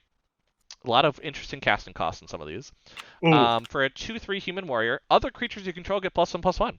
So just that off the bat. And then whenever a land enters the battlefield under control, you create a 1/1 white human warrior creature token. So this is token creation. This is definitely going with that token feel that we've seen already in other cards. Yeah. Again, this one probably could slot in a deck that already exists, but again, these are ones you're probably building a deck around. I'm feeling like it's definitely that feel. Next, did I put that in twice? What the hell? Did I go backwards? I might have hit the left one. 1 second. Yeah, I must have hit left by accident instead of right when I went back to the arrows. I was just making sure. Morit of the Frost. So 2 green, blue, blue for a 0/0 legendary snow creature, shapeshifter, or changeling. And you may have it enter the battlefield as a copy of a permanent you control, except it's legendary and snow, in addition to other types. In addition to its other types, excuse me. And if it's a creature, it enters with 2 additional +1/+1 counters and has changeling. So it does mean that you're not duplicating a legendary creature. Correct. Yeah. Like if you duplicate a legendary creature, this would go away. Like because it is a copy of that permanent, so it will be named as that permanent. Yep. Same with a legendary enchantment though. If you did that instead, you'd still lose one of them. You know what I mean? So this is meant to do. It's not just a creature; it's any permanent. Yep. Exactly. That's the thing. God. Even lands. So how about we copy Dark Depths? Let's go into some Eternal format feels. Well, I'm just also thinking of some of the fucked up enchantments. What if you can have 2 birthing pods? Hmm. Just thinking Eternal formats where this will come in. But yeah, shapeshifters are going to have some fun. That's for sure. This is kind of that way. Next is Narfi, what we talked about. Betrayer King. 3 blue, black for a 4/3 zombie wizard. Other snow and zombie creatures you control get +1/+1. Probably the only zombie lord that won't be going in my deck. Yeah, this one doesn't make sense because for 3 mana sourced from snow sources, return it from the graveyard to the battlefield tapped. This is meant for like standard or pioneer zombie stuff, where you can't put Geese and Geralf in, for instance. And also I like the fact that because of the snow theme, it's also not gonna go with the Locust God either. Yeah. Yeah, I mean that's fair. I mean I guess the Locust God doesn't get itself, but anything the Locust God brings back gets that buff. Yeah. So I could see it still in Pioneer in that zombie kind of tribal that you've seen around. Or brawl things. You can make a zombie tribal out of the brawl now, and yeah. Nico! Hi, Nico Eris. So we have a Planeswalker with X white, blue, blue for the mana cost. For a 3 loyalty Nico Planeswalker. When it enters the battlefield, create X shard tokens. +1, where up to 1 target creature you control can't be blocked this turn. Whenever that creature deals damage this turn, return it to its owner's hand. So it's a way to blink things. for sure. Not necessarily a blink, I guess. Technically a bounce to your back to your hand, but it's a way to kind of get some ETB ability stuff. -1, Nico Eris deals 2 damage to target tapped creature for each card you've drawn this turn. And -1, create a shard token. Now, I don't have any shard tokens around, but I believe there's something with card draw with it, based on what I'm understanding. Well, yeah, Let because me pull like it I'm up. not seeing what the benefit of having Yep. shard tokens is. So a shard is a token enchantment. So that's actually kind of interesting already. And it has 2 mana, sacrifices enchantment, scry 1, then draw a card. Fair enough. So 2 mana to scry and draw a card is not bad. So, especially if you're making a bunch of these, if we're talking big mana kind of thing or something. But yep, that is a thing. So. And for representation, the first non-binary Yep. planeswalker. Exactly. I get the feeling Nico enters the field and says, "What up, my dudes? It's me, Nico, at it again. Don't forget to like, comment, subscribe." Yeah, and definitely that. It's definitely the angsty teen of this lore. They Um, definitely have that look. it's Nico kind of is the whole. I'm seeing a bunch of possibilities. I need to be the hero on these realms and that kind of thing. So you kind of see a lot of that, but Speaking it's just interesting to see something kind of like our Jace one that we saw in the last set, where it's not hugely impactful on its own, but it can have some crazy stuff it does, especially in card draw matters kind of decks in Azorius or control kind of things. Let's think in Pioneer where Teferi exists and go that route. So next, Nico defies destiny. 1 white blue. First turn, you gain 2 life for each foretold card you own in exile. So that could be a lot, depending on how many you've been putting in there. but I mean, that means the ones that are on layaway. Yep, the ones that are currently on layaway, stuck in exile, kind of like the way we're adventures, where they just sit in exile until you do something with it. Yeah. These will fit. Anything you foretell will fit in foretold area until then. And then turn 2, add white and blue mana, so you get a lot of it back. Spend this mana only to foretell cards or cast spells that have foretold or foretell. So it's technically 2 mana to foretell something, worst case. But Yeah. and then last, return target card with foretell from your graveyard to your hand, so you get to do it again. Not bad. So defy destiny, Nico, defy it. Next, this is the one that's in set and theme, so this is the casual card in it. Rampage of the Valkyries, 3 white black enchantment. When Rampage enters the battlefield, create a 4/4 white angel token with flying and vigilance, and whenever an angel you control dies, each other player sacrifices a creature. I should put this in above and below just so I don't have to have Dictate of Erebos. I mean, this is basically Dictate of Erebos at that point. I mean, for that, except specifically angels. Beautiful So. art. Oh yeah, great. Again, this is the casual one. This is the one that's brought into set and theme boosters, which is why I told you we should get set boosters this time. Mm-hmm. Just saying. There's a lot of cards that exist only that are really fun. And then we have the Raven's Warning, though. Back to regular ones. 1 white blue for that rare saga. First, you create a 1/1 blue bird creature token with flying, and you gain 2 life. So, get a token, 2 life. Not crazy for 3, but on your next turn, when 1 or more creatures you control with flying deal combat damage to a player this turn, look at that player's hand and draw a card. Yeah, this is great in your standard draft Azorius Flyers. Yep. And then lastly, you may put a card you own from outside the game on top of your library. So we have a Wish card in this one. So Yeah. doesn't work in Commander, because Wish doesn't work in Commander, but in a standard or, kind of eternal format that's not Commander, you could see this played. I mean, the ability to just throw that in there is pretty cool. Then we have Yep. Sarulf, Realm Eater, which this is one of my probably favorite complex cards I'm going to put from the set. 1 black green for a 3/3 wolf. Whenever a permanent an opponent controls is put into a graveyard from the battlefield, put a +1/+1 counter on this. So, standard Golgari shenanigans. However, at the beginning of your upkeep, if Sarulf has 1 or more +1/+1 counters on it, you may remove all of them. If you do, exile each other non-land permanent with converted mana cost less than or equal to the number of counters removed that way. It is a repeatable board wipe. I mean, yeah, full board wipe. I mean, symmetrical. Especially if you're putting counters on it, not from things dying. Yeah. As long as on the upkeep, 1 or more are there, you can get rid of everything, and then... So this could also be a Tron strategy, I think, in Commander. I can see that doing very easily, where you just put a bunch of counters on it, exile everything, and then hit somebody with it. If you give it Death Touch, you could do it with Finn the Fangbearer. I'm just gonna keep bringing up Finn the Fangbearer because I love that card for poison counters. It's hilarious to that poisons in standard. Again, but Yeah. next, Showdown of the Scald. So we have 2 red white for another rare saga. Exile the top 4 cards of your library until the end of your next turn. You may play those cards. So again, another kind of feel of, except in Boros instead of Gruul, where it just gives you a bunch of cards. However, in the next 2 turns, whenever you cast a spell this turn, put a +1/+1 counter on target creature you control. So if you're casting a bunch of spells in rapid succession suddenly, that can get some counters. Unless Vorinclex is on the field, and that's usually what you'd say next. Yes. Uh, Well, I've been trying to stop saying that. Thank you very much. you're just shooketh by the Vorinclex. No, I'm just shaking my head is what I'm Okay. doing. So then we have Svella, Ice Shaper. 1 red-green for a 2/4 Troll Warrior. That's a legendary snow creature. 3 generic mana and tap it. Create a colorless snow artifact token named Icy Manalith with add 1 mana of any color. So here's where you get your artifact tokens.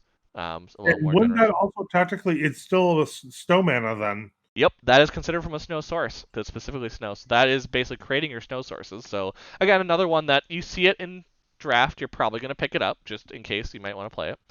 It's an uncommon, so you might actually see it more often. And then Yeah. 6 red-green and tap it. Look at the top 4 cards of your library. You may cast a spell from among them without paying its mana cost. Put the rest on the bottom of your library in a random order. So it's a cheat out Gruul method, Yeah. like A on little end steps. expensive. Yeah, but you can do it on an end step. True. So that's always the big thing you see. You're not paying a mana cost, so if you're cheating out, a big stompy 6 or 7 mana Gruul creature on an end step at instant speed, you know, or to be fair, you cast it, you put it down, it can block something, so it could be in response to something there. So there's some flexibility, which is why I think it's so expensive. It's also Gruul. They can get that mana just fine. So next is the 3 Seasons. So another Simic one, green blue. When the saga enters, mill 3 cards. So another mill kind of there. On the second turn, return up to 2 target snow permanent cards from your graveyard to the battlefield. Or sorry, to the hand, excuse me. Battlefield would be way more expensive. Um, but yeah, return them to your hand, and then 3, choose 3 cards in each graveyard. Their owners shuffle those cards into their library. Interesting. So it's a way to stop self-mill, actually. Yeah. Or it's a way to give people land back into their stuff that they might build out, whereas you put in better things, so you can like buff up your deck a little better too. So it just kind of messes with some things, manipulates the battlefield. But Yeah. next is the Trickster God's Heist. So 2 blue, black. On the first lore, you may exchange control of 2 target creatures. So give someone a 1/1 creature token, and you get something nicer. On 2, you may exchange control of 2 target non-basic, non-creature permanents that share a card type. So you Hold could. on. You Yep. may change control. Okay. So All right. basically, it's allowing land that's not basic. It was that second lore counter just Yeah. English.exe stopped working Yeah. for a moment. I mean, and it's flexible for the reason of you can change enchantments, then you can change artifacts. You could change 2 legendaries technically. yeah, You as long could. as they share a card type, yeah. Yep. You Not a could creature change. type, You a could card change 2 planeswalkers technically. If you want. So like you could put Nico out, have shards, and then switch it with someone else's, like, I don't know, Sarkon. I don't know. But yeah, because Esper, yeah, that would be a thing that you could play this with.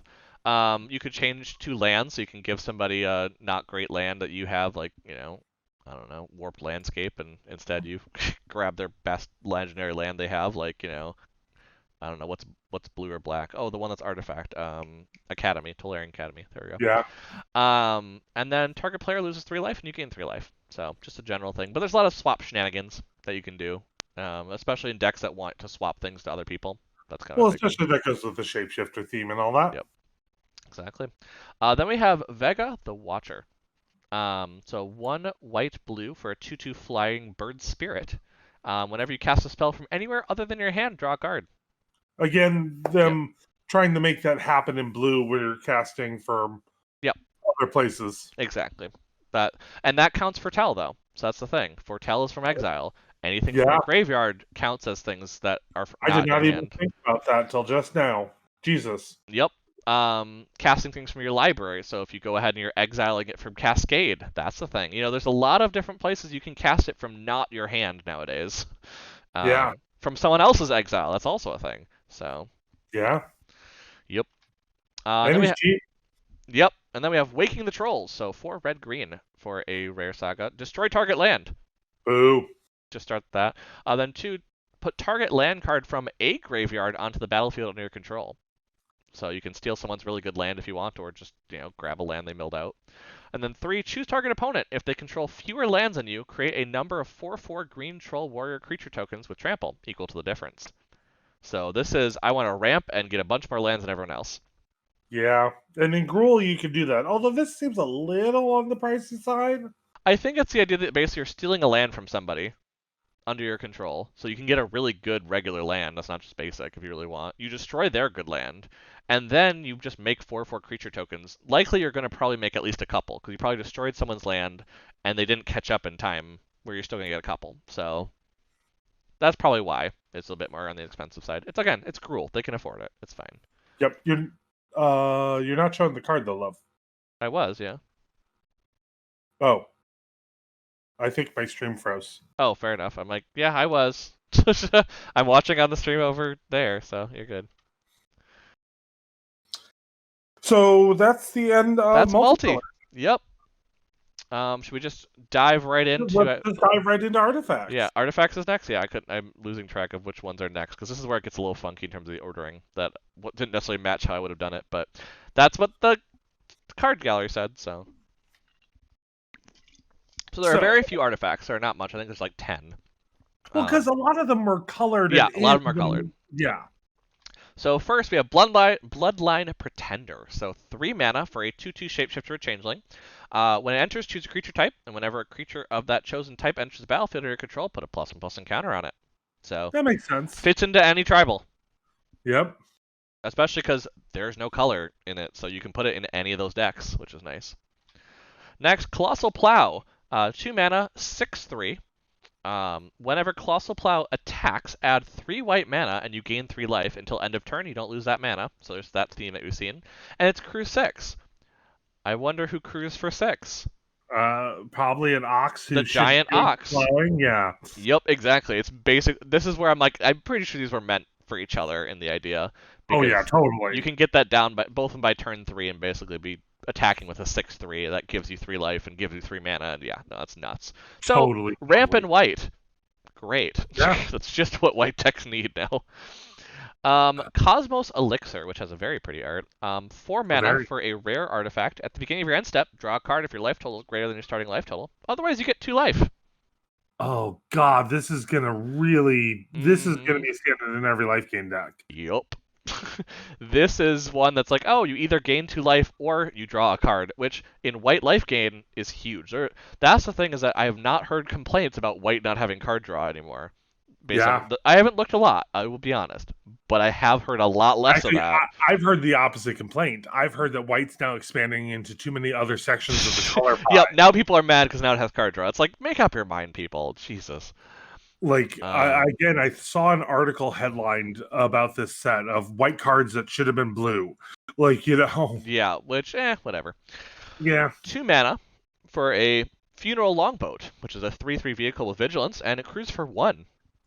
Not bad. So this is something that can go in a lot of token decks that you're seeing around this, and yeah, you'll generally have a 1 power creature that can crew it. So next is Gold Vein Pick. 2 mana for an equipment that equips for 1. It grants +1/+1, and if the equipped creature deals combat damage to a player, you create a treasure token. Not bad at all, especially at common. Very cheap, definitely something. This is actually one that I would consider putting in the buff Friends with Swords. It's a cheap equip. It gives you free value. It gives you an extra mana. Like that's what it's for. Is the idea? Is that one's a little funky in how you do the equipment. Next is Maskwood Nexus, which is another one causing a lot of hullabaloo. 4 mana, rare artifact, and creatures you control are every creature type, so everything has Changeling while it's on the field. Gotcha. The same is true for creature spells you control and creature cards you own that are not on the battlefield, so you can fetch things that may not match the creature type that they necessarily should.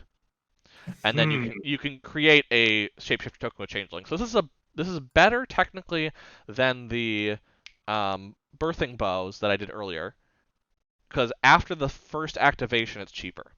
So Yeah.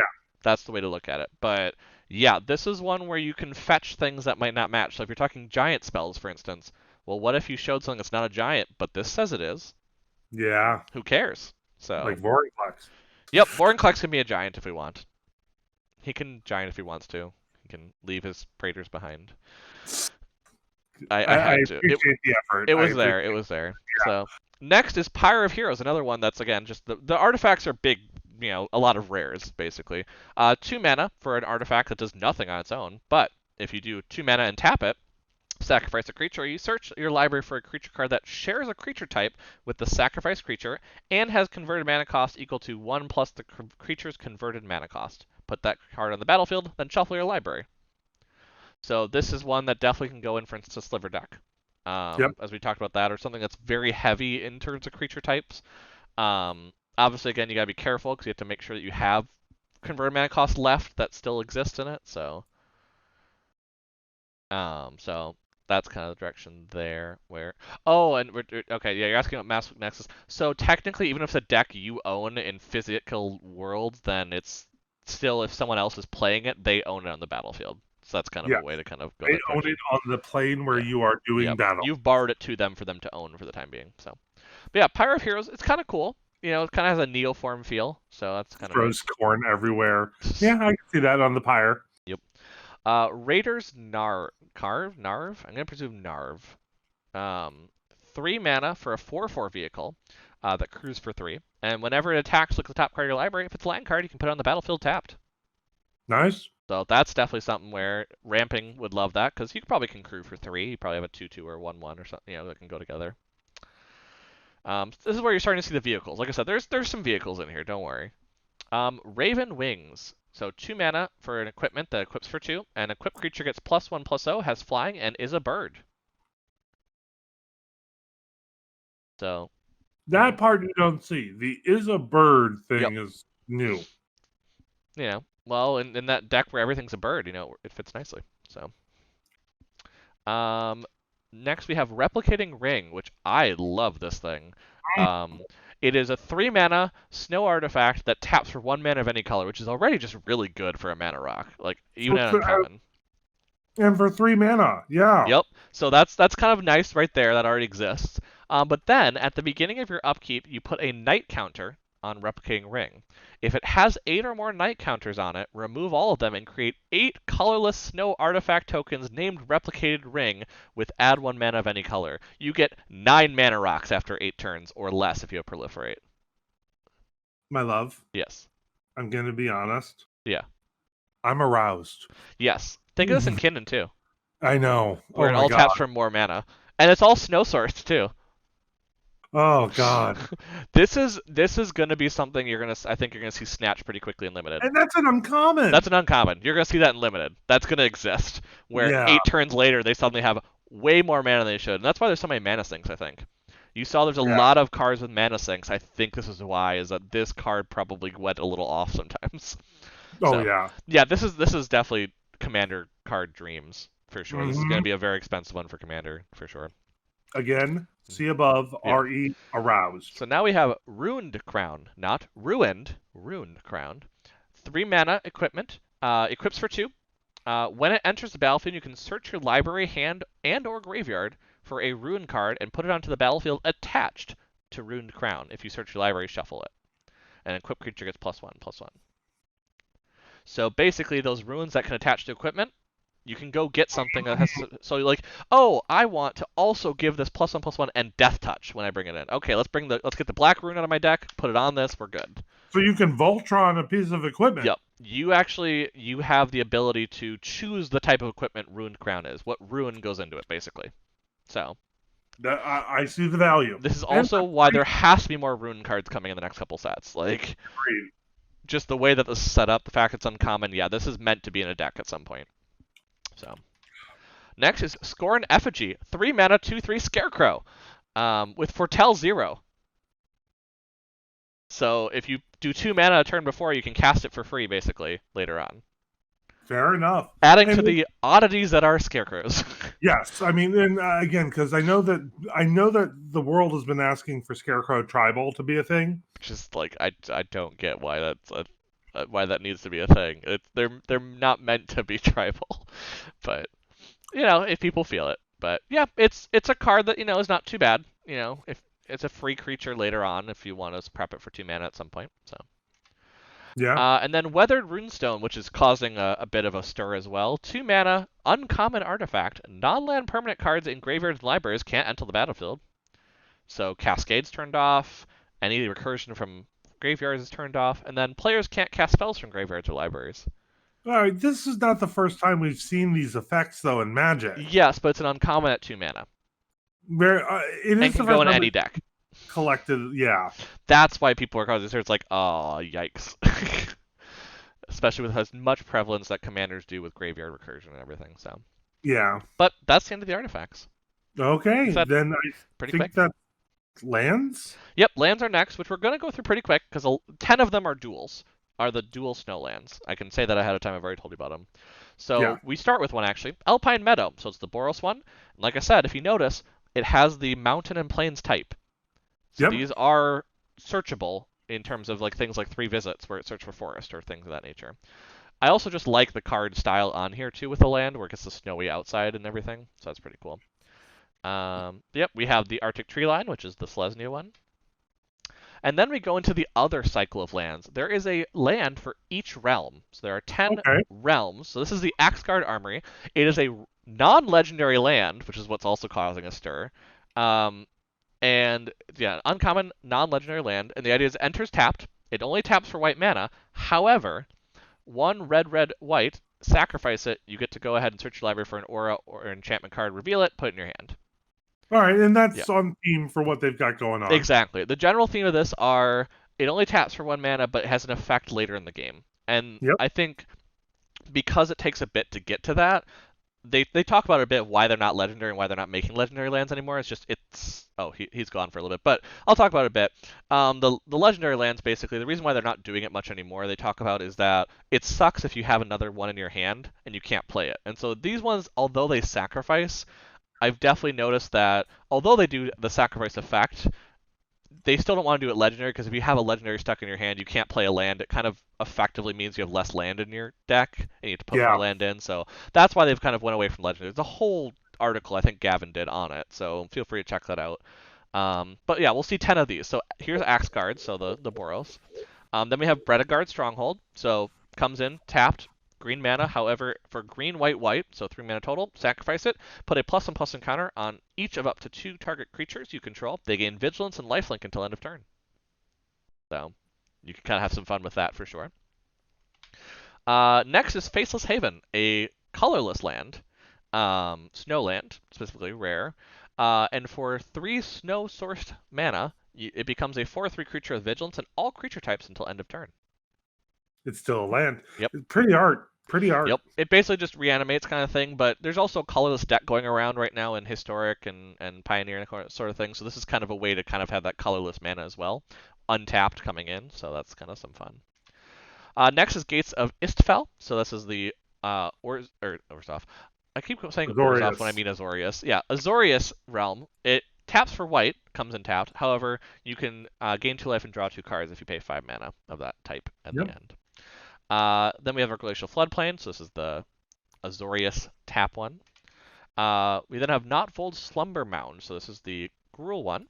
Comes in, it taps for red, and then if you do the whole sacrifice thing later, you destroy target land and create a 4/4 green troll warrior creature token with trample. And you're kind of seeing why I think the destruction of land came back in because of these lands. Yeah, I mean I can see it. Yeah. Again, you know me, I'm never gonna be happy with it also land. hits things like Nissa of Shadowed Boughs from the last set, where it's still land that's reanimating, like that kind of thing. I think that's why there's a lot of land destructions to deal with that sort of thing, because Nissa and Brawl has been really good, unfortunately. Next, we have Great Hall of Starnheim. So this one is the black tapping one, however, it's Orzhov.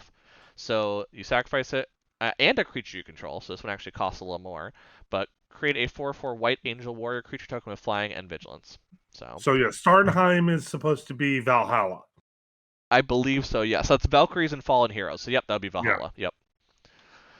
Then we have the Gruul one. So, again, just tap land that you expect. We have the Dimir one, which I think is a really pretty Dimir one. Like, the Oh fact that yeah. it's like an icy tunnel, kind Gorgeous. of like dark. Oh.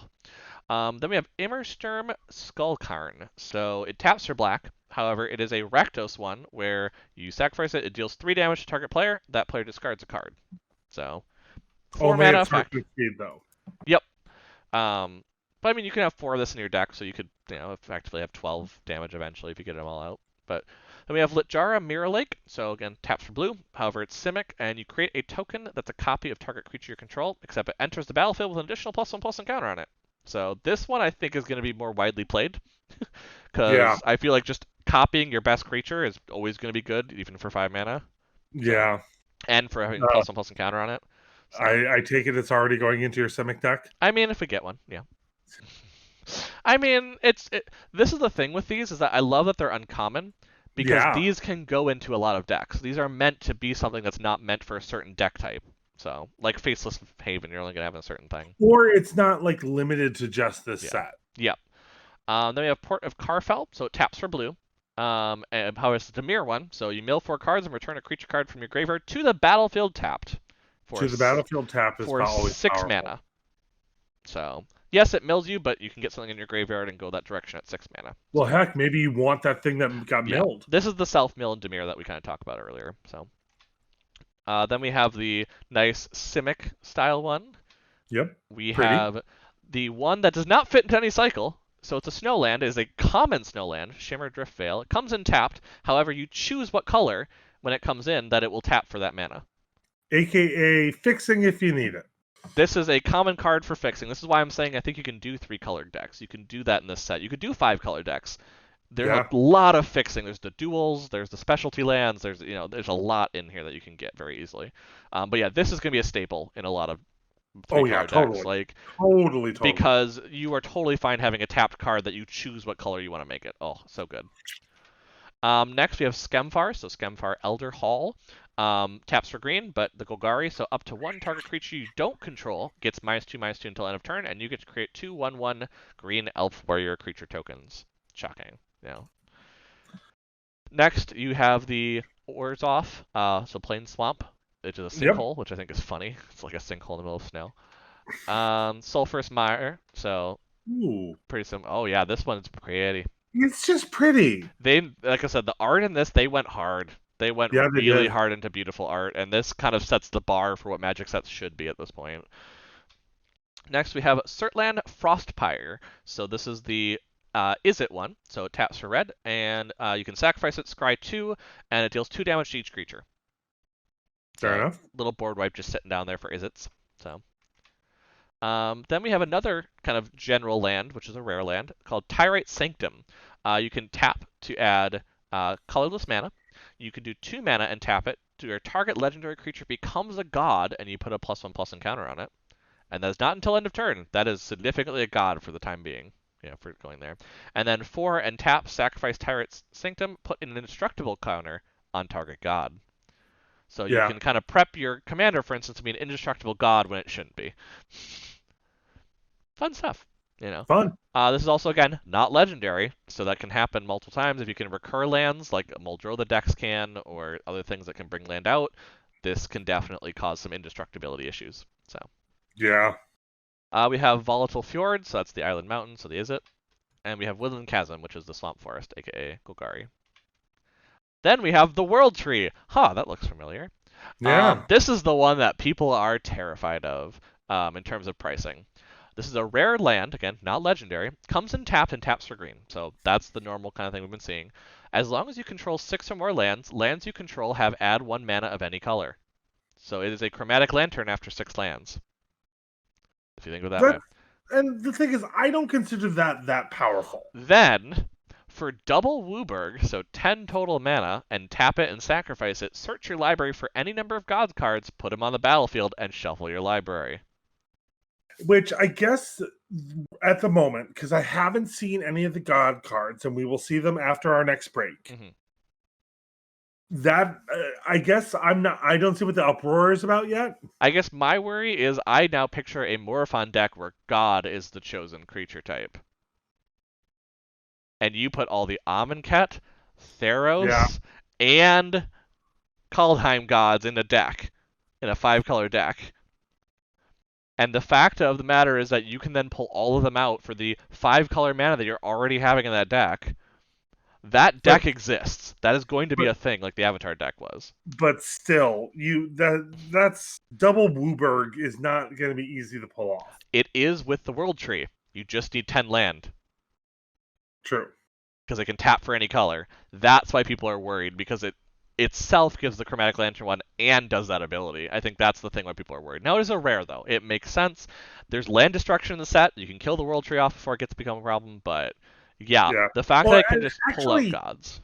actually, the other thing is, I think that they what it is there was a lot throughout the set tonight that we've looked at so far of exiling target permanent, not creature, not. There's a Yeah, lot of stuff that was meant for both land and enchantment yeah. removal, a Or little bit more than we've seen in other sets. what if you just swap, your Gates of Istfall for a World Tree?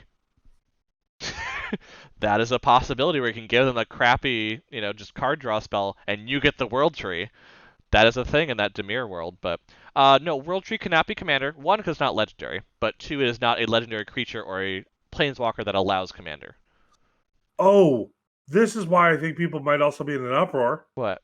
It's not legendary. That's what I told you. I'm like, you can have it out there. You can have 4 in your deck.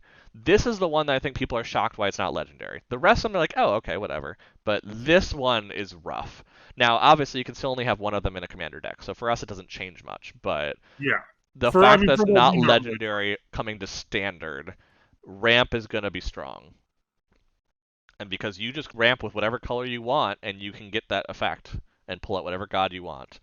So lastly, I just included a snow-covered plains here at the end because this is what the snowland basics look like in the packs. So when you're getting snowland, this is what the general feel it looks like is. It has that nice kind of icy feel at the bottom. It has the symbol. That's generally what you're getting. There's 2 art types for each type of card. So there's 10 total between the 5 different, plains, island, whatever, blah blah. I'm like, I'm not finishing it because my brain shorted out. But yeah, that's the end of the land. So Well, I'm saying, how about we take one more quick break, okay, and then we'll hit those modal cards because it looks like there's 16 yeah, modal cards, which is the equivalent of 32 cards. yep, because it has both sides, and both sides, because there's no lands on the backs.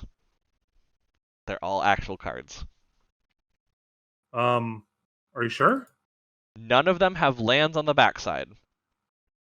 Except, the pathways. Sorry, there are pathways. Ignore me. Ignore me. Like, I'm not even looking at them specifically. I'm just looking at the thumbnails. I'm like, Yeah, there is. Sorry, I yeah, forgot. There are lands in there, but they're cool. pathways. So pathways don't matter as much. But So thank you all for those that are still here yep. and for those that are still awake. And And we'll be um, right back in a little bit.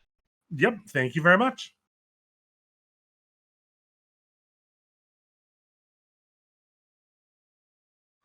And we're back, just like that. Hello.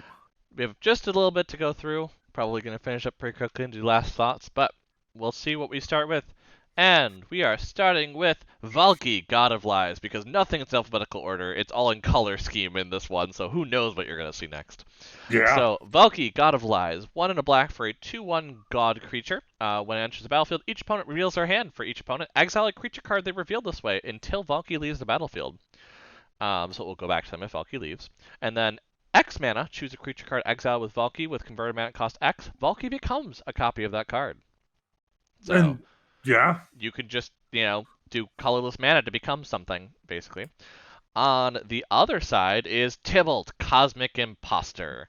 Uh, Interesting that it's on the okay. back. Yup. There's some intriguing things, but yes. So 5 black red for a 5 loyalty Tybalt Planeswalker.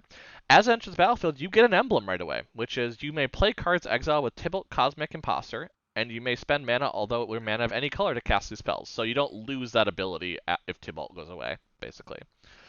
+2. So it's going to ult in 2 turns. Well, not 2 turns, so 3 turns, I guess. It's going to have enough for an ult in 2 turns. Exile the top card of each player's library. Remember, you can play those as if mana were any color and indefinitely due to your emblem. So that's kind of crazy right there. It's also 7 Yeah. mana Planeswalker. Like, 7 Yeah. mana Planeswalker is going to be a bit to get to. Yeah. -3, exile target artifact or creature. So again, you put something in exile, and that counts as, exile with Tibble. And then -8, exile all cards from all graveyards, and you get 3 red mana. All What if right. I mean, all this, graveyards were yours? Or yeah. your exile to cast from. So yeah, this is pretty crazy, as you'd expect, kind of thing. Um, Same kind of deal, but yeah, it is on the back. I also just love this specialty art because it has a guy strung up in the back, Yeah. which is quite morbid and crazy for, but definitely Tibble. So And yeah, I'm very these curious to are, see the yeah. lore reasons behind why these two are a modal card. From what I understand, and that's the flavor text we had earlier, remember, is that Valky is gullible according to Tybalt. So I think Tybalt did something to Ambush and became Valky God of Lies, from what I understand. Fair enough. Literally was an imposter. That's the whole point. Is he was a cosmic imposter. He's pretending to be Valky at some point, is my guess, based on what I've I'm seen. also I'm also liking that Yeah. they're going with the idea of Norse mythology that the gods can die. Yes. And that's why they're not indestructible, like the Theros gods and Yes. whatnot. There is a way, obviously, like the Sanctum card, that land card that we talked about, where it can give an indestructible counter to a god creature, which counters can Yeah, be removed. So I also will yeah, point out that land is turned off by Vorinclex. yeah. Or what if it had 2 indestructible counters on it? Wow. No. So yep, All that's right, the first kind of one. That's the big one. But then we go into yeah. the pathways. So as we're talking about pathways, the last set had 6 pathways. This one has 4. As you'd expect, these are the pathways that go with the ones that had not been done yet. So we have Simic, basically. HP, so the guy on the Tibble card in the background looks a lot like the guy who was disarmed and bleeding in the Bloodfield card. Yeah, it could be the Blood on the Snow one, could have destroyed Planeswalkers, so that would make sense. But yeah, So I mean, with all the pathway cards, they've completed the 10. correct. There's now Uh, a full cycle of pathway cards between last set and this set in the same standard. So obviously they will rotate together and everything too. Gotcha. And I'm kind of just going through it slowly. Again, very pretty full art, kind of Yeah. things. Some Now these high. do these only exist in full art? No, they exist in regular. It's just Okay. there are a lot of alternate arts in this modal because all of them I think have alternate arts, if I remember correctly. So a lot of these will look different if you just get them in a regular pack, but the borderless, though, because we're getting set boosters, so for those that will see kind of what we post, we're getting set boosters, so we have a chance for borderless things. So that's why Yeah. it's also really cool to look at. But yep, so we have the Azorius, as I showed, we have the Golgari one now, we have the Rakdos one, and we have the Simic one. So of course I'm happy because Simic now exists in it, but I'm good. yeah. What's Um, next? Halvar, God of Battle. Wait, there was something earlier that talked about that. So this is a 2 white white for a 4/4 god. Creatures you control that are enchanted or equipped have double strike. Ooh. Yup. And then at the beginning of each combat, you may attach target aura or equipment attached to a creature you control to target creature you control, so you can move them for free on your upkeep. On, Oh, this or sorry, each combat. So on someone else's combat, you can also move stuff around. Jesus. I mean, I'm just thinking of like Yeah. the aura-based enchantment decks, Yes. or goodness. Now, because it's the first god we saw, I'm going to point out this is not. Second. Oh yeah, we saw Valky too. If you notice, they don't have indestructible. Yeah. As you pointed out, Like, yep, they can die. You can, like I said, you can give them to it. You can give them the counter, but that is, yeah, you are correct. That is something that is across all of the gods in that. So there's a very different departure from the Amonkhet and Theros ones, but were the Amonkhet gods indestructible? I believe so, because that's Huh. why the red one was such a problem in standard. But Yeah, fair enough. So um, what is on the other side of this if you see, god it's a card? 1 and a white for an equipment, which is sort of the realms. So it's 1 and a white. It also equips for 1 and a white. Equipped creature gets +2/+0 in vigilance, and whenever it dies, return it to its owner's hand. So it's a way to protect your creature in terms of bouncing it to your hand. Fair enough. You also notice gods are mythic, so we're kind of just going in that theme now. So Yeah. it's Well, they not, you don't usually are. expect to see it much in limited, but Yeah. that kind of thing. And yes, this is all gonna be lovely card art HP because it's all alternates because that's all it is basically. We then have Redain, God of the Worthy.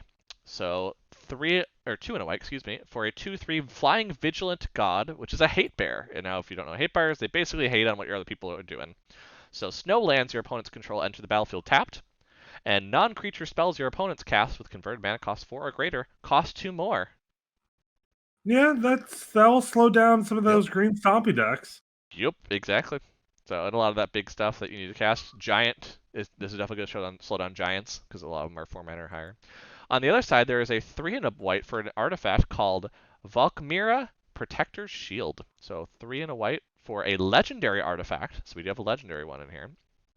If a source an opponent controls would deal damage to you or a permanent you control, prevent one of that damage. So, a way to turn off your Niv Mizzet. Mm-hmm. And then whenever you or another permanent you control becomes the target of a spell or ability an opponent controls, counter that spell or ability unless the controller pays 1. Oh, yeah, that's a shield. There's a reason they are both legendary on both sides, because that was not the same. Oh no, that was the same for the Sword of the Realms. Okay, ignore me. And wall hang number 3. Yep. Oh, yeah, these are pretty. And a lot of those arts are very common to see as in prints now, too. Alrund, God of the Cosmos. So here's our Odin. 3 blue for a 1/1 god. However, Alrund gets +1/+1 for each card in your hand and each foretold card you own in exile. So even just if you have cards in your hand, he's pretty good. And then at the beginning of your end step, choose a card type, then reveal the top 2 cards of your library. Put all cards of the chosen type into your hand and the rest on the bottom of your library in any order. So it's a Not way to bad. kind of keep getting either creature types or enchantments or artifacts if you're going that direction, whatever you're doing. Probably birds, because on the other side is Haka, Whispering Raven, 1 and a blue for a 2/3 flying bird. Whenever it deals combat damage to a player, return it to its owner's hand and then scry 2. Interesting that to differentiate from the actual myth of Odin, there's only one Raven. Fair, yeah. He usually has 2. Well, this is a named one, I guess, yeah. But yeah, this is to differentiate from that, like you said. There are other ravens he has. This is just a named one. Because remember, there's the Augury Raven, which talks about that Yeah. earlier, so. You also create bird tokens when you do the whole take another turn thing, so. Next is Kasima. Kasima. Yeah, Kasima. I've been saying that wrong before in my head. God of the Voyage. So 2 and a blue for a 2/4 god. At the beginning of your upkeep, you may exile Kasmina. I want to say Cosmina. I don't know why. It's not. It's Kasima. Like Kasima. Cosmic. Yeah, Kasima. If you do, it gains whenever a land enters the battlefield under control. If she is exiled, you may put a voyage counter on it. If you don't, return her to the battlefield with X +1/+1 counters on it and draw X cards, where that's how many voyage counters are on it. So landfall, kind of, Yeah. which is weird because it's outside the landfall deck. But I mean, there were a couple other cards that had similar to landfall abilities that were outside of what you expect normal landfall to be Yeah, in. this is also just another one that blinks itself, basically, which is kind of fun. Yeah. In that, and obviously you can draw some cards. It's kind of an investment policy, basically, as you're getting lands. So. And the art on both this card and its reverse side is also making me hopeful for Dolphin Tribal. That's fair. Now, I'll also mention, if you notice, the art is different because Yeah. of the vehicle on the other side. So you could play the Omen Keel, 1 and a blue for a 3/3 vehicle. Whenever a vehicle you control deals common damage to a player, that player exiles that many cards from the top of their library, and you may play lands from among those cards for as long as they remain exiled. Ooh. So you can start Lands. stealing people's lands from their decks and play it on your own. Well, I mean, if you're looking to ramp, especially, I mean, that's a blue card. So if you're going Simic, and well, the nice part, and this is why I like the way they did this. So you can have the Omen Keel out and Kasima. They're separate card names, so their legendary rule does not have an issue. Very true. So you can very easily get lands out that then start powering her up. So like that's the cool part is they generally help the other side a lot. So you don't have to worry about putting 4 legendary cards into your card list because both sides can be played. So it's the same kind of thing that the lands did. It basically rearranges how your deck build goes. Next, Egon, God of Death. 2 and a black for a 6/6 Death Touch God. However, at the beginning of your upkeep, exile 2 cards from your graveyard, and if you can't, you sacrifice Egon and draw a card. So you want to play him late game. Late and game, hope you haven't been bazooka bogged. yeah, no Bazooka Bog, you don't want to see that. If you want to do some self-mill usually on yourself is a good way to do it, but Yeah. there's also enough mill right now in Standard where this is probably going to be a counter to it, I'm going to be honest. Because then Then on the other side, for 1 black, a legendary artifact, Throne of Death, at the beginning of your upkeep, you mill a card. And then 2 and a black, tap it, exile a creature card from the graveyard, you get to draw a card. So self-mill, very strong in this Very set. Like I said, you can have both of these, so that kind of helps out. So next, you pronounced it. Say it again. Turgid. Tergrid? Okay. Turgid, God of Fright. So 3 black black for a 4/5 menace god. Whenever an opponent sacrifices a non-token permanent or discards a permanent card, you may put that card from a graveyard onto the battlefield under your control. So this is discard tribal. Oh, Well, you. no, but it's because it's coming from your opponent's graveyard. This is shutting down Mildex. Well, it's yes, it is shutting down that, but also if you make someone discard, let's say, Craterhoof Behemoth, let's just go with one of the big things we see right now. Oh, well, you discard it? Cool, it's mine now. Yeah. I mean, no cost, no nothing. Yup. That's frightening. Well, God God of of Fright. Fright, yeah. Yeah. Well, and on the other side, you get to see their Lantern. So 3 and a black legendary artifact. You can tap it where target player loses 3 life unless they sacrifice a non-land permanent or discard a card. Shocking. And then you can put mana through to untap it. Oh my God, why can't I remember that champion's name? What do you mean? From League of Legends. Oh, Thresh. Thresh, why? I'm like, because this looks like a direct ripoff. Yeah, but it's probably more off of Norse mythology, like I would presume. Yeah, there's probably actually something in Norse mythology that I'm not even aware of. And again, talking about how those cards are thing, this is the black side of it from the God of Fright side, where it's like all black with the wood carving, and then you look on the artifact side and it has those like silver accents for artifact, and I love it. Love it. Oh, it's those little touches like that are pretty cool. That'd be a creepy lantern to have in real life. Oh yeah, completely. I'm sure there's already like 3 cosplayers in the world that have created it. Let's be honest here. It's been out for a week. Birgi, God of Storytelling, which I actually do like the original art better on this, but this one is also fun. So I do recommend looking at the original art if you're enjoying the card. 2 and a red for a 3/3 god. Whenever you cast a spell, you add red until end of turn. You don't lose this mana as steps and phases end. So storming even more so. Possibly. Yeah. And creatures you control can boast twice during each of your turns rather than once. Ooh. So more stories, boast more. It's just funny because in Norse mythology, Bragi was the name of the original god of storytelling. I'm sure it'd be close. Like they're I wouldn't say they're ripping off Norse mythology, but they're definitely heavily inspired by it. Like, they're paying homage. Yeah, we're going with homage because it's like they're close enough where it's obviously that, but they're also like, yeah, it's different though because we have to be different. But yeah. On the other side though, we have Harnfell, Horn of Bounty. So 4 and a red for a legendary artifact. Discard a card as your cost to do the ability. Exile the top 2 cards of your library. You may play those cards this turn. So this is definitely a red aggro or aggro creature style thing because think about it. If you're playing 1 or 2 drop red cards and you keep getting red back, you're going to get a lot of creatures out. Yeah. You can get all those pups out. All the 1/1 pups. You just keep playing 1/1 pups and you get more 1/1 pups. Because they're sub-wave. Yep. They have boast, so it actually works really well in this deck. They do, that's right. So, yep. No, so it's just I like to show those synergies. But also in red we have Taralf, God of Fury. 2 red for a 5/4 trample god. And whenever a creature or planeswalker an opponent controls is dealt excess non-combat damage, so specifically non-combat, Taralf deals damage equal to the excess to any target other than that permanent. So if you deal 4 damage to a 2 toughness target, you can deal 2 more damage, to something else. So you basically redirect your fury elsewhere, I guess, is the way to look at it. But pretty much. But then on all right. Yes. Sorry, I flipped the card right as you were saying it. Oh yeah, Taralf's hammer. I'm waiting for it. I'm waiting. You're waiting for the hammer to drop. I've been waiting for the hammer to drop all fucking set. Hammer dropper. That's just a fun joke to day 9 stuff. Taralf's hammer, 1 and a red, legendary artifact equipment. So, equipped creature has 1 and a red. Tap it, unattach it. It deals 3 damage to any target. Return it to its owner's hand. And then equipped creature gets +3/+0 as long as it's legendary. So, yep. I mean, it's Thor's hammer. I mean, that's what it is. It is, yeah. This is definitely Thor's hammer. It's very obvious. The idea that you can unattach it and it comes back to your hand is kind of cool because it's kind of a return feature that they did into it of like, oh, it comes back to you. Ha ha ha.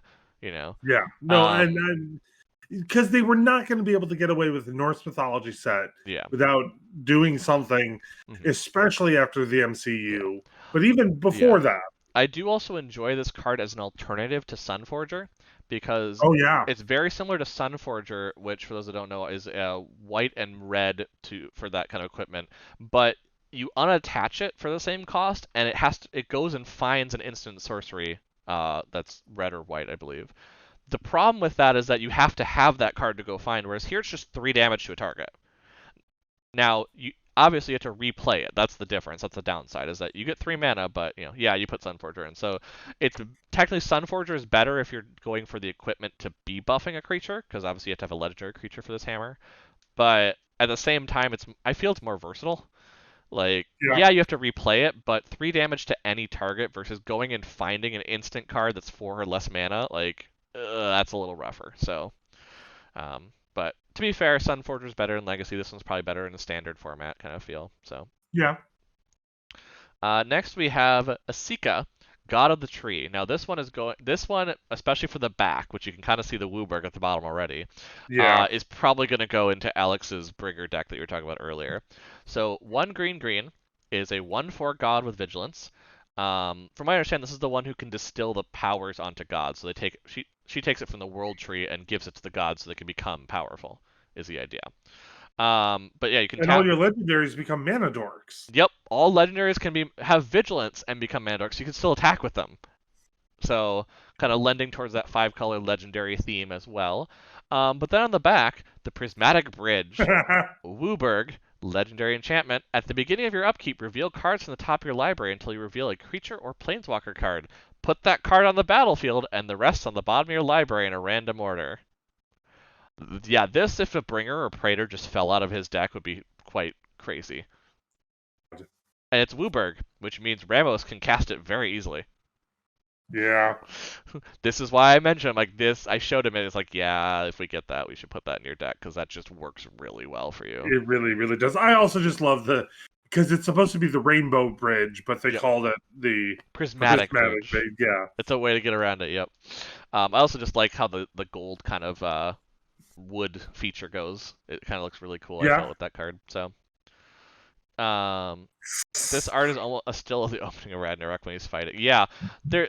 I definitely talked about that earlier today when I was talking. Like you're gonna feel like it's definitely Ragnarok feel in terms of the colors that it did, but yeah, no, they don't try to make it seem different. Because to be fair, they've No. said this is Norse mythology. Like they know full well that people are they're not trying to hide it, but